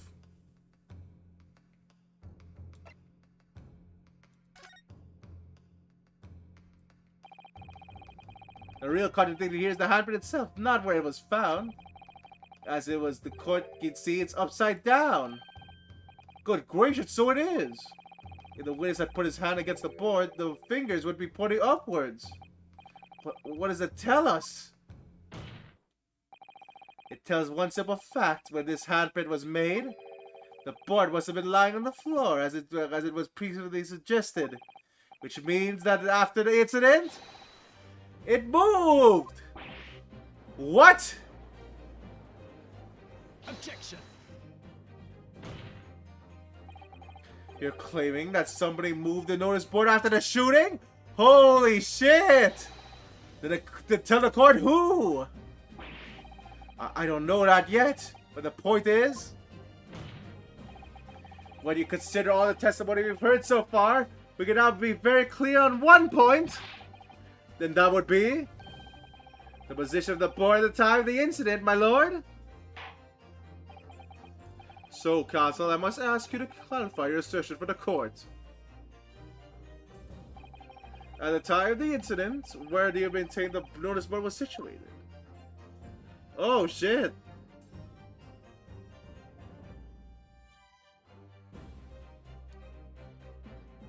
Like here, maybe?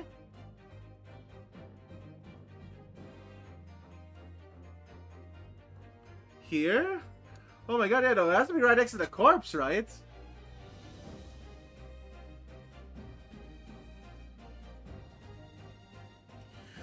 Okay, I hope that's right. Present. Take that. This is the only possible location! Immediately adjacent to the doorway? The court would think that the testimony given by the defendant earlier, he said that when he entered the room, it was dark and couldn't see the body. Baik! If the notice board had been right here, the body would have been completely hidden from. Holy shit! I didn't even think of that! Yes. It's dark! There's no cat. Oh my god! Yes, wait, no. That means that if it was blocked, the candles were blocked. The candles were used to light up the firecrackers. But that's not very advanced science. But like it wouldn't cause it would cause some illumination though, right? Yeah, the door's in the same spot as well. I guess he closed it in. The oil lamp is here. And the light of the candle would have been blocked, making the room appear darker. Objection. But the accused also claims that the victim's body simply appeared before him. That's true. Or in this precise words,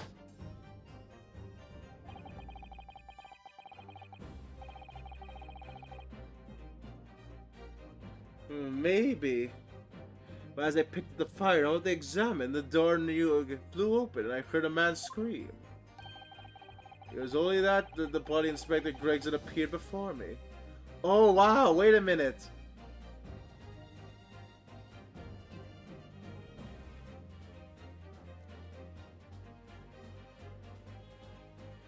He slammed it open. Van Zieks didn't.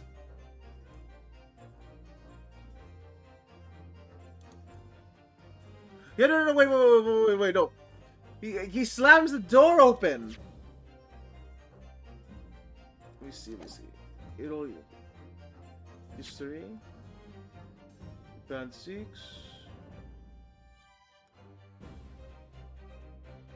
It flew open. Yeah, that'll do it. You knocked it over.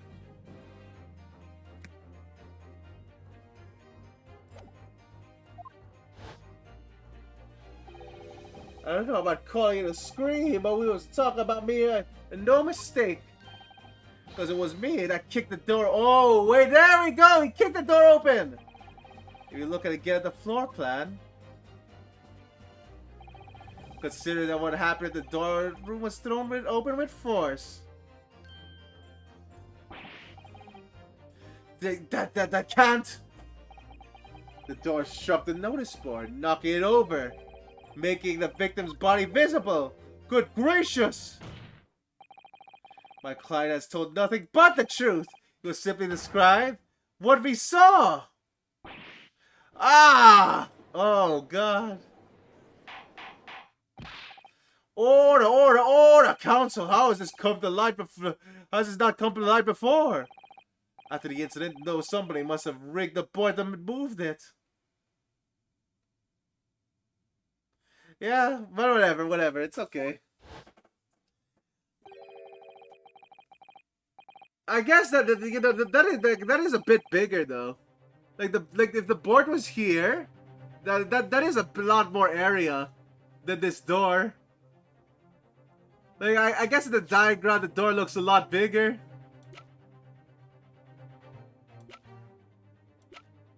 Like, yeah, the door looks a lot bigger here. Yeah. No, like look, they're like the same width. But like in here like the door's like a look at the width. Look at the width difference. I'm not sure why they drew it that way, but you know, slight inaccuracies.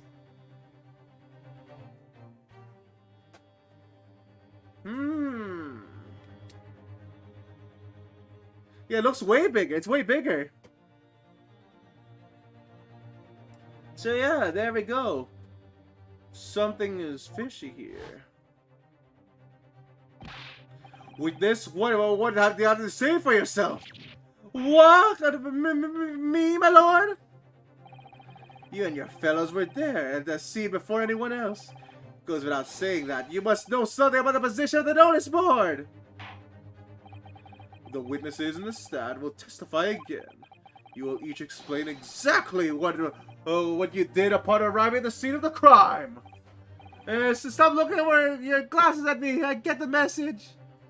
Okay, here we go.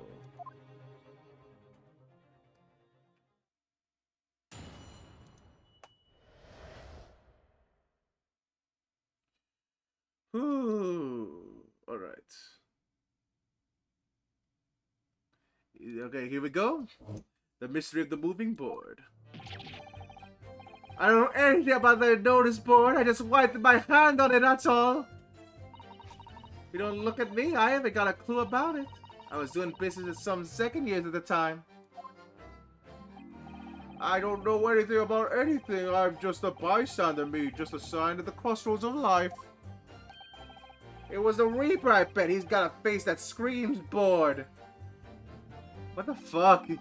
I can't see how this changes much of anything anyway. The detective still died when we heard the gunshot.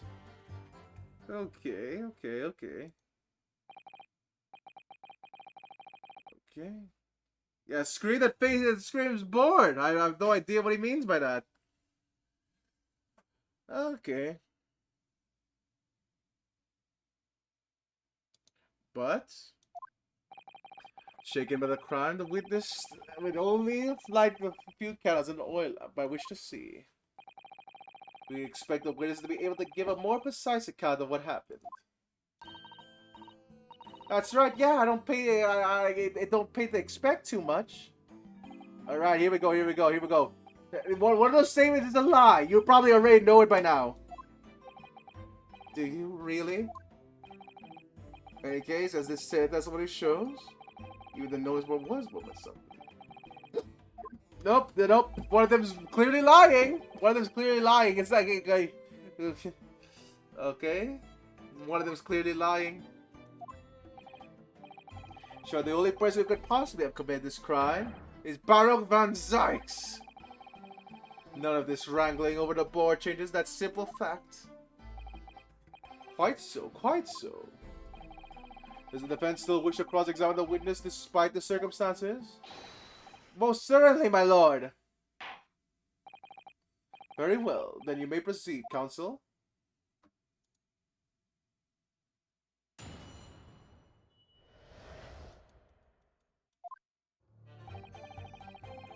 You don't know anything about... No. But not that one. This one! Fucking liar! You just said before that you were in the scene. I don't think I have proof of that though. We don't have proof of that. Press it. Hold it! When you say you were doing business with them, You mean you're selling them fireworks? Yeah, what else? There's a priory skill just around the corner, see? Those cheeky little so-and-sos have got a plan to blow their school to kingdom come. Ah. So I've been telling on them, letting their teachers know what they're up to. Oh, so you have. Yeah, when you want anyone to get hurt, so I let the school know the kids playing with the dodgy toys. Then praise the Lord, the teachers take all the fireworks off of him. And then praise the Lord again, the kids all come back to buy more. Everyone's happy, see? What a racket. Of course, and sometimes the teachers give me a little bonus. Thank you for letting them know. It's a busy old life selling explosives. Venus is a guileful goddess indeed. Well, tell him bold Pepper. Oh, here we go again. Thank you, Sandwich. Get in here. Something wrong, Mr. Sandwich? If I said this, are you just leave it at that? Would it be the end of it? No. Did Miss Vita's statement just bring something in mind, perhaps? Philosophical thoughts? Deep philosophical thoughts? Let's say there was a great liar. And that great liar said, without batting an eye, telling barefaced lies is kind of my thing. I'm ever so good at it. Would those words of hers be a lie too, or the truth, in which case she's not a liar? Oh, it's hellish paradox, the one, don't you think? Thanks, Mr. Sandwich! It's not entirely sure, to be honest. But it seems that you're suggesting Miss Venus has been lying, are you?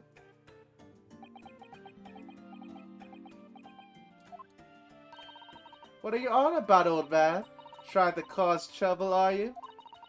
Keep on like that. And I'll wrap you the whole body in firecrackers and set them off. That'll give you something to tremble about. You have something disturbing mind behind that sweet and innocent face, young lady. So Miss Venus has lied in her testimony. And what you're saying, Mr. Sandwich? Is that what you're saying, Mr. Sandwich? Well, if it means I'll be burning in hellfire for the rest of my days, so be it. Yes, that's what I'm saying. Yeah, don't do that. Please, don't. Can you elaborate, please, sir? Old Blabbermouth here, head for the room where the gunshots seem to come from. But there was something else who crept upstairs behind him, too. That's right. The rotten liar over there.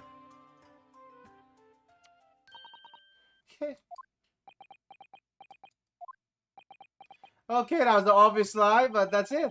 Do you mean to say that you did in fact betake yourself to the scene of the crime after all? I'm not sure how she lights up a match with her ass like that, by the way. Don't think, like, doesn't take a certain material for a match to do that. But yeah, I shouldn't be thinking about that too much.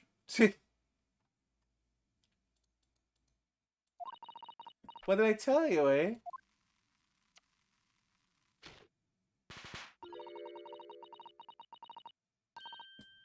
Oh, really, Oxaladorm? Okay, I see now.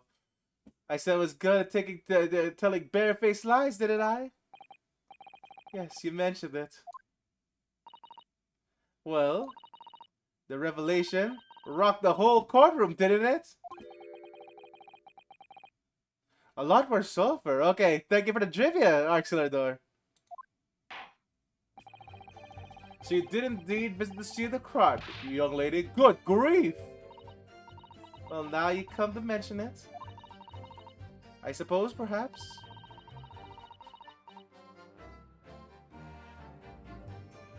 Oh, yeah!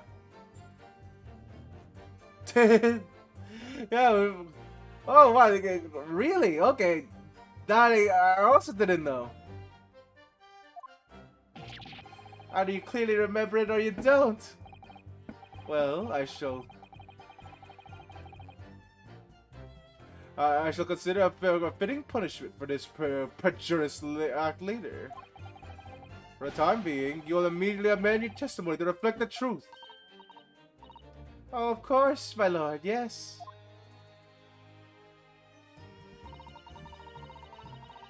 Maybe it didn't sneak long, but I had a little peek into the room where it happened. Okay, wait a minute. Little peek.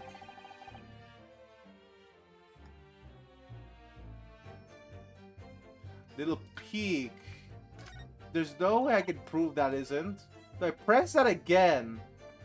Oh my god, wait a minute.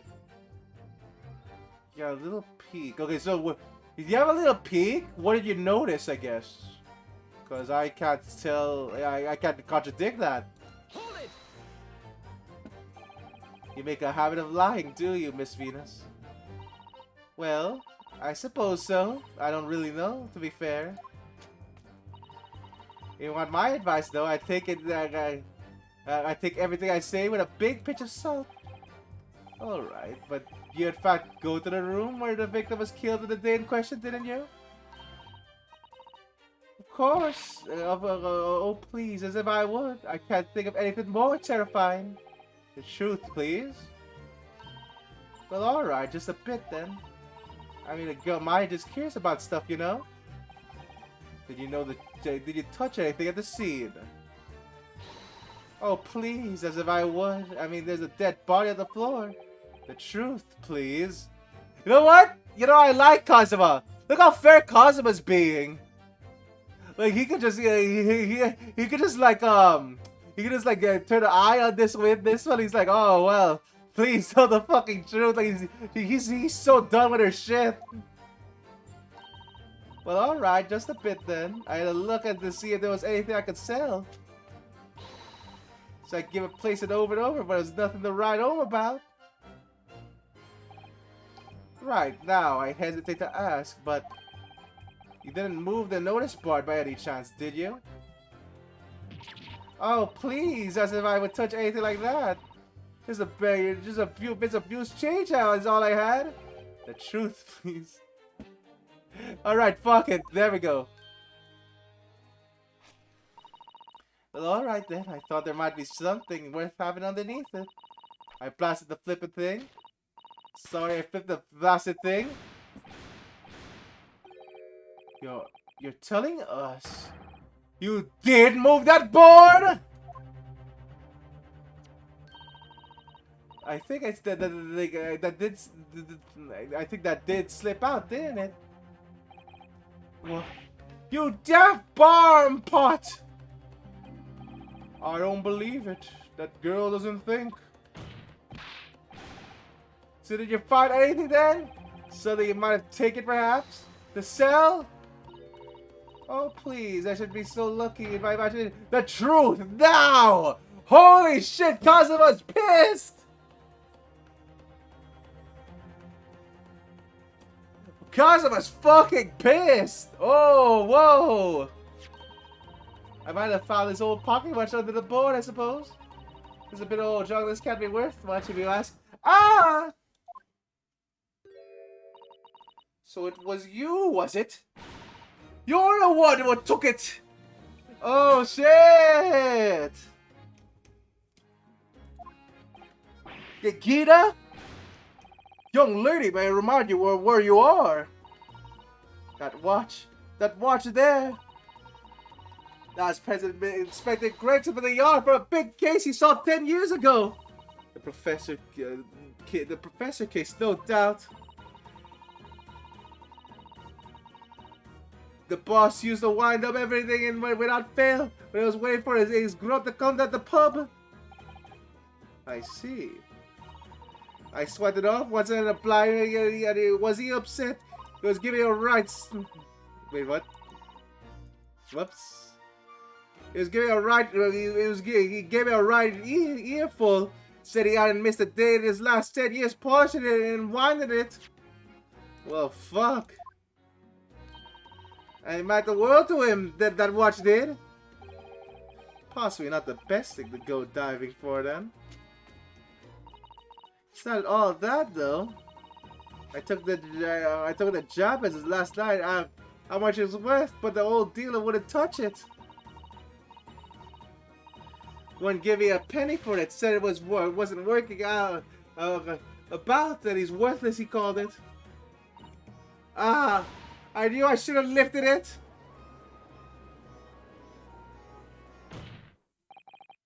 That watch must be submitted as evidence at once. Oh please, just as long as you promise to give it back when you're done. Not a chance! I'll swipe it from you if you get your old grubby mitts on it again! That's enough! Hand the watch to Beta forthwith! Now, children, watch your manners. Good lord! The glass appears to be broken. More than likely, it shattered when the inspector was shot. It doesn't tick anymore either. Which is why Jabez didn't want it. What a waste, eh? Yes, indeed. It appears to have stopped at the hour of 5. Exactly when the gunshot was heard then. This supports the prosecutor's claim, of course.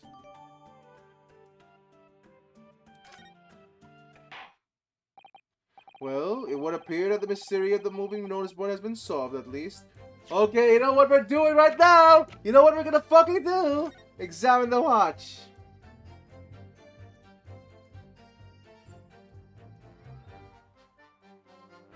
Wait, it's missing. Stuff's missing. Ah, there's a tiny little keyhole in here. Can't you see? I guess that's probably for the winder. Use the wind of the mechanism. This is a little usual, don't you think? Yes, you need just the right key to wind it, I imagine. Why do I feel as though I've seen something? Something a bit of key that... Wait, what? It's wonderful we have the key. Let's check carefully over what we found. Wait, what? Key.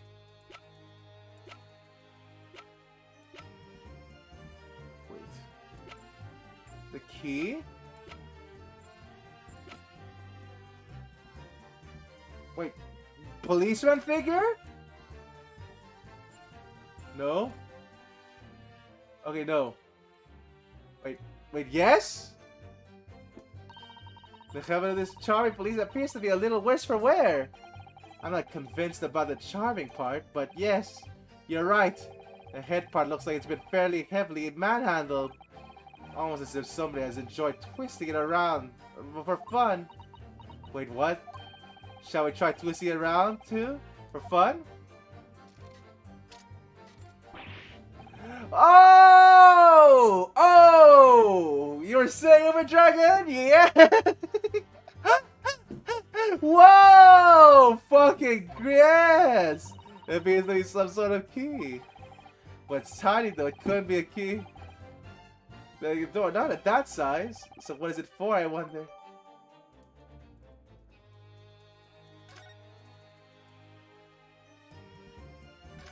For the clock. Mrs. Sato, do you think perhaps this key?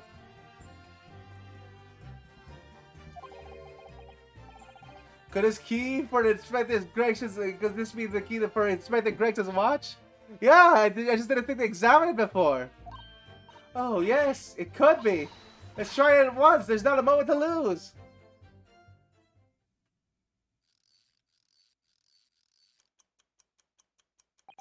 It wasn't winding up! It wasn't winding up! And look! The Inspector's watch has started going again! So it's obvious, so it's obvious it's just not been wound up, that's all! What is it, Mrs. Sato? Well, if that watch isn't actually broken after all, I have a feeling that could... Yeah, it has profound implications! That means that it didn't stop at the time it was shot! She's deep in thought now. Perhaps it starts thinking deeply too. Oh shit!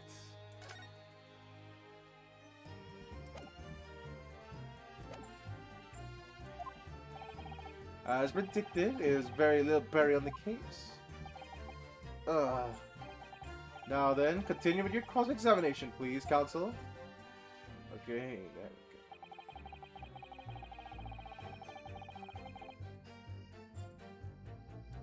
we go. Okay, I don't know anything about it, just a sign. Okay, nope. It was a reprap, Betty's the face that screams bored. Okay, I don't think I can contradict that.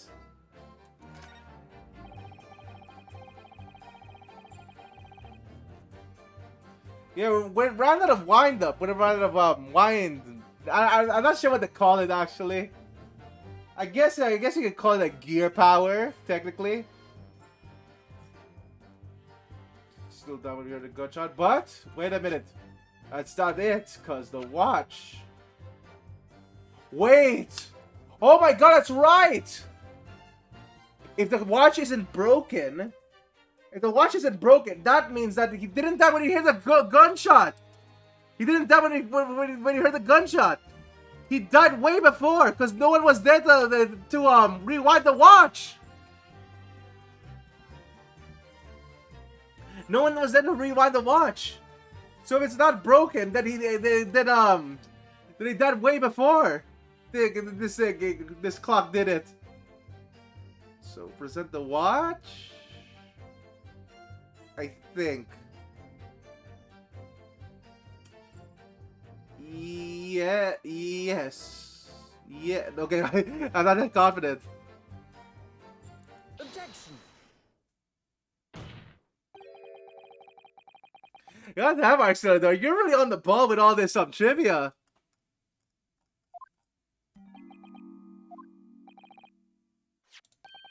Oh, sorry, I did that too fast. Hold on a second. There we go. Let's see the history. Objection. I'm afraid it's not necessarily the case. Oh. At the scene, we found this key, the one in Inspector's pocket watch. A key? And having wound the pocket watch, we have discovered that it in fact still works. You see, the watch didn't stop because it was broken at all. And that fact is completely undermines one of the most fundamental premises on which this entire case has been built. What? Oh shit. Order! But counsel! The watch was stopped at almost exactly 5 o'clock! Yeah, which when you heard the gunshot. It is exactly at that hour. The time that was showing on the watch tells us nothing other than when it was wound up down, when it wound down. It was merely a coincidence that it happened to be at 5 o'clock. Objection. Either that's true, the 3 witnesses here all heard the gunshot at 5 o'clock. So that obviously is when this crime was committed. Objection. No. No, that doesn't hold. Why not? We recall that Inspector Lestrade said only moments ago.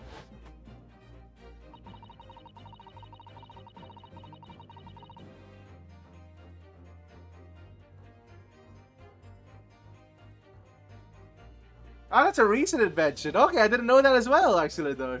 The boss used the wind up every evening without fail, but he was waiting for his grub to come at the pub. He said he hadn't missed a day in the last 10 years, polishing it and winding it. I meant the world to him, the watch did. Oh, shit! The victim was in the habit of winding his watch once in a day in the evening. It can reasonably be assumed, therefore, that the wound timepiece of the evening before he died as well. Yes, that would be entirely reasonable. But if this is the case, you wouldn't expect the watch to have completely wound down by the 5 o'clock by the following day. Oh, hey! Well, I'll explain that much. In summary, the evening before the day of the incident, when the gunshot rang out that room, the inspector was already unable to wind his watch. You can't mean that what would stop a man winding his watch if he's been in the habit of winding it every single evening for 10 years?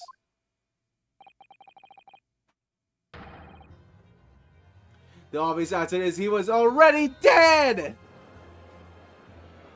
Oh, God! Order, council! That is the most extraordinary claim! Objection. Extraordinary isn't the word, it's absurd! Do you claim that he was already dead the night before? Do you really think that Scotland Yard's coroner would have overlooked something like that? On that subject, there is something rather surprising.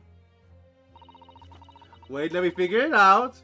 I want to figure this out.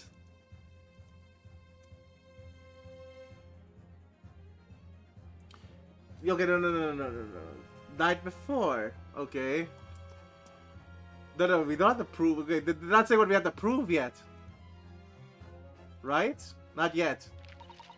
The time of death is not noted. Ah, that's right! Wait a minute, you're forgetting my legs when I kick the door down. What do you mean? Like I said, I planted my hand during the great giant pool of blood. Yes. So the victim's blood hadn't dried, it was fresh. He catches on fast, doesn't he? Objection. Well, that blood would be examined in any number of ways. It could have been put there afterwards. Some fresh blood could have been poured out of the victim's body after he... Does my learned friend think that fresh blood is available in every street corner? Well, it needn't necessarily have been human blood, of course. We've been told previously that Scotland Yard has no way to identify blood as human. The problem is currently being researched. At present, you are correct. It is beyond their abilities. So that a chicken's blood would have been used, for example. It's certainly a possibility that would be that wasn't the inspector's blood at all. Oh God! Wait a minute. Objection. The gotcha was heard 5 o'clock in the afternoon. That's beyond question. Holy shit! This is where the firecrackers come in. It is, but is it though? What? Given that, the time of death of the victim has already been called into question, isn't beyond the realms of possibility that what these witnesses heard wasn't a gunshot at all.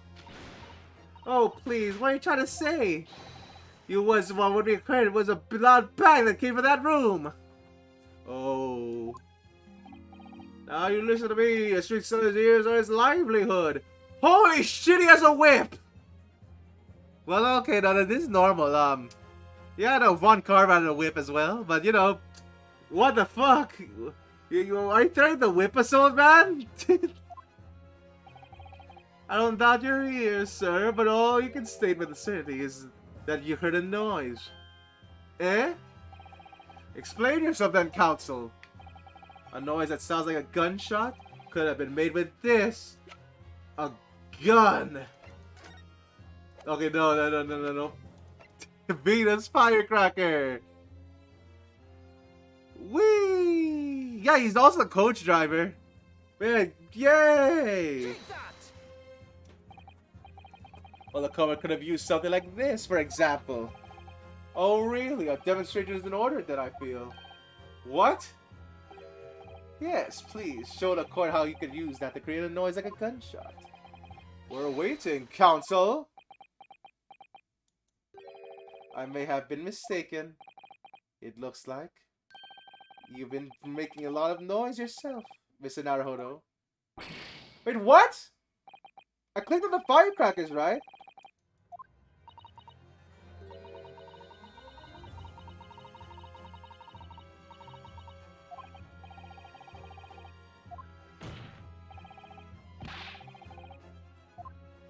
Oh wait. Is there something wrong with the firecrackers?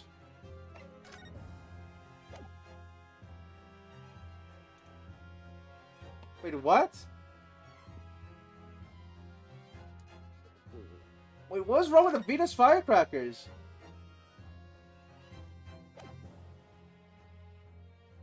Okay, wait a minute. That's strange. It should have worked. That's the only thing I have, at least. Wait, what? Am I supposed to... Oh my god. Am I supposed to examine the fuse first to make sure? Fucking... Okay, wait.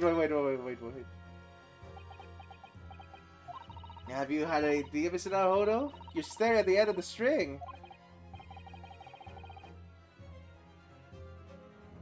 Sorry, it's just being a special. I was wondering what 600 pence worth of firecrackers would sound like. Shall we find out? What? But you said it could blow up the courtroom. Alright, that was fairly sizable bang. My ears are still ringing, Mr. Naruhodo. It sounded almost like exactly like... You're fucking serious! Okay. What the fuck was up with that? You have to examine the fuse first, okay? I was too ahead. Firecrackers, right? Take that! The culprit could have set up. What the fuck? Okay. No. There. Well, we got it now. Good gracious, the fireworks are so. Why is the judge surprised? All we did was not test the fuse.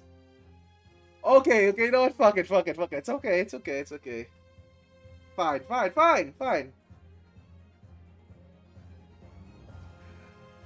Okay. Fine. Okay. It's okay. It's a small quirk. Now hold on a minute. Are you saying I did it? My pretty little firecrackers only make a little pop anyway.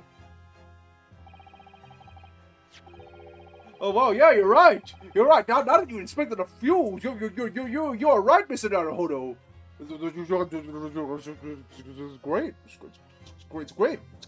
It's great. Not 100 of them together. The Venus special that you sell for 600 pennies sounds like this.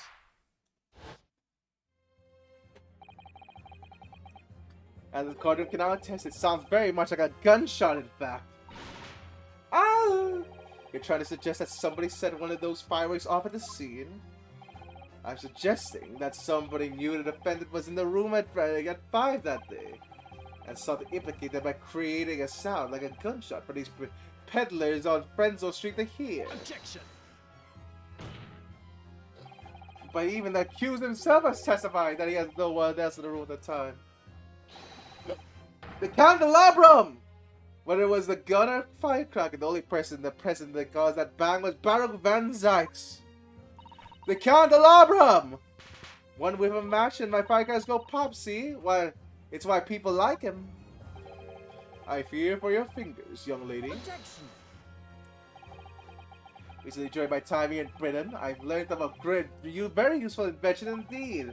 Something called a time bomb. Good heavens, a bomb? Yes, a device that allows you to blow up whatever you like, whenever you like. Mr. Naruhodo, I worry that your unfortunate phrasing there may lead you to yet another international incident. Oh, no, wait, it's whenever you like part that's important. A time device? Yes, exactly! A time device! Something of a nature could have been found at the scene.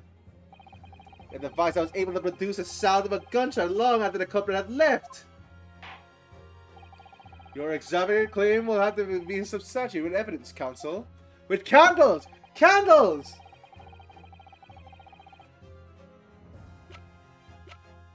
Question is, what's the mechanism?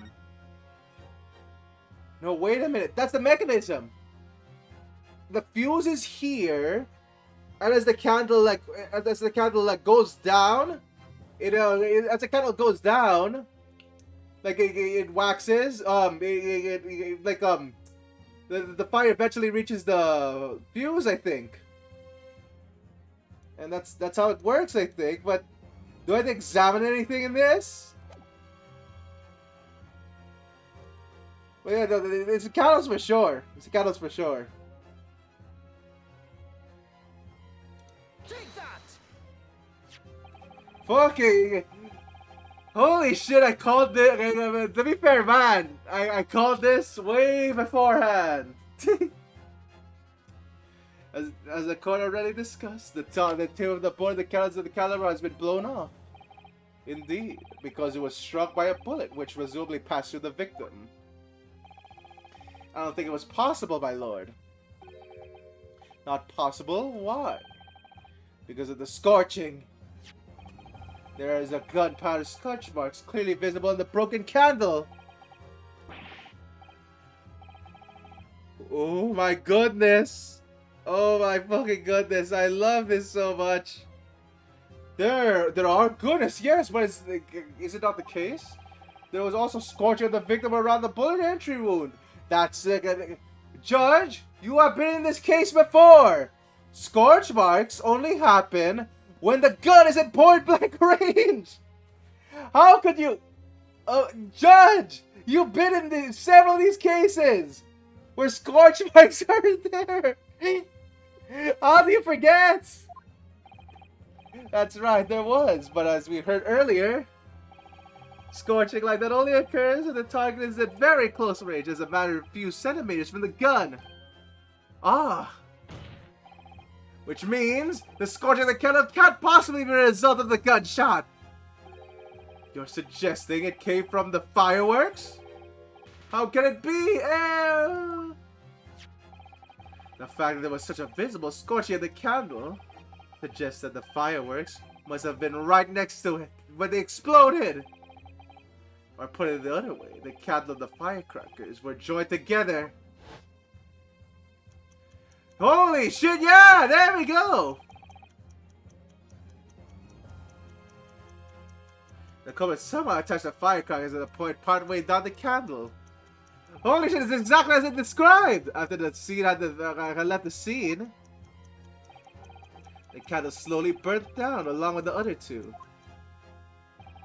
Until eventually it ignited the fuse of the firecrackers, generating a loud bang!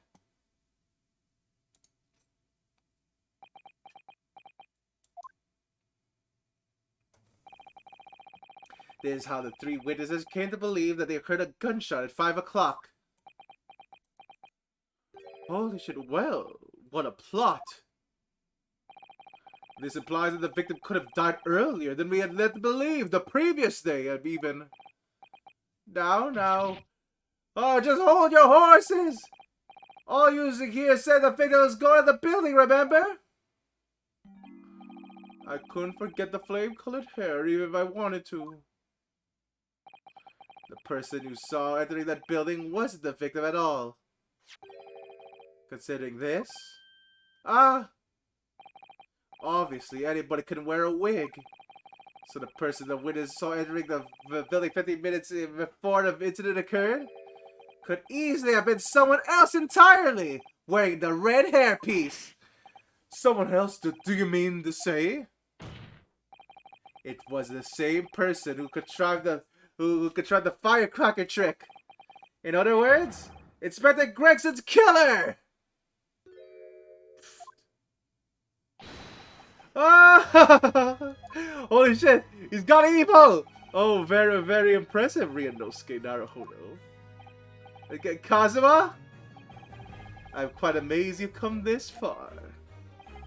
But after all, wasn't I the one who told you that you had all the makings of a great defense lawyer? Oh shit! Here it comes! Here comes Kazuma! I also know the lack of time death in this report is stark omission. As far as I'm concerned, this whole cut justice system leaves a whole lot to be desired! Order! Prosecutor Asogi, what on earth do you mean by that statement? I hear that many leading members of Britain's judiciary are present to observe this trial today, so we cannot allow even the slightest doubt to be overlooked. The offensive assertion about the time of death based on the victim's stopwatch is just conjecture. But while the possibility exists that my learned friend may be correct, we have a duty to explore it. Well, certainly, I would agree with you. And that what immediately comes to mind is, of course, what was Inspector Gregson doing? Where did he go? And on the day before the incident? Do you know? The inspector always carried out his investigative work alone. His movements were treated as confidential within the Scotland Yard. Even within the yard? However, considering the evidence we've been presented with so far, I'd say it's fairly apparent that was the case the man was pursuing, wouldn't you, my learned friend? The red-haired case. Do you have a feeling about what the case he might have been investigating? Yes, I agree. Surely. My lord! The defense believes it can explain to the court that the case that was being investigated by Inspector Gregson at the time of his death. Very well, counsel. Present your argument to the court.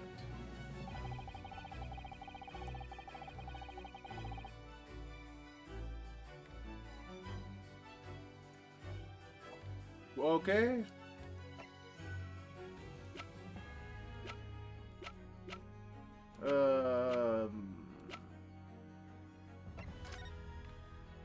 Well, the board, right? But it doesn't say, it doesn't have the red-headed article on it. I guess I could just say the Redhead League article, like this newspaper. Take that! I believe this red hairpiece points to the answer. Wait, that's not what I showed. I showed the red. I showed the article. You might assume that it was part of the disguise used to carry an undercover investigation. Surely not such a brightly colored hairpiece would only serve to make an inspector more noticeable. Yes, that's quite true. It would make him stand up in the. It would definitely have made him stand out of the crowd. Yeah, sometimes multiple, except that it is crowd gentlemen from the Red-Headed League. The Red-Headed League? So you already worked it out. What on earth is all that about? It's such an extraordinary league of gentlemen. The Red-Headed League is currently under investigation from a grand deception. Deception of what nature, counsel? Even targeting red-headed men across all of London and tricking them out of little small sums of money. 2 men were arrested for a misdemeanor only yesterday, in fact. Yeah, that would have been more smooth, but you know, it's fine. The defense calls for the 2 men to be summoned at once. The 2 redheads?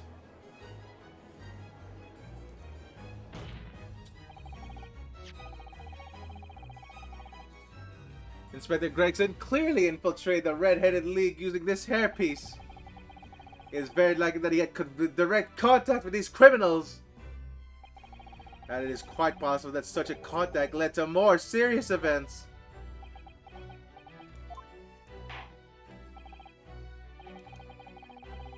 I concur that we cannot be in good conscience leave this new avenue unexplored. Well done, Mr. Naruhodo. Well, it's another possible line of inquiry, at least. The prosecution will make immediate arrangements for the men to appear. Bring the 2 Red League conspirators before me, Prosecutor Asogi. At once, my lord. Very good. We will now have 30-minute recess. Court is adjourned. Okay, but I think that's all about we can do for now on Thursday. We'll have a longer stream on Saturday, of course, and we'll finish the rest of this case. Yeah, don't worry, We're gonna recess, yes. Well, everyone's taking a break. But yeah, for now, I actually need to sleep because I need to wake up early tomorrow. But you know what we do on Saturday? We just go hog wild. Yeah, no, I actually need to sleep. Whoa, amazing.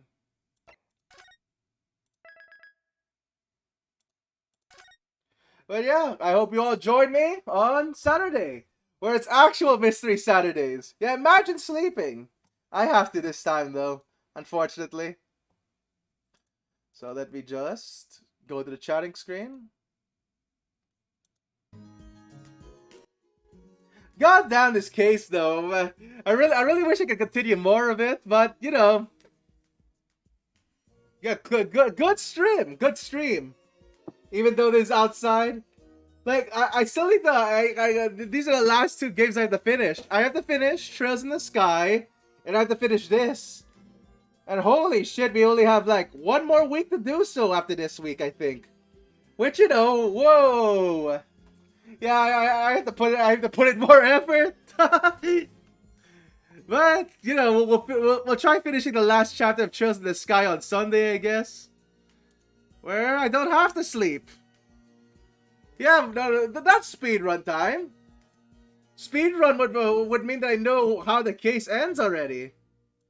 Which I don't. I don't know how this case is gonna end.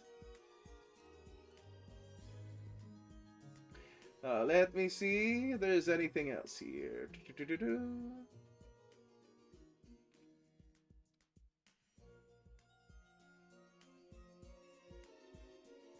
Yeah. I could probably do that, Uber Dragon. But yeah, no. Until then, I'll see you all on Saturday, same time. We're gonna play more Ace Attorney Investigation. Oh wow! I almost said Ace Attorney Investigations. That's an entirely different game that you should also play. I meant the Great Ace Attorney. No, yeah. Like if you don't finish it, I'll finish it into July. Because I'm not gonna leave you guys in a cliffhanger like that. That would be silly. But anyway. We'll raid it to someone. Let's see what we can raid into. You know what? Let's just do good usual Fuzz Got Games, because they're very nice people. Mupe Fuzz is very nice. He's a cool dude that oversells me, might I add. I still think every time Mupe Fuzz talks about me, I still think he's overselling me.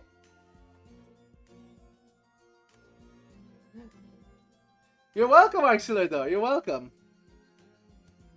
I hope to see you two on the next stream as well. last minute Hungry Loaf. Sure thing. Sure link, buddy. We have 50 breads and 7 Hungry Loaf. Level 1. Boop. Ooh.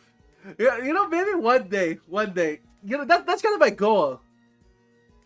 That's my goal for one day. Like, if I can consistently get 5 Hungry Loaves, I'm happy already. like maybe like that's my indirect goal. Just get enough people to summon them consistently. But you know, we're still far from that. I'll have to be a better performer in order to achieve that. Don't worry. Oh, Uber Dragon, it's only 2 days. It's only fucking 2 days. Like, I streamed almost the whole week already. Oh my god, like, I already stream like 5 times a week. So let me see if we can... Oh wait, was I about to press the end stream button? God damn, my brain is all over the place. Yeah, see you in a couple of days. We might finish Ace Attorney. Or not. There seems to be a lot more meat into this. Anyway.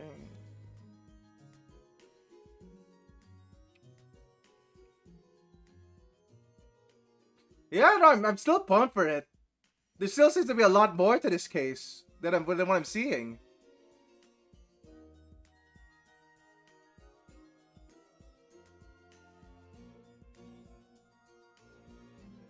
Yeah, I'm not gonna take a month-long break before finishing it. That'd be crazy, Uber Dragon. No way. We're not gonna do that. But anyway, I'll see you all. I'll see you all next time. Saturday.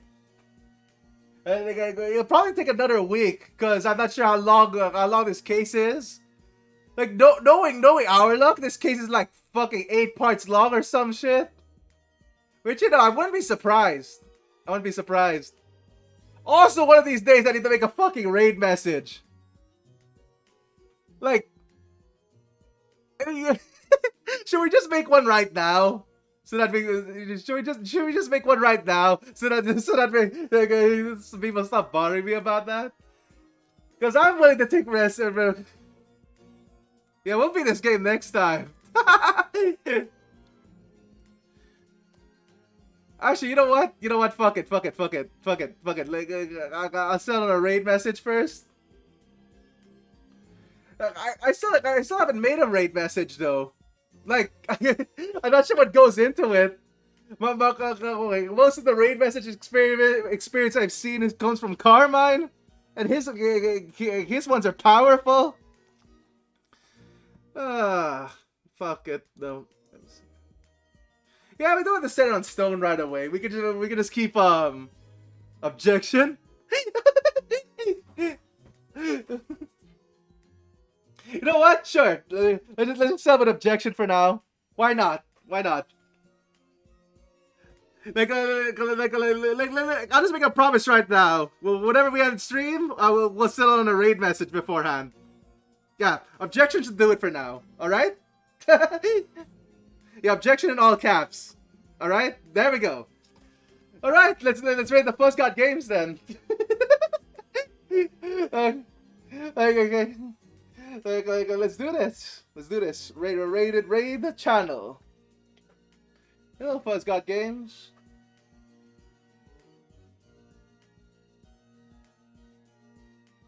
The objection. There we go. All right. All right. There we go. There we go. That should do it. That should do it. All right. Once again, I'll see you all. I'll see you all next time. I'll see you all on Saturday. Bye bye everyone. Bye bye.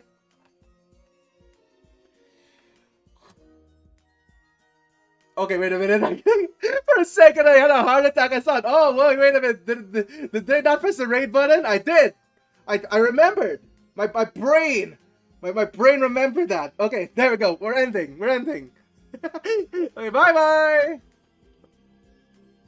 Yeah, good job.